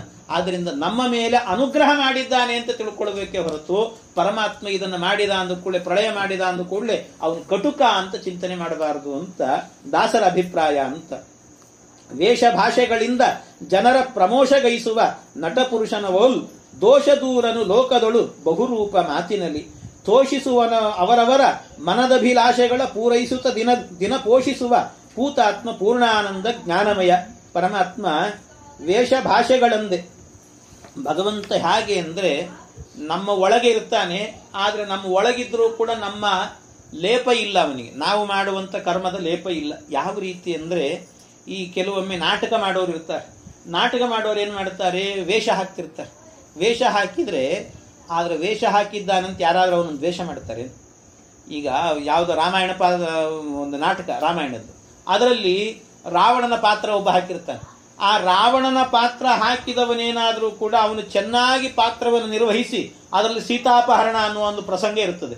ಸೀತಾಪಹರಣವನ್ನು ಬಹಳ ಚೆನ್ನಾಗಿ ಮಾಡಿಬಿಟ್ಟ ಅಂದರೆ ಕೊನೆಗೆ ನಾಟಕ ಮುಗಿದ ಮೇಲೆ ಏನು ಮಾಡ್ತಾರೆ, ಅವನಿಗೆ ಸನ್ಮಾನ ಮಾಡಿ ಪ್ರೈಸ್ ಕೊಡ್ತಾರೆ, ಅವನಿಗೆ ಬಹುಮಾನ ಕೊಡ್ತಾರೆ. ಸೀತಾಪಹರಣ ಮಾಡಿದ್ದಾನೆ ಅಂತ ಯಾರಾದರೂ ಕೂಡ ಅವನಿಗೆ ಏನಾದ್ರು ಜೈಲಿಗೆ ಹಾಕ್ತಾರೆ, ಯಾರಾದರೂ ಕೂಡ. ಯಾರು ಮಾಡೋದಿಲ್ಲ ಹಾಗೆಲ್ಲ. ಅವನು ತಪ್ಪು ಮಾಡಿದ್ದಾನೆ ಅಂತ ತಿಳ್ಕೊತಾರೆ ಯಾರಾದರೂ ಕೂಡ ಇಲ್ಲ. ಅದೇ ರೀತಿಯಲ್ಲಿ ಪರಮಾತ್ಮನು ದೋಷ ದೂರನು ಲೋಕದಳು ಬಹುರೂಪ ಮಾತಿನಲ್ಲಿ. ಬಹುರೂಪ ಅವನೆಲ್ಲ ಏನು ಮಾಡ್ತಾನೆ ಅಂತಂದ್ರೆ, ಪರಮಾತ್ಮ ಅವನು ನಟ ಇದ್ದಂತೆ. ಪರಮಾತ್ಮ ನಟ ಇದ್ದಂತೆ, ಅವನು ಎಲ್ಲಾ ರೂಪಗಳಲ್ಲೂ ಇರ್ತಾನೆ. ಆದ್ರೆ ರೂಪಗಳಲ್ಲಿದ್ದು ಅವರವರ ಕ್ಯಾರೆಕ್ಟರ್ ಅನ್ನ ಬಿಂಬಿಸ್ತಾ ಇರ್ತಾನೆ ಅಷ್ಟೇ. ಅವರ ಕ್ಯಾರೆಕ್ಟರ್ ಏನಿದೆಯೋ ಅಂದ್ರೆ, ರಾವಣನ ವೇಷ ಹಾಕಿದವನ ಕ್ಯಾರೆಕ್ಟರ್ ನಿಜವಾಗ್ಲೂ ಜೀವನದಲ್ಲಿ ನಿಜ ಜೀವನದಲ್ಲಿ ರಾವಣ ಆಗಿರೋದಿಲ್ಲ ಅವನು. ಆದ್ರೆ ಅವನ ಕ್ಯಾರೆಕ್ಟರ್ ಅನ್ನ ತೋರಿಸ್ಬೇಕಾದ್ರೆ ಮಾತ್ರ ಅವನೇನ್ ಮಾಡ್ತಾನೆ, ನಾನು ರಾವಣ ಅನ್ನುವಂತೆ ಬಿಂಬಿಸ್ತಾನೆ. ನೀವು ಈಗೆಲ್ಲ ನೋಡಿದ್ರೆ ಗೊತ್ತಾಗಲ್ಲ. ಸಾಮಾನ್ಯ ಹಳೆಯ ಕಾಲದ ಸಿನಿಮಾಗಳನ್ನು ನೋಡಿದ್ರೆ ಅದರಲ್ಲೆಲ್ಲ ವಿಲನ್ ಕ್ಯಾರೆಕ್ಟರ್ ಅಲ್ಲಿ ಇರುವವರು ಅವ್ರು ಹೇಗೆ ಬಿಂಬಿಸ್ತಾ ಇದ್ರು ಅಂದ್ರೆ, ಅವ್ರೆಲ್ಲಾದ್ರೂ ದಾರಿಯಲ್ಲಿ ಹೋಗ್ಬೇಕಾರೋ ನೋಡಿದ್ರೆ ಅವ್ರನ್ನ ಕಲ್ತ್ಕೊಂಡು ಹೊಡಿಬೇಕು ಅನ್ಸ್ಬೇಕು ನಮಗೆ. ಅಷ್ಟ್ರ ಮಟ್ಟಿಗೆ ನಮ್ಮ ಮೇಲೆ ವಿಲನ್ ಅಂತಲೇ ಪ್ರಭಾವಿತರಾಗಿ ಬಿಡ್ತಿದ್ರು. ಹಾಗೆ ಆ ರೀತಿಯಲ್ಲಿ ಪರಮಾತ್ಮನು ಕೂಡ ನಮ್ಮ ಕ್ಯಾರೆಕ್ಟರ್ ಅನ್ನ ಬಿಂಬಿಸ್ತಾನೆ ಪರಮಾತ್ಮ ಅಷ್ಟೇ. ಹಾಗೆ ಅಂದ್ರೆ ನಮ್ಮ ಒಳಗೆ, ಆದ್ರೆ ವೇಷವನ್ನಷ್ಟೇ. ಆದ್ರೆ ವೇಷ ಹಾಕಿದವನೇನಿದ್ದಾನೆ ಪರಮಾತ್ಮ, ಅವನಿಗೇನಾದ್ರು ದೋಷ ಇದೆಯಾ? ಅವನಿಗಿನ್ನೂ ಬಹುಮಾನ ಅಷ್ಟೇ. ಅವನಿಗೇನು ಯಾವುದೇ ರೀತಿಯಾಗಿರುವಂತಹದ್ದಿಲ್ಲ. ಹಾಗೆ ತೋಷಿಸುವ ನವರವರ ಮನದಭಿಲಾಷೆಗಳ ಪೂರೈಸುತ್ತ ದಿನ ಪೋಷಿಸುವ ಪೂತಾತ್ಮ ಪೂರ್ಣಾನಂದ ಜ್ಞಾನಮಯ. ಆ ರೀತಿ ಅವರವರೊಳಗೆ ಇದ್ದು ಅವರವರಿಗೆ ಬೇಕಾಗಿರುವಂತಹದನ್ನು ಕೊಡ್ತಾ ಹೋಗ್ತಾನೆ ಪರಮಾತ್ಮ. ಅವನು ಜ್ಞಾನಮಯ. ಈ ರೀತಿ ಪರಮಾತ್ಮ ಇದ್ದಾನೆ. ಅಧಮ ಮಾನವನೋರ್ವ ಮಂತ್ರೌಷಧಿಗಳನ್ನು ತಾನರಿತು ಪಾವಕ ಉದಕಗಳ ಸಂಬಂಧವಿಲ್ಲದೆ ಇಪ್ಪನದರೊಳಗೆ ಪದುಮಜಾಂಡೋದರನು ಸರ್ವ ಹೃದಯದೊಳಗಿರೆ ಕಾಲಗುಣಕ್ಕೆ ಕರ್ಮ ಕಲುಷ ಸಂಬಂಧವಾಗುವವೇ ನಿರಂಜನೆಗೆ. ಅವನು ನಿರಂಜನ, ಅವನು ಪರಮಾತ್ಮ. ಯಾವ ದೋಷ ಇಲ್ಲ ಅವನಲ್ಲಿ, ಪರಮಾತ್ಮನಲ್ಲಿ. ಅದು ಯಾವ ರೀತಿ ಅಂತ ಹೇಳಿದ್ರೆ, ಅಧಮ ಮಾನವನೋರ್ವ ಮಂತ್ರೌಷಧಿಗಳು. ಪರಮಾತ್ಮನಿಗೆ ದೋಷ ಇರಲಿಕ್ಕೆ ಸಾಧ್ಯನ? ಎಲ್ಲರ ಒಳಗಿದ್ದಾನೆ ಅಂದ್ರೆ ಅವನಿಗೆ ನಮಗಾಗುವ ದುಃಖ ಅವನಿಗೆ ಆಗುತ್ತೆ ಅಂತ ಹೇಳ್ತಿರಲ್ಲ, ಅದು ಹೇಗೆ ಸಾಧ್ಯ?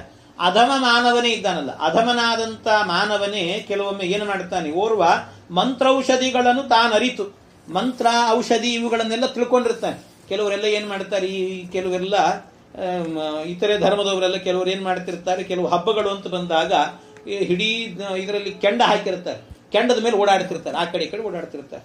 ಏನು ಕೆಂಡದ ಮೇಲೆ ಓಡಾಡಿದ್ರು ಅಂತ ಅನ್ಕೊಂಡಿರ್ತೀವಿ, ಅದಲ್ಲ. ಏನ್ ಮಾಡಿರ್ತಾರೆ, ಔಷಧವ ಅವ್ರ ಕಾಲಿಗೆ ಔಷಧ ಹಚ್ಕೊಂಡಿರ್ತಾರಂತೆ. ಅದು ಸುಡದೇ ಇರುವಂತೆ ಒಂದು ಔಷಧ ಹಚ್ಕೊಂಡಿರ್ತಾರೆ. ಅದ್ರ ಮೇಲೆ ಕಾಲಿಟ್ಟರು ಕೂಡ ನಮ್ಗೆ ಸುಟ್ಟಿರಬಾರ್ದು, ಆ ರೀತಿ ಔಷಧ ಹಚ್ಕೊಂಡಿರ್ತಾರಂತವ್ರು. ಹಾಗೆ ಅಧಮ ಮಾನವನೋರ್ವ ಮಂತ್ರ ಔಷಧಿಗಳನ್ನು ಅವನು ಔಷಧಿ ಹಚ್ಕೊಂಡಿರ್ತಾನೆ.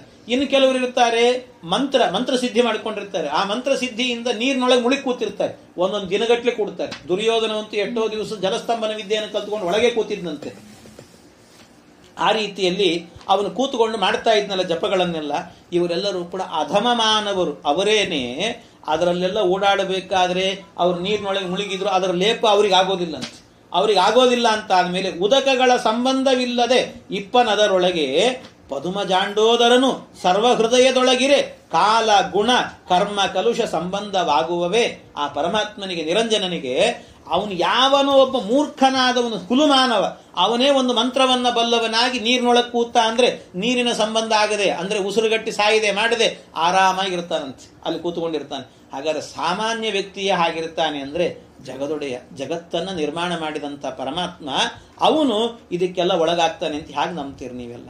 ಆದ್ರಿಂದ ಇದು ಯಾರ ಒಳಗಿದ್ರೂ ಕೂಡ ಅವನಿಗಾಗುವ ದುಃಖಾದಿಗಳ ಸಂಪರ್ಕ ಎನ್ನುವಂತಹದ್ದು ಪರಮಾತ್ಮನಿಗೆ ಇಲ್ಲ ಅಂತ ಅರ್ಥ ಮಾಡ್ಕೊಳ್ಬೇಕು. ಒಂದು ಗುಣದೊಳ ಅನಂತ ಗುಣಗಳು ಒಂದು ರೂಪದೊಳಿಹವು ಲೋಕಗಳೊಂದು ರೂಪ ಧರಿಸಿ ತದ್ಗತ ಪದಾರ್ಥದೊಳ ಹೊರಗೆ ಬಾಂಧವದೊಳಿದ್ದು ಬಾಂಧಳದೊಳವಲಿದ್ದು ಬಹು ಪೆಸರಿಂದ ಕರೆಸುತ್ತ ಪೂರ್ಣ ಜ್ಞಾನಾನಂದಮಯ ಪರಿಪರಿವಿಹಾರವ ಮಾಡಿಸುವ ಪರಮಾತ್ಮ. ಒಂದು ಗುಣದೊಳ ಅನಂತ ಗುಣಗಳು, ಪರಮಾತ್ಮನ ಒಂದು ಗುಣದಲ್ಲೇ ಅನಂತ ಗುಣಗಳಿದ್ದಾವಂತೆ ಪರಮಾತ್ಮ. ಅಂದ್ರೆ ಅದರ ಅರ್ಥ ಏನು ಅಂದ್ರೆ ನಾವು ಅರ್ಥ ಮಾಡ್ಕೊಳ್ಬೇಕು. ಒಂದೇ ರೂಪದಿಂದ 14 ಲೋಕಗಳನ್ನು ಧಾರಣೆ ಮಾಡ್ತಾನೆ ಪರಮಾತ್ಮ. ಒಂದೇ ಗುಣ, ಅವನದ್ದು ಒಂದೇ ಗುಣ ಇಟ್ಟುಕೊಳ್ಳ್ರಿ, ಆ ಒಂದೇ ಗುಣದಲ್ಲೂ ಆಗಬೇಕಾದ್ರೆ ಅನಂತ ಗುಣಗಳು ಸೇರಿದ್ದಾರೆ. ಅಂದ್ರೆ ಅವನ ಗುಣಗಳಲ್ಲಿ, ಕ್ರಿಯೆಗಳಲ್ಲಿ, ಅವನ ಅವಯವಗಳಲ್ಲಿ ಎಲ್ಲೂ ಭೇದ ಇಲ್ಲ. ನೇಹ ನಾನಾಸ್ತಿ ಕಿಂಚನ. ಪರಮಾತ್ಮನ ದೇಹ, ಅವಯವ, ಗುಣ, ಕ್ರಿಯೆ ಯಾವುದರಲ್ಲೂ ಕೂಡ ಭೇದ ಎನ್ನುವಂತಹದ್ದಿಲ್ಲ. ಅವನ ರೂಪಗಳಲ್ಲೂ ಕೂಡ ಭೇದ ಎನ್ನುವಂತಹದ್ದಿಲ್ಲ. ಅದಕ್ಕೆ ಹೇಳ್ತಾರೆ ಕ್ವಚಿಚ್ಚ ಪಾದೇನ ಸಮೀಕ್ಷತೆ ಸಖಿ. ಒಂದು ಕಡೆ ಕೃಷ್ಣನಿಗೇನ್ ಮಾಡಿದ್ರಂತೆ, ಒಬ್ಬ ಗೋಪಿ ನಮ್ಮ ಮನೆಗೆ ಬಂದ್ರೆ ಕೃಷ್ಣನ್ ಹಿಡ್ಕೊಳ್ಬೇಕು ಅಂತ ಬೆಣ್ಣೆ ತಿನ್ಲಿಕ್ಕೆ ಬಂದಾಗ ಅವನನ್ನು ಹಿಡ್ಕೊಳ್ಳಿಕ್ಕೆ ಅಂತ ಮನೆ ತುಂಬಾ ಪಾತ್ರೆ ಜೋಡಿಸಿದ್ದಂತೆ. ಎಲ್ಲಾ ಕಿಟಿಕಿ ಹಾಕಿಬಿಟ್ಟಿದ್ಲು, ಕತ್ಲಾಗಿತ್ತು ಮನೆ. ಆ ಮನೆ ಒಳಗೆ ಹೋಗ್ಬೇಕಲ್ಲ, ಒಳಗೆ ಹೋಗುವಾಗ ಪಾತ್ರೆ ಯಾವ್ದಾದ್ರೂ ಎಡುತ್ತಾನೆ ಕೃಷ್ಣ, ಅವನ ಶಬ್ದ ಆಗತ್ತೆ, ಹಿಡ್ಕೊಳ್ಬೇಕು ಅಂತ ಅವಳು ಗೋಪಿ. ಆದ್ರೆ ಕೃಷ್ಣ ಮನೆ ತುಂಬಾ ಪಾತ್ರೆ ಜೋಡಿಸಿದ್ರು ಕೂಡ ಒಂದು ಪಾತ್ರೆ ಎಡುವುದಿಲ್ಲಂತೆ ಕೃಷ್ಣ. ಮಧ್ಯದಲ್ಲಿ ಸಂದಲ್ಲೇ ಕಾಲಿಟ್ಕೊಂಡು ಹೋಗಿದ್ನಂತೆ ದೇವರು, ಒಂದು ಪಾತ್ರೆ ಹಿಡಿಗಿರ್ಲಿಲ್ಲ. ಅವಳು ಕೇಳ್ತಾಳೆ ಕ್ವಚಿಚ್ಚ ಪಾದೇನ ಸಮೀಕ್ಷತೆ ಸಖಿ. ಏನ್ ಕೃಷ್ಣನಿಗೆ ಪಾದದಲ್ಲೂ ಕಣ್ಣಿದೆಯಾ ಅಂತ ಕೇಳ್ತಾಳೆ. ಅಂದ್ರೆ ಅಭಿಪ್ರಾಯ ಏನು, ಪಾದವೂ ಕಣ್ಣು ಒಂದು ಭಗವಂತನದ್ದು. ಅವನ ಅವಯವಗಳಲ್ಲಿ ಭೇದ ಇಲ್ಲ, ಭೇದ ಎನ್ನುವಂಥದ್ದಿಲ್ಲ ಪರಮಾತ್ಮನ ಅವಯವಗಳಲ್ಲಿ. ಅವನ ಅವಯವಗಳು ಎಲ್ಲಾ ಇಂದ್ರಿಯಗಳಿಂದಲೂ ಕೂಡ ಎಲ್ಲ ಕೆಲಸವನ್ನು ಮಾಡ್ತಾನೆ ಭಗವಂತ. ಕಾಲಿಂದ ನೋಡ್ತಾನೆ, ಕಾಲಿಂದ ಊಟ ಮಾಡ್ತಾನೆ, ಕಾಲಿಂದ ಮಾತನಾಡ್ತಾನೆ, ಕಾಲಿಂದ ಕೇಳಿಸಿಕೊಳ್ತಾನೆ. ಎಲ್ಲಾ ಕೆಲಸಗಳನ್ನು ಕೂಡ ಪರಮಾತ್ಮ ಒಂದೇ ಅವಯವದಿಂದ ಮಾಡಬಲ್ಲಂತೆ. ಇದು ಅವನಲ್ಲಿರುವಂತ ಒಂದು ಶಕ್ತಿ ಪರಮಾತ್ಮನದ್ದು. ಅದಕ್ಕೆ ಹೇಳ್ತಾರೆ ದಾಸರು, ಸಾಮಾನ್ಯ ಪ್ರಾಣಿಗೆ ಅಂಥದ್ದನ್ನು ಕೊಟ್ಟಿದ್ದಾನಂತೆ ದೇವರು. ಈ ಉರಗ ಹಾವಿದೆ ಅಲ್ಲ, ಹಾವಿಗೆ ಅದಕ್ಕೆ ಏನಂತ ಹೆಸರು ಗೊತ್ತಾ ಸಂಸ್ಕೃತದಲ್ಲಿ? ಚಕ್ಷುಶ್ರವ ಅಂತ ಹೆಸರು. ಹಾವಿಗೆ ಹೆಸರು ಚಕ್ಷುಶ್ರವ. ಯಾಕೆ ಅಂದ್ರೆ ಅದಕ್ಕೆ ಕಣ್ಣು ಕಿವಿ ಎರಡೂ ಇದೆ ಅಂತೆ, ಅದಕ್ಕೆ ಚಕ್ಷುಶ್ರವ ಅಂತ ಹೆಸರು. ಕಿವಿ ಇದೆ, ಕಣ್ಣಿದೆ. ನಮಗಿಲ್ಲೇನು ಮತ್ತಾಗ? ನಮಗೂ ಕಣ್ಣಿದೆ, ಕಿವಿ ಇದೆ, ನಮಗೂ ಚಕ್ಷುಶ್ರವ ಅಂತ ಕರೀರಿ ಅಂದ್ರೆ ಹಾಗಲ್ಲ. ಅದಕ್ಕೊಂದು ವಿಶೇಷತೆ ಇದೆ. ಏನು ಗೊತ್ತಾ? ಹಾವು ಏನ್ ಮಾಡುತ್ತಂತೆ, ಕಿವಿ ಅನ್ನೋದು ಪ್ರತ್ಯೇಕವಾಗಿಲ್ಲ ಅದಕ್ಕೆ. ಕಣ್ಣೇ ಕಿವಿ, ಕಿವಿಯೇ ಕಣ್ಣು ಅದಕ್ಕೆ. ಅಂದ್ರೆ ಏನರ್ಥ ಗೊತ್ತಾ? ಕಣ್ಣಿಂದಲೇನೆ ನೋಡುತ್ತೆ, ಆ ಕಣ್ಣಿಂದಲೇ ಕೇಳಿಸ್ಕೊಳ್ತದಂತೆ. ಕಿವಿಯಿಂದಲೇ ನೋಡುತ್ತೆ, ಕಿವಿಯಿಂದಲೇ ಕೇಳಿಸ್ಕೊಳ್ತದೆ. ಆದ್ರೆ ಒಂದು ವ್ಯತ್ಯಾಸ ಏನು ಅಂದ್ರೆ, ಹಾವು ನೋಡುವಾಗ ಕೇಳಿಸೋದಿಲ್ಲ, ಕೇಳಿಸಿಕೊಳ್ಳುವಾಗ ಕಾಣೋದಿಲ್ಲ ಅಂತ ಅದಕ್ಕೆ, ಹಾವಿಗೆ. ಇದೊಂದು ವ್ಯತ್ಯಾಸ. ಆದ್ರಿಂದ ಅದಕ್ಕೆ ಚಕ್ಷುಶ್ರವ ಅಂತ ಹೆಸರು ಹಾವಿಗಾಗಬೇಕಾದ್ರೆ. ಹಾಗಾದ್ರೆ ಒಂದೇ ಇಂದ್ರಿಯ ಎರಡು ಕೆಲಸ ಮಾಡಿಸ್ತಾನೆ. ಅಂದ್ರೆ ಒಂದು ಪ್ರಾಣಿಯಲ್ಲೇನೆ ಭಗವಂತ ಅವನು ಸೃಷ್ಟಿ ಮಾಡಿದಂತ ಪ್ರಾಣಿಯಲ್ಲಿ ಒಂದು ಇಂದ್ರಿಯದಲ್ಲಿ ಎರಡು ಕೆಲಸವನ್ನ ಮಾಡುವ ಸಾಮರ್ಥ್ಯವನ್ನಿಟ್ಟಿದ್ದಾನೆ. ಅಂದ್ರೆ ಇದನ್ನು ನಿರ್ಮಾಣ ಮಾಡಿರುವ ಭಗವಂತನ ಅವಯವದಲ್ಲಿ ಎಲ್ಲಾ ಕೆಲಸಗಳನ್ನು ಕೂಡ ಒಂದೇ ಇಂದ್ರಿಯದಿಂದ ಮಾಡ್ತಾನೆ ಅನ್ನೋದನ್ನು ಒಪ್ಪಲಿಕ್ಕಾಗದೇ ಇರ್ತದೆ. ಅದನ್ನು ಸುಲಭವಾಗಿ ಒಪ್ಪಿಕೊಳ್ಳಬೇಕು ಅಂತ. ಹೀಗೆ ಆ ಪರಮಾತ್ಮ ಎನ್ನುವಂಥವನು ಈ ರೀತಿ ಅದ್ಭುತನಾಗಿದ್ದಾನೆ. ಒಂದು ಗುಣದಳು ಅನಂತ ಗುಣಗಳು, ಒಂದೇ ಗುಣದಲ್ಲಿ ಅನಂತ ಗುಣಗಳು, ಎಲ್ಲ ಒಂದು ಅವಯವದಲ್ಲಿ ಎಲ್ಲವೂ ಕೂಡ ಸೇರಿದೆ ಭಗವಂತನಲ್ಲಿ. ಎಲ್ಲವೂ ಕೂಡ ನಡೆಯುತ್ತಂತೆ. ಆ ಭಗವಂತನ ವಿಷಯದಲ್ಲಿ ಚಕ್ಷುಷಾ ಶೃಣೋತಿ, ಕಣ್ಣಿಂದ ಕೇಳಿಸಿಕೊಳ್ತಾನೆ. ಈ ಶಬ್ದ ಬಳಸಬಹುದು, ವೇದದಲ್ಲೆಲ್ಲ ಬರುತ್ತದೆ. ಚಕ್ಷುಷಾ ಶೃಣೋತಿ ಶ್ರೋತ್ರೇಣ ಪಶ್ಯತಿ.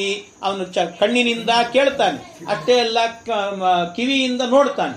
ಇದು ಎಂಥ ವಿಚಿತ್ರ! ಯಾರಾದ್ರೂ ಹೇಳ್ತಾರೆ ಕಿವಿಯಿಂದ ನೋಡ್ತಾನೆ ಅಂತ ಹೇಳ್ತಾರೆ, ಕಿವಿಯಿಂದ ಕೇಳ್ತಾನೆ ಅನ್ನೋದು. ಆದ್ರೆ ದೇವರ ವಿಷಯದಲ್ಲಿ ಕಿವಿಯಿಂದ ನೋಡ್ತಾನೆ, ಕಣ್ಣಿಂದ ಕೇಳ್ತಾನೆ, ಎಲ್ಲವೂ ನಡೀತದೆ. ಇದೆಲ್ಲ ನಡೀತಾ ಹೋಗುತ್ತೆ.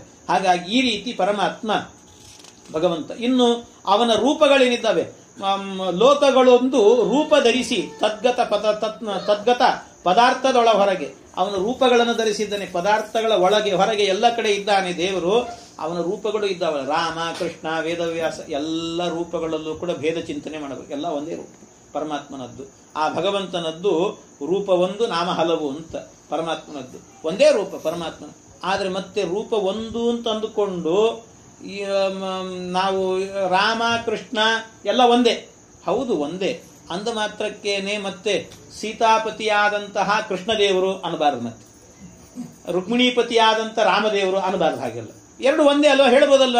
ಹಾಗೆಲ್ಲ ಅನ್ಲಿಕ್ಕಿಲ್ಲ. ಅಲ್ಲೊಂದು ವಿಶೇಷ ಇದೆ ಅಂತ ಹೇಳ್ತಾರೆ. ವಿಶೇಷ ಇದೆ ಅಲ್ಲೊಂದು. ವಿಶೇಷ ಅಂದ್ರೆ ಏನು ಅಂತ ಅದು ದೊಡ್ಡ ವಿಷಯ, ಸಂಕ್ಷೇಪವಾಗಿ ಹೇಳ್ತೀನಿ. ವಿಶೇಷ ಅಂದ್ರೆ ಇಷ್ಟೇ, ಎಲ್ಲಿ ಅಭೇದ ಇರುತ್ತೋ, ಭೇದ ಇರೋದಿಲ್ಲ, ಭೇದ ಇಲ್ಲದೆ ಇದ್ದ ಕಡೆಯಲ್ಲೂ ಕೂಡ ಭೇದದ ವ್ಯವಹಾರವನ್ನು ಮಾಡ್ತೀವಿ ಅಷ್ಟೇ, ಅದನ್ನು ವಿಶೇಷ ಅಂತ ಕರೀತಾರೆ. ಅಭೇದೇಪಿ ಭೇದ ಕಾರ್ಯಕಾರಿ ವಿಶೇಷ ಅಂತ. ಅದ್ರ ಬಗ್ಗೆ ಕೇಳಲಿಕ್ಕೆ ಹೋಗ್ಬೇಡಿ, ಮತ್ತೆ ಕೇಳಲಿಕ್ಕೆ ಹೋದ್ರೆ ನಿಮಗೆ ಅರ್ಥ ಆಗೋದು ಕಷ್ಟ ಆಗ್ತದೆ. ಅದೆಲ್ಲ ಸ್ವಲ್ಪ ಅಂತರಂಗದ ವಿಷಯಗಳು ಅವೆಲ್ಲವೂ ಕೂಡ. ಅಂತೂ ವಿಶೇಷ ಎನ್ನುವಂತಹದ್ದಿರುತ್ತೆ. ಆದ್ರಿಂದ ಸೀತಾಪತಿಯಾದಂತಹ ಕೃಷ್ಣದೇವರು ಹಾಗೆಲ್ಲ ಹೇಳಬಾರದು. ಸೀತಾಪತಿ ರಾಮಚಂದ್ರ ಅಂತಲೇ ಹೇಳಬೇಕು, ರುಕ್ಮಿಣೀಪತಿ ಕೃಷ್ಣ ಅಂತಲೇ ಹೇಳಬೇಕು. ಹಾಗೆ ಅದೊಂದು ವಿಶೇಷ ಅನ್ನುವಂಥದ್ದಿದೆ. ಹಾಗಾಗಿ ಆ ವಿಶೇಷದಿಂದಾಗಿ ಅದನ್ನು ಅರ್ಥ ಮಾಡ್ಕೊಳ್ಳಬೇಕಂತೆ. ಈ ರೀತಿ ಪರಮಾತ್ಮ ಬಾಂದಳ ಒಲಿದ್ದು ಬಹು ಪೆಸರಿಂದ ಕರೆಸುತ್ತ, ಅವನು ಪರಮಾತ್ಮ ಆಕಾಶದಂತೆ ಇರ್ತಾನೆ, ಒಂದೇ ಆಕಾಶ ಆದರೂ ಕೂಡ ಬೇರೆ ಬೇರೆ ಹೆಸರಿನಿಂದ ಕರೆಸಿಕೊಳ್ತಾನೆ ಭಗವಂತ. ಕರೆಸುತ್ತ ಪೂರ್ಣ ಜ್ಞಾನಾನಂದಮಯ ಪರಿಪರಿ ವಿಹಾರವ ಮಾಡಿಸುವ. ಪರಿಪರಿ ವಿಹಾರವನ್ನು ಅವನು ಮಾಡುತ್ತಾನೆ, ನಮ್ಮಿಂದ ಮಾಡಿಸ್ತಾನೆ ಪರಮಾತ್ಮನನ್ನ. ಇಷ್ಟೇ, ಎಲ್ಲರೊಳು ತಾನಿಪ್ಪ ತನ್ನೊಳು ಎಲ್ಲರನ್ನು ಧರಿಸಿಹನು. ಅಪ್ರತಿಮಲ್ಲ ಮನ್ಮಥ ಜನಕ ಜಗದಾದ್ಯಂತ ಮಧ್ಯಗಳ ಬಲ್ಲ ಬಹುಗುಣಗಳ ಭರಿತ ದಾನವದಲ್ಲಣ ಜಗನ್ನಾಥ ವಿಠಲ ಸೊಲ್ಲನಾಲಿಸಿ ಕಂಬದಿಂದಲೇ ಬಂದ ಬಕುತಗೆ. ಎಲ್ಲ ಕಡೆಯಲ್ಲೂ ಕೂಡ ಇದ್ದಾನೆ ಪರಮಾತ್ಮ ಅನ್ನೋದಕ್ಕೆ ನರಸಿಂಹಾವತಾರ ಒಂದು ಸಾಕಾಗಲ್ವೇ ಅಂತಾರೆ ದಾಸರು. ಅದೊಂದು ಸಾಕಾಗಲ್ವೇ? ಯಾಕೆ ಅಂದ್ರೆ ಆ ಪ್ರಹ್ಲಾದರಾಜರು ಹೇಳಿದ್ರು, ಎಲ್ಲಿದ್ದಾನೆ ನಿನ್ನ ಪರಮಾತ್ಮ? ಸರ್ವತ್ರ ಅಂತ ಹೇಳಿದ್ರು. ಹಾಗಾದ್ರೆ ಸರ್ವತ್ರ ಆದ್ರೆ ಕಂಬದಲ್ಲಿ ಹಾಕಿಲ್ಲೋ? ಅಲ್ಲೂ ಇದ್ದಾನೆ ಅಂದ, ಅಲ್ಲೂ ಇದ್ದಾನೆ. ಹಾಗಾದ್ರೆ ತೋರಿಸುವಂತ ಅದನ್ನು ಒದ್ದಾಗ ಕಂಬ ಒಡ್ಕೊಂಡು ಬಂದ ಪರಮಾತ್ಮ. ಅಂದ್ರೆ ಅವನು ಎಲ್ಲಾ ಕಡೆ ಇದ್ದಾನೆ ಅನ್ನೋದಕ್ಕೆ ನರಸಿಂಹಾವತಾರ ಒಂದು ಸಾಕು ಅನ್ನೋದ್ರ ಮೂಲಕವಾಗಿ ಪರಮಾತ್ಮ ತೋರಿಸಿದ್ದಾನೆ. ಸೊಲ್ಲನಾಲಿಸಿ ಕಂಬದಿಂದಲೇ ಬಂದ ಬಕುತಗೆ. ಆ ಭಕ್ತನ ಮಾತನ್ನು ಸತ್ಯ ಮಾಡ್ಲಿಕ್ಕೋಸ್ಕರ ಬಂದು ಸರ್ವಾಂತರ್ಯಾಮಿ ನಾನು ಅಂತ ತೋರಿಸ್ಲಿಕ್ಕೆ ಅಂತ ಪರಮಾತ್ಮ ಬಂದನಂತೆ. ಹೀಗೆ ಭಗವಂತ ಬಂದು ಅನುಗ್ರಹವನ್ನು ಮಾಡಿದ್ದಾನೆ ಪರಮಾತ್ಮ. ಇಲ್ಲಿಗೆ ಆ ಪರಮಾತ್ಮನ ಅವನ ವ್ಯಾಪ್ತಿ ಎಲ್ಲೆಲ್ಲಿದೆ ಅನ್ನೋದರ ಬಗ್ಗೆ ನಿರೂಪಣೆ ಮಾಡಿ ವ್ಯಾಪ್ತಿ ಸಂಧಿಯನ್ನು ಮುಗಿಸಿಕೊಂಡಿದ್ದಾರೆ. ನಾನು ಪೂರ್ಣವಾಗಿ ಹೇಳಿಲ್ಲ, ಅದನ್ನು ಮೇಲ್ನೋಟದಲ್ಲೇ ಹೇಳಿದ್ದೀನಿ. ಇನ್ನು ಡೀಪ್ ಅಂಡ್ ಡೆಪ್ತ್ ಆಗಿ ಹೋದ್ರೆ ಮುಗಿಯೋದಿಲ್ಲ, ಸಮಯ ಈಗಾಗಲೇ ಬಹಳ ಆಗಿ ಹೋಗ್ತಾ ಇದೆ. ಹಾಗೆ ಅಂತಹದ್ದು ಬಹಳ ವಿಶಿಷ್ಟವಾದ ಮುಂದಿನ ಸಂಧಿಗಳಲ್ಲಿ ಭೋಜನ ಸಂಧಿ ಅಂತ ಬರುತ್ತದೆ. ಅಲ್ಲೂ ಯಾವ ಪದಾರ್ಥದಲ್ಲಿ ಪರಮಾತ್ಮನ ವ್ಯಾಪ್ತಿ ಇದೆ, ಎಷ್ಟೆಷ್ಟಿದೆ, ಯಾವ ರೂಪದಿಂದ ಇರ್ತಾನೆ ಭಗವಂತ. ನೀವು ಬಡಿಸುವ ಉಪ್ಪಿನಿಂದ ಹಿಡ್ಕೊಂಡು ಎಲ್ಲಾ ಪದಾರ್ಥಗಳಲ್ಲೂ ಪರಮಾತ್ಮ ಇದ್ದಾನೆ. ಇದೆಲ್ಲ ಒಂದು ಊಟ ಅನ್ನುವಂತಹದ್ದೇನಿದೆ ಅದೊಂದು ವೈಶ್ವಾನರ ಯಜ್ಞ. ವೈಶ್ವಾನರ ಯಜ್ಞ ಅಂತ ಹೇಳಿದ್ರೆ ಏನರ್ಥ? ವೈಶ್ವಾನರ ಯಜ್ಞ ಅಂತ ಕರಿತೀವಲ್ಲ, ಅಂದ್ರೆ ಇಡೀ ವಿಶ್ವದಲ್ಲಿ ಯಾವ ಮನುಷ್ಯನು ಊಟ ಮಾಡ್ತಾನೋ ಅದರಲ್ಲೆಲ್ಲ ವೈಶ್ವಾನರ ಅನ್ನೋ ರೂಪದಿಂದ ವಿಶ್ವ ನರರು ಊಟ ಮಾಡುವಂತಹ ಯಜ್ಞವನ್ನ ವೈಶ್ವಾನರ ಯಜ್ಞ ಅಂತ ಕರೀತಾರೆ. ವಿಶ್ವ ನರರ ಊಟ, ಇದು ವೈಶ್ವಾನರ ಯಜ್ಞ ಅಂತ ಕರೀತಾರೆ. ಅಂಥ ಯಜ್ಞ ಸಂಧಿ ಅದು ವೈಶ್ವಾನರ ಭೋಜನ ಸಂಧಿ ಅಂತಲೇ ಅದಕ್ಕೆ ಹೆಸರು. ಆ ಸಂಧಿಯಲ್ಲಿ ಎಲ್ಲೆಲ್ಲಿ ಏನೇನು ರೂಪಗಳು ಅಂತ ಅದರ ಚಿಂತನೆ ಬಂದಿದ್ದಾವೆ. ಇದೇ ರೀತಿ ಬೇರೆ ಬೇರೆ ಚಿಂತನೆಗಳೆಲ್ಲವೂ ಕೂಡ ಅಡಗಿದ್ದಾವೆ. ಮತ್ತೆ ಯಾವಾಗಾದರೂ ಕಾಲ ಕೂಡಿ ಬಂದಾಗ ಮುಂದಿನ ದಿನಗಳಲ್ಲಿ ಮುಂದಿನ ಚಿಂತನೆಯನ್ನು ಕೂಡ ಮಾಡಬಹುದು ಅಂತ ಹೇಳುತ್ತಾ, ಇಷ್ಟು ದಿನದಲ್ಲೂ ಕೂಡ ಏನಾದರೂ ಸದ್ವಿಚಾರಗಳು ಅಂತ ಮೂಡಿ ಬಂದಿದ್ರೆ ಅದೆಲ್ಲವೂ ಕೂಡ ನಮ್ಮ ಗುರುಗಳಾದಂಥ ಪರಮ ಪೂಜ್ಯ ಪೇಜಾವರ ಶ್ರೀ ವಿಶ್ವೇಶತೀರ್ಥ ಶ್ರೀಪಾದಂಗಳವರ ಅನುಗ್ರಹ, ಅವರ ಕಾರುಣ್ಯ.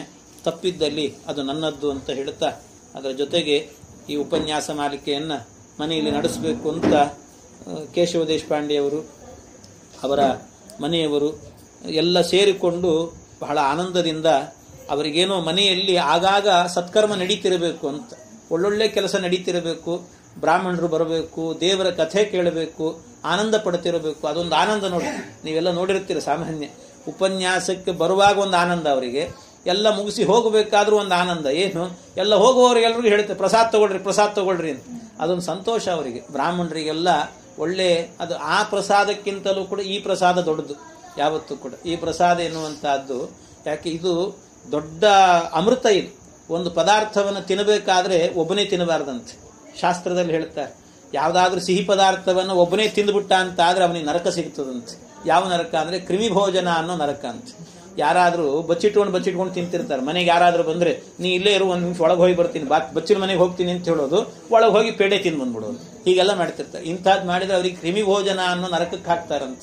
ಆದ್ರೆ ಅದರಲ್ಲೂ ಕೂಡ ಹರಿಕಥಾಮೃತ ಎನ್ನುವಂತ ಹಣ್ಣನ್ನು ತಿನ್ನಬೇಕಾದ್ರೆ ಒಬ್ಬನೇ ತಿನ್ನಬಾರದು, ಹಂಚಿ ತಿನ್ನಬೇಕಂತ. ಹಾಗೆ ಹಂಚಿ ತಿನ್ನಬೇಕು ಅನ್ನೋ ದೃಷ್ಟಿಯಿಂದ ಅನೇಕ ಇದನ್ನ ಶ್ರೋತೃಗಳಿಗೆಲ್ಲ ಕರೆಸಿ ಇದನ್ನು ಉಣಬಡಿಸಿದ್ದಾರೆ. ಅದನ್ನು ಯಥಾಮತಿಯಾಗಿ ನಿರೂಪಣೆ ಮಾಡಿದ್ದೇನೆ. ಅವರಿಗೂ ಅವರ ಕುಟುಂಬಕ್ಕೂ ಮತ್ತು ತಾವೆಲ್ಲ ಶ್ರದ್ಧೆಯಿಂದ ಇದನ್ನು ಶ್ರವಣ ಮಾಡಿದಂಥ ತಮಗೂ ಕೂಡ ಎಲ್ಲರಿಗೂ ಕೂಡ ಹರಿವಾಯು ಗುರುಗಳ ವಿಶೇಷ ಅನುಗ್ರಹ ಆಗಲಿ. ಇಂಥ ಜ್ಞಾನ ಕಾರ್ಯ ಮತ್ತೆ ಮತ್ತೆ ನಿಮ್ಮಿಂದ ನಡೆಸುವಂತೆ ನಡೀಲಿ ಅಂತ ಆ ದೇವರಲ್ಲಿ ಪ್ರಾರ್ಥನೆ ಮಾಡುತ್ತಾ ನನ್ನ ಎರಡು ಮಾತುಗಳನ್ನು ಅಸ್ಮದ್ ಗುರುವಂತರ್ಗತ ಭಾರತೀಯ ರಮಣ ಮುಖ್ಯ ಪ್ರಾಣಾಂತರ್ಗತ ಗೋಪಾಲಕೃಷ್ಣ ಭಿನ್ನನಾದಂಥ ಲಕ್ಷ್ಮೀ ನರಸಿಂಹದೇವರಿಗೆ ಅರ್ಪಣೆ ಮಾಡುತ್ತಾ ಶ್ರೀ ಕೃಷ್ಣ ಅರ್ಪಣಮಸ್ತು.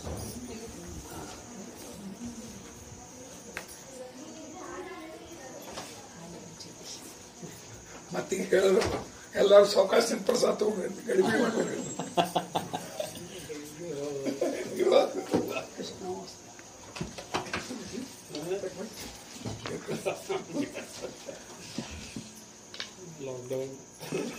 ಇದಷ್ಟು ಒಳ್ಳೆಯದು.